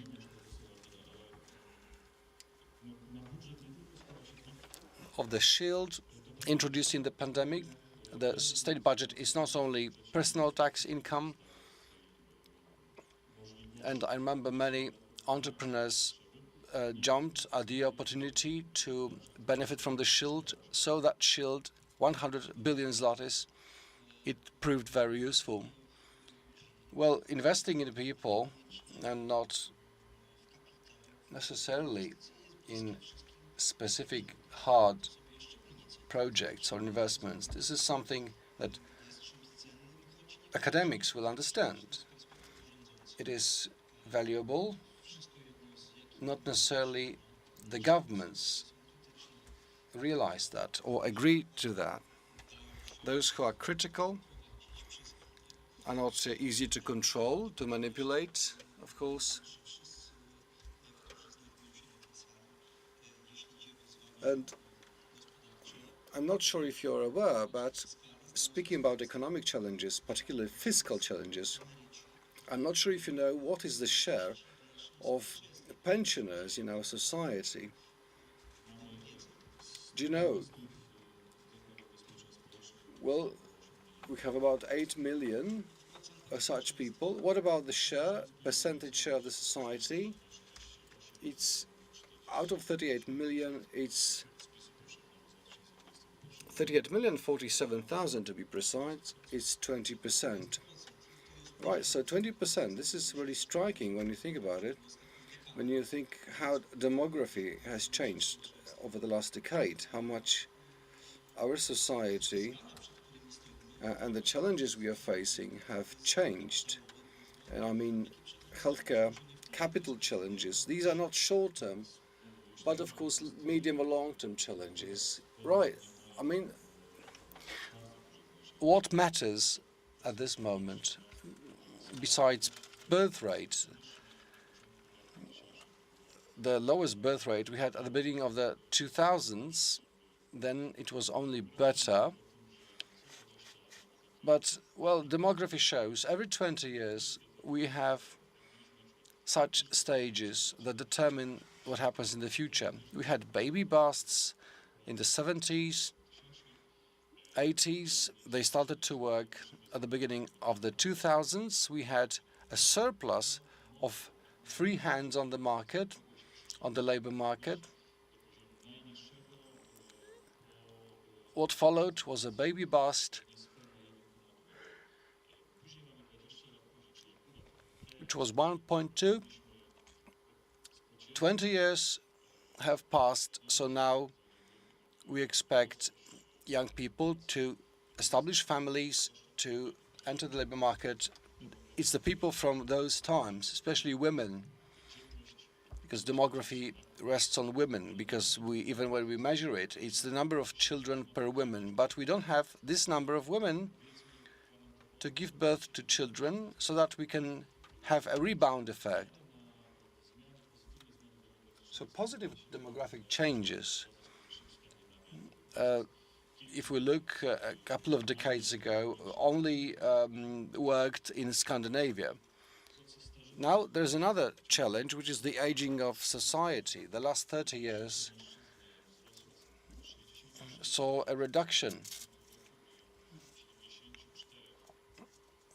an increase in life expectancy by 8 to 10 years, both for men and women. If we compare the dynamics of this, what we call longevity risk, if we compare it with Spain, for example, the thing is maybe not the retirement age, but the length of life after retirement. In Spain, statistically, 85 years for men, 88 for women. What else is relevant?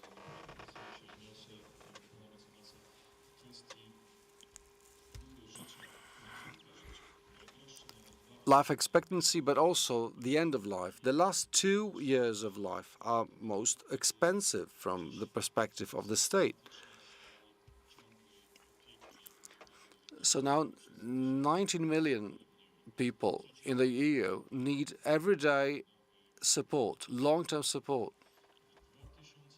In 2030, it will be 23 million people up to 24 million European citizens. In 2050, this number will go up to 30 million. And today, we have a specific number of people providing such services. We don't know how many people will be available in 10 years from now, but certainly about 40% fewer. And the price of long-term care will be 150% higher than now. We're not talking about specific figures, but only percentage values. So that's the risk we have on the demographic side.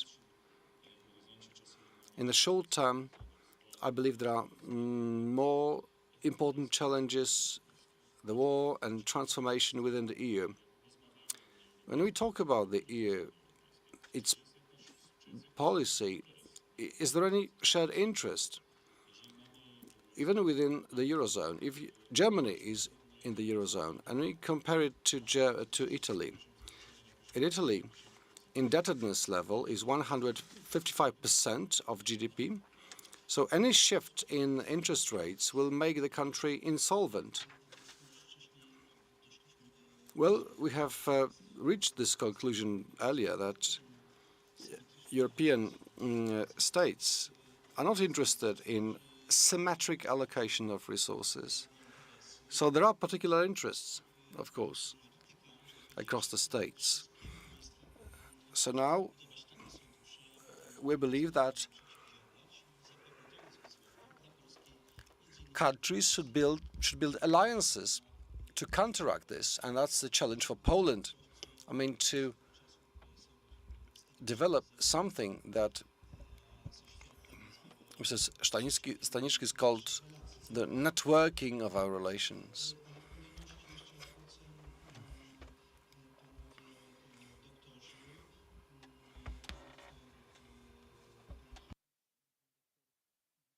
Now, I'd like to hear from Dr. Filipek and Pankiewicz before we close this panel. Well, certainly, I'm also sorry that Professor Gill has gone, because that was a rather provocative statement when I mentioned the formulation of international strategies in healthcare. That's something really, really demanding, and professors seem to downplay its role. Well, this is clear. Although gentlemen don't discuss money, but, well, cash is always there at the end of the day. So if you look at expenditure on healthcare, and in Scandinavia or Western Europe, there is a huge gap, no doubt about this. Even if our Ministry of Health says we spend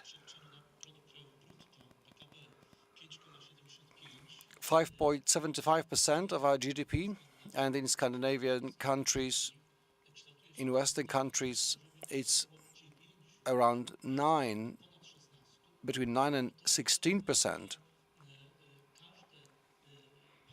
It looks like every state has their own healthcare policy. And if you look at Poland and its outlays, and it seems like we have a good quality medicine for less money, then the thing is, it's hard to develop a shared strategy with such great expenditure differences. Well, of course, the aging of the society is a major problem in Poland and Europe.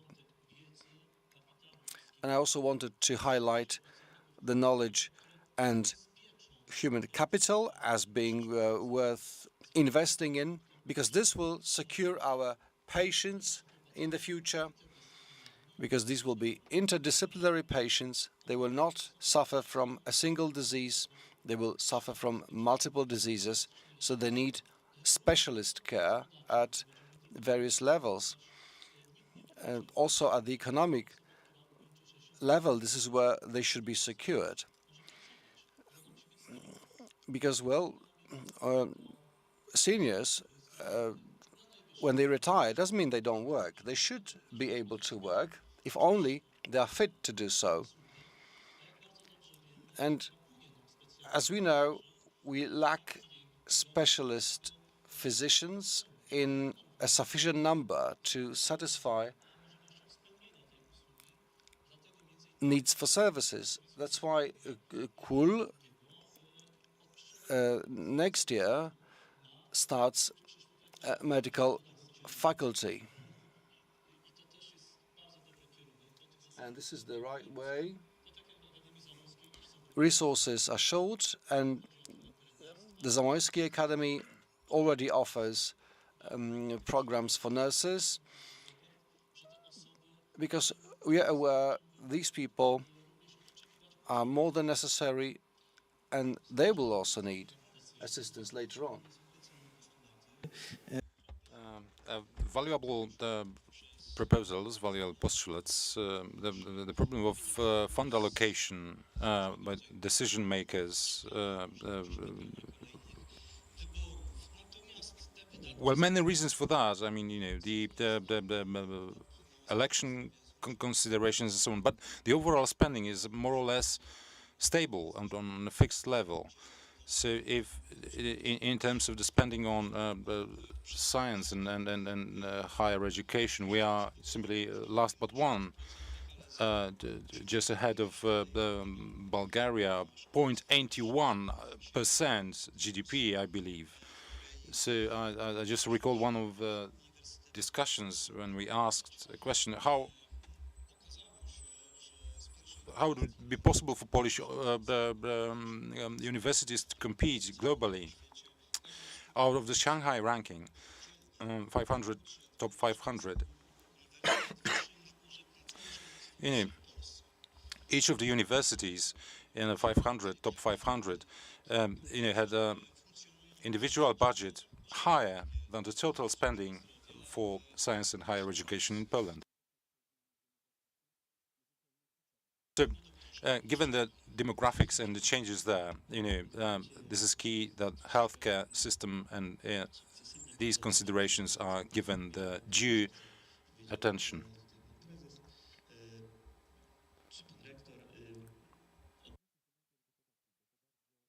Let me refer first to taxes. It's very interesting what Professor Gill said, so let me start from the end, so to say.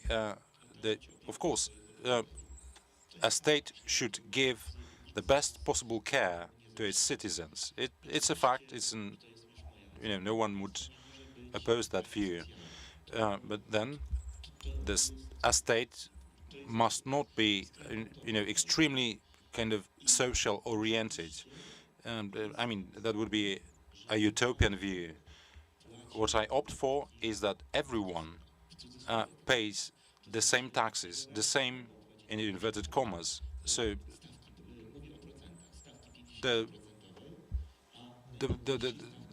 wealthiest must not pay 50% tax and 1% only for the poorest, because the rate should be the same. If I earn 100,000 zlotys, in relative terms, I will pay more taxes than the poor ones. Why should I be punished for my hard work, for my initiative, for my creativity, to give the money to those who don't work or don't want to work? But only 3% population don't work in Poland. Well, okay, I accept this hypothesis, but this can be refuted, mind you, Professor, as any thesis. So, but when you spoke about globalism and what happened in Russia, of course, we all say that the main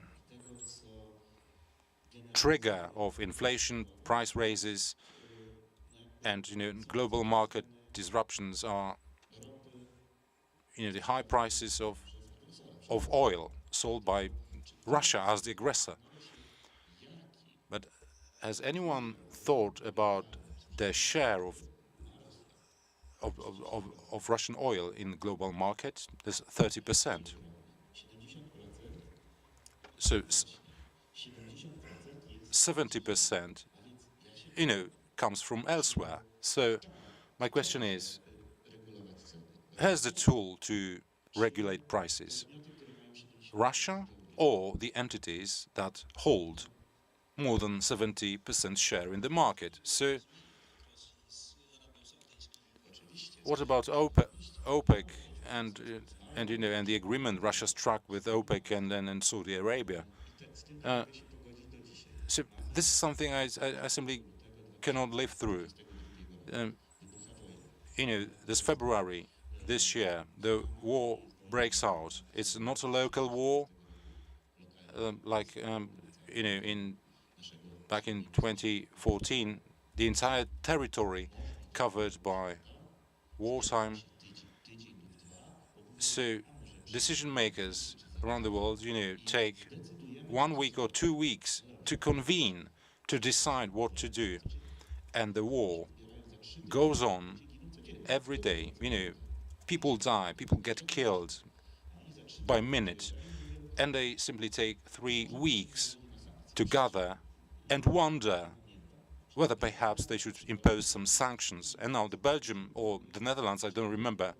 No, we shouldn't impose any sanctions on them because we source diamonds from them.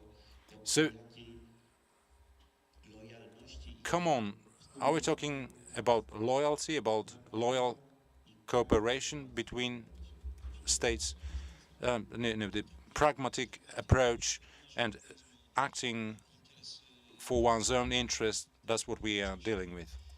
Of course, this conflict has unveiled this mechanics of states working with each other. The question is whether there can be some shared interests or some shared values uniting the countries. I don't think there's any. Or perhaps put it differently, if we refer to the foundations of the European Union, that is freedom of movement of people, capital, and labor, then if we take it as a starting point, if we stick to it, we can build on it. But we need to be aware there's no community of interest, there's no shared interest. It's a very pessimistic view, even if based on the reality.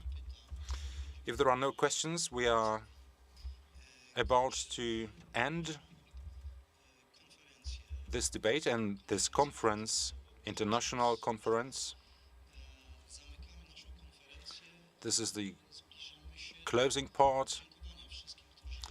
So we would like to thank all the contributors. So I would like to pass the floor, the microphone, to the head of the students' self-government. Before we close the conference, we would like to display the presentation of Attila Horvat. So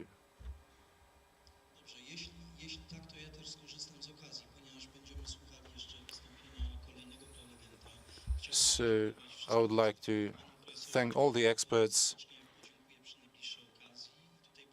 all the speakers in the panel discussion. Thank you for your contributions, for your thoughts, for your takes on the challenges in your areas of expertise, in your area of everyday problems that you are facing. Thank you very much for leading, for moderating this discussion, Professor.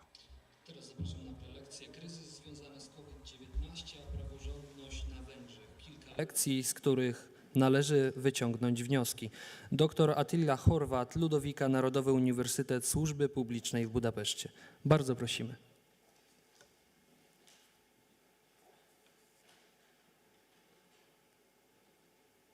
You can see me and hear me as well. So do you see me? Yes, we see. Okay, fine. Thank you very much. So thank you very much for your invitation. I'm glad to be here, at least virtually. My name is Attila Horváth, and I'm a senior researcher of the Ferenc Márdul Institute for Comparative Law, Hungary. Well, originally this presentation was scheduled for yesterday, but due to some technical reasons, I could not deliver this presentation, but thank you very much for providing a second chance. Well, as a Hungarian legal researcher, it's a real challenge to deliver a presentation in a conference panel titled "The Rule of Law in the Face of Contemporary Challenges and Crises." At least that was the title of the panel of yesterday. So as you may know, the European Union and Budapest have clashed for years over the rule of law issues with Hungary, primarily judicial independence, LGBTQ rights, refugee rights, corruption, and media freedom. But I'm pretty sure that all of you are aware of these facts. If there is any country that is familiar with EU-related conflicts beyond Hungary, then it's Poland, of course. Well, I'm going to share my screen, and here is my presentation.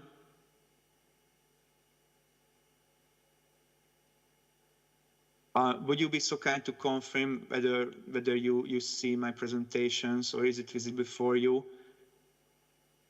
I need your confirmation.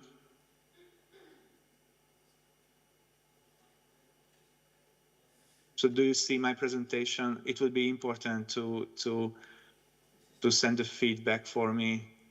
Yes, yes, yes. Okay, fine. Thank you very much. However, my presentation doesn't center on EU-related issues. Instead of that, I'm going to focus on some legal problems that emerged during the beginning of the COVID crisis. These problems have a lot in common, the problems I'm going to talk about. Firstly, they have heavily affected the theory of rule of law and provoked fierce political and legal debates. Secondly, the Hungarian government claimed that these steps, these measures were inevitably necessary to overcome the COVID crisis. And thirdly, the opposition parties and a number of human rights organizations stated that the government's actions are a kind of misuse of power. And the cases I'm going to talk about, the first problem is related to the unlimited authorization for the government provided by the Hungarian parliament for the government. The second problem revolves around the stricter rules on scaremongering. And finally, the third issue affects the restrictions on access to data of public interest. So in the next few minutes, I'm going to focus on these issues, on these cases, outlining the different points of view and highlighting the reasons why these measures may be regarded as an infringement of rule of law. Well, as for the first case, we have to start with a short digression concerning the introduction of a state of danger at the very beginning of the COVID crisis. So the government declared a state of danger for the entire country on 11th March by a government decree, which entered into force immediately after its promulgation. Just to mention, this state of danger is a kind of emergency regime in Hungary. It's a kind of special legal order. It's a bit similar to Stan Klęski Żywowej, sorry for my pronunciation. Mówię po polsku, ale bardzo trudny język. And so this is a kind of special legal order, which, if declared, enables the government to take extraordinary measures in order to overcome the crisis. According to the fundamental law of Hungary, so this is the Hungarian constitution called fundamental law. So according to the fundamental law, in a state of danger, the government may adopt decrees by means of which it may, as provided for by a Cardinal Act, suspend the application of certain acts, derogate from provisions of acts, and take other extraordinary measures. It was clear from the very beginning that the pandemic would not be overcome within a short period of time. And please note the fact that the Hungarian fundamental law doesn't specify any concrete time span, any concrete time frame for the state of danger. Nevertheless, the force of the decrees issued by the government under its emergency powers is limited. These decrees shall remain in force for 15 days. This is a kind of sunset clause, unless the government, on the basis of authorization by the National Assembly, extends those decrees. So I would like to emphasize one more that the validity of the governmental decrees is only 15 days. So, jumping back, okay.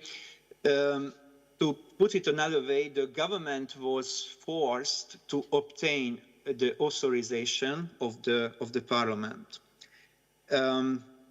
so as to be able to extend the application of these decrees adopted with respect to the state of danger.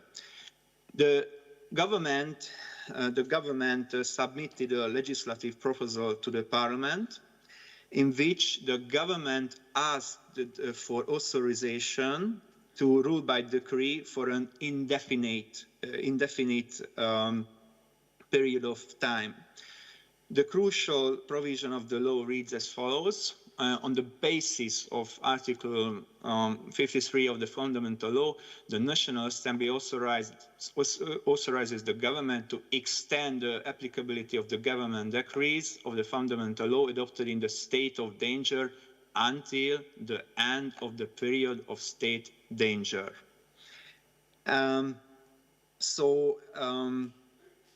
Instead of seeking authorization from the parliament on a weekly basis, the government's intention was to obtain an approval for every future decree in advance. Once more, in advance.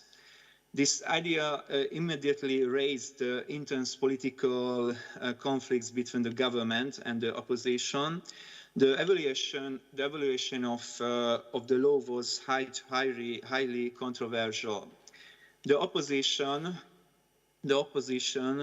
with the exception of some MPs, refused to vote for the proposition, since they could not accept the idea of parliamentary authorization for an indefinite period of time, which they considered to be akin to giving a blank check to the government. The opposition parties pushed for a 90-day deadline to be included in the law for authorization, but the government insisted on the indefinite period of time. Well, while the government accused the opposition parties of hindering the containment of the epidemic, the opposition parties argued that by passing this law, the parliament had given up regular control over the actions of the government, which could now rule by decree virtually unconstrained. And the other side of the coin, the government's main argument for the unlimited authorization was uncertainty caused by the pandemic. To put it another way, it was not clear if the parliament would be incorporate or hold any session at all due to the epidemic. Although some of the opponents of the law envisaged the end of democracy in Hungary, and some of them drew a parallel between the Hungarian law and Adolf Hitler's Ermächtigungsgesetz of 1933, their worries proved to be somewhat groundless since the state of danger was terminated in July. Simultaneously, the law was repealed and the general authorization ceased to exist. However, this general authorization with a concrete end date generated widespread criticism among domestic and foreign scholars, and the question remains with us. And this is the question: can an authorization to rule by decree for an indefinite period of time be tolerated? Now we have arrived to the second problem, that is tightening the rules of scaremongering. I'm not sure whether you know this phrase, scaremongering. So it's a kind of szanie paniki in Polish language. The government changed the rules of the criminal code on scaremongering and inserting a new provision into the criminal code, and this new provision reads as follows: a person who, during the period of special legal order and in front of a large audience, states or disseminates false or distorted facts in such a way that is capable of hindering or obstructing the efficiency of the protection efforts is guilty of a felony and shall be punishable by imprisonment for 1 to 5 years. But some civil organization claimed that these stricter rules impose further restrictions on freedom of expression and freedom of speech. And some scholars concluded that the equivocal elements of the new law go against the constitutional requirements stemming from the rule of law principle. And this law obliges ordinary citizens shall be clear and understandable. They also claimed that this law can have a kind of chilling effect on the reporting of factual information about the pandemic. However, the Constitutional Court ruled that the new criminal law regulations on scaremongering are not in conflict with the fundamental law, and according to the petitioner who submitted the constitutional complaint, the new regulation restricts the right to freedom of speech and provides a completely unpredictable and wide space for arbitrary application of the law. And furthermore, it's incomprehensible and leaves the citizens, the addressees of the norm, in uncertainty. In its decision, the Constitutional Court found that scaremongering, according to the statutory provision, concerns a narrow scope of communication, so only a narrow scope of communication, because it prohibits the communication of knowingly false or distorted facts to the general public, but only if it's performed during the period of the special legal order, so a period of a kind of emergency regime, in a manner suitable for hindering defense. Well, at this point, we may pose another question. So this is our second question. is it acceptable to limit the freedom of speech to prevent the dissemination of false or distorted facts? Well, maybe one may give a positive answer, claiming that the efficiency of the protection efforts of the defending efforts of the defending the citizens from the virus has priority over freedom of speech. Or the second, the other answer, in contrast, we may conclude that criminalizing and punishing speech is not a proper answer from the lawmaker. And the next slide is devoted to the restrictions on access to data of public interest. This was the third conflict between the government and the opposition, and that was the third infringement of rule of law. Well, according to the original provisions of the Hungarian law of the Act on Freedom of Information, public interest data request must be fulfilled within 15 days. Which could be prolonged by an additional 15 days if a request for information is substantial and in terms of size and volume. So that was the original provision of the law. However, in May, a government decree allowed public bodies to extend the deadline for response to public interest data requests to 45 days, which could be prolonged again by an additional 45 days. So instead of the original 15 plus 15 days, if complying with the request within 15 days was likely to jeopardize the performance of public tasks in relation to the state of danger. Well, the opponents of the amendment law claimed that the right of access to data of public interest and public interest in the transparent use of public funds cannot be restricted for the purpose of achieving epidemiological objectives in such a way that they are completely emptied by the lawmaker. To put it another way, a journalist had to wait as much as 3 months to get access to vital information. And with so many things happening fast during the state of emergency, maybe it goes without saying that the risk is that the information would become irrelevant or outdated after 3 months. So the government representatives felt this extension was necessary since public bodies, including hospitals, were not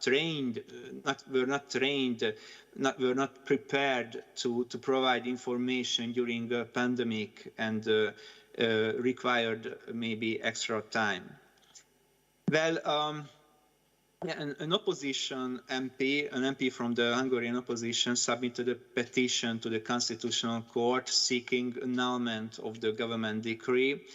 But the Constitutional Court ruled that the decree is not in conflict with the Hungarian fundamental law. And it also laid down that the regulation remains within the constitutional scope of interpretation, provided the data controller does not invoke the state of danger in general terms, but actually demonstrates that the concerned public task would have been at risk if it were forced to respond to data request within the time limit set by the Act on Freedom of Information, so within the time frame of 15 days. However, this problem leads us to the third question, namely, may the restrictions on access to data of public interest be justified? during the pandemic situation. Well, in conclusion, I believe that a number of rule of law problems emerged in Hungary during the COVID crisis. Of course, it was not my goal, it was not my aim to resolve these debates. Instead of that, my intention was to highlight the different points of view. So that was my presentation. Thank you very much for your kind attention. And if you have any questions, I'm happy to answer it. I know that this presentation does not fit in the topic of the current panel, but maybe it was interesting for you to gain an insight to the Hungarian problems of rule of law. Thank you very much for your kind attention. Thank you very much.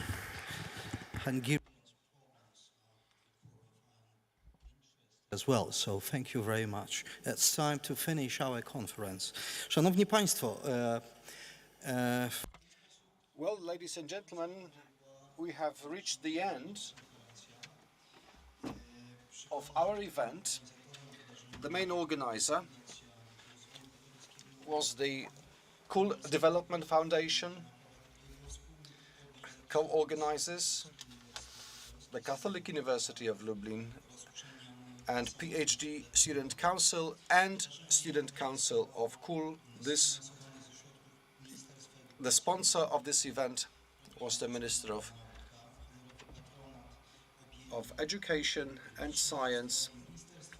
We have the patronage of a number of ministries: Minister of Finance, of Foreign Affairs, Marshal of Lubelskie, Governor of Lubelskie, Mayor of Lublin, and Rector of the Catholic University of Lublin.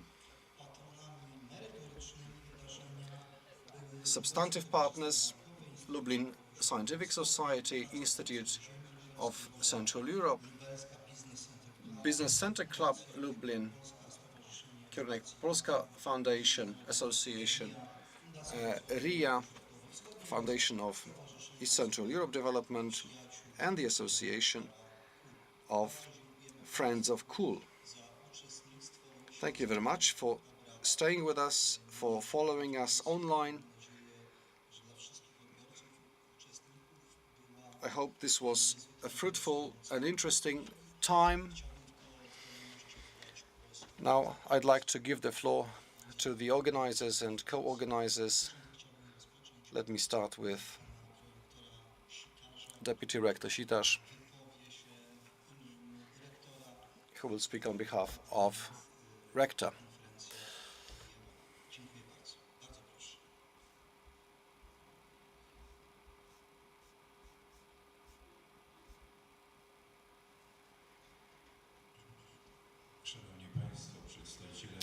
Ladies and gentlemen, dear guests,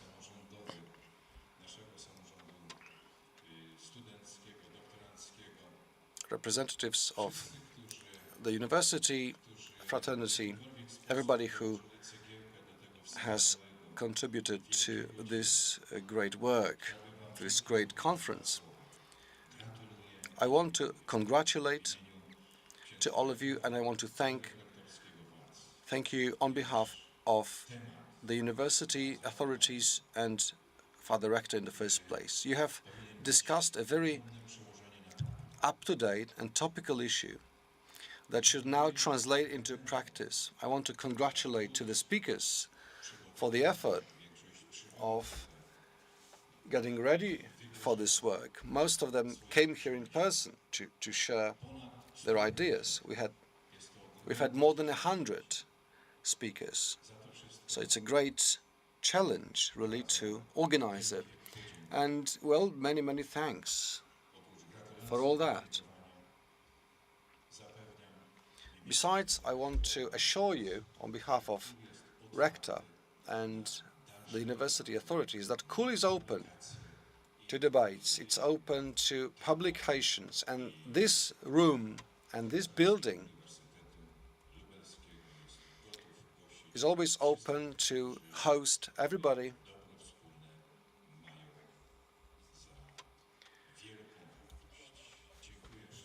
who hold this university and truth dear. Thank you.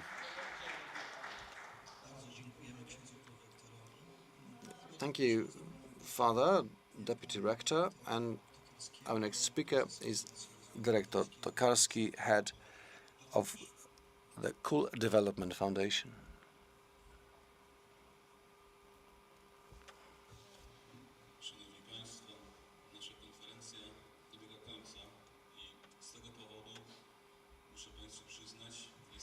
Well, the conference is coming to an end. I am really disappointed with this fact because these 3 days, for us, for me personally, have been a great experience.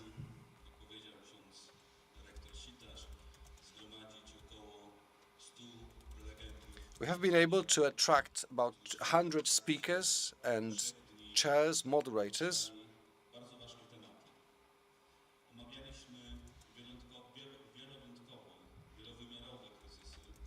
We talked about various crises, multidimensional crises of contemporary world. The war in Ukraine was at the center of our talks. Among them, we had our friends from Ukraine who managed to come here despite all the odds. They came here to tell us what it's like to live and work in Ukraine. I want to thank the scientists, business people from Ukraine who came to speak at the conference, speak about their problems and challenges, but also plans and dreams. During this conference, we have not only discussed problems, we have also tried to find solutions, to look positive, to think positive. And I believe these solutions will be implemented. We've had representatives of local and central government among the speakers, and I believe they were also listening carefully to what others had to say. And this conference, as some of you said, was an intellectual feast. But for me, for the organizers, it was also an opportunity to network, to integrate, to exchange ideas. And I am very happy and proud of that. And I'm very grateful for that opportunity.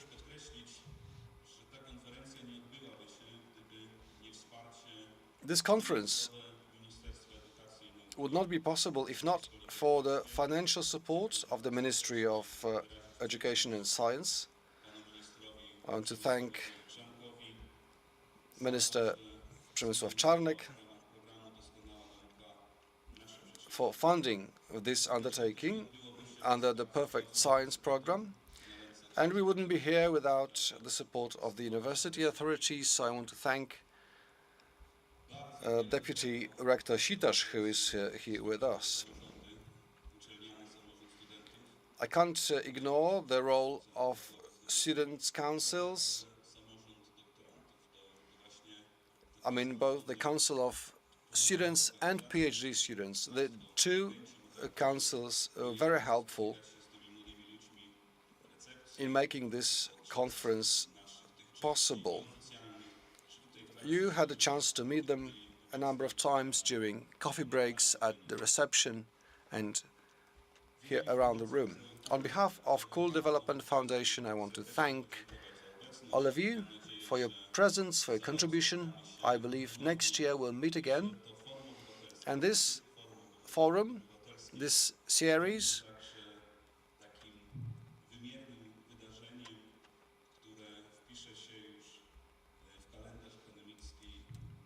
I believe this will be a fixed component in our academic calendar.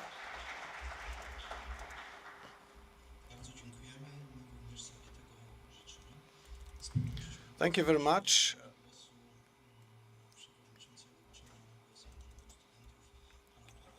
Can we have Paweł Zdybel now, the head of Students' Council?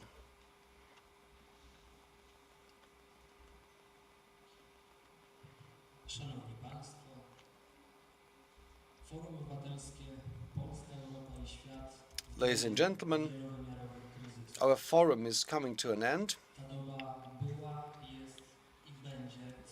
We have discussed multidimensional crises as they were, as they are now, and perhaps as they're going to continue. As we have just heard, this is a periodic event, a regular event. I'm happy that my council, my organization, can be part of it, can contribute to the discussions and ideas.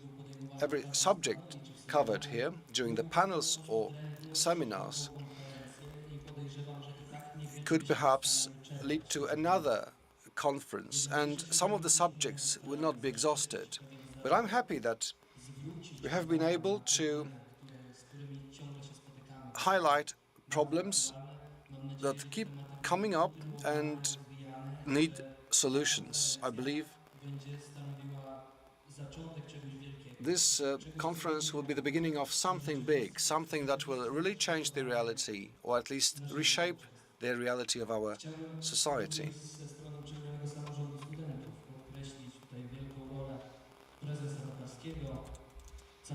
I want to stress the role of President Tokarski, Deputy Rector Piskorska, Deputy Rector Sitasz, Deputy Rector Trzaskowska,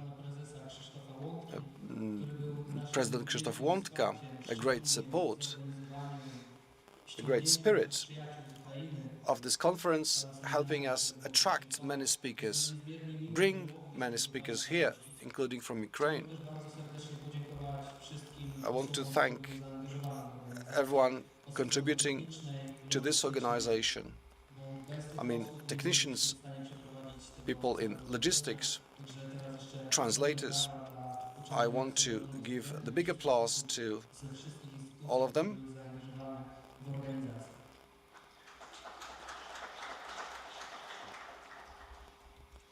Nie pozostaje mi nic więcej, jak tylko powiedzieć wszystkim Państwu do zobaczenia na przyszłej edycji. We'll see you again during the next edition or during other conferences that perhaps will spawn after this exchange of ideas here.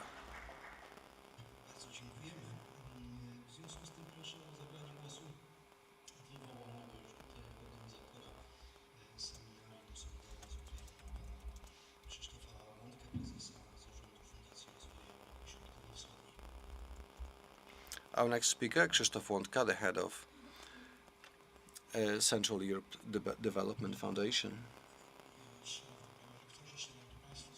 The rector, guests, everyone. I graduated from the Mercure University, so I have the pleasure to say thanks, not because I'm associated with this university, because I'm not. So honestly, I have felt really great here all these 3 days, and I was very happy to meet many colleagues, and I really liked the period of preparations to this Congress. I'm happy that you trusted our team.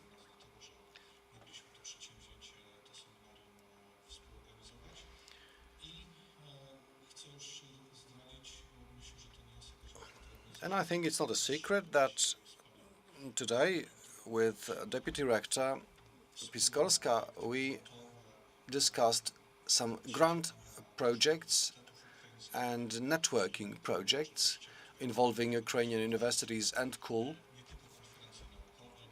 so that it's not only scientific conferences for ministerial money or for our own money, but we should be also able to hold conferences for European money, both here and in other institutions, partner institutions, not only from Ukraine. So thank you again. I hope we'll do it again.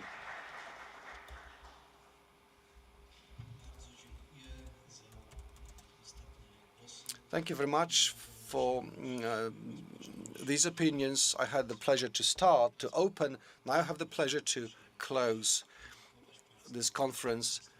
And thank you officially. Hope to see you next year. Thank you.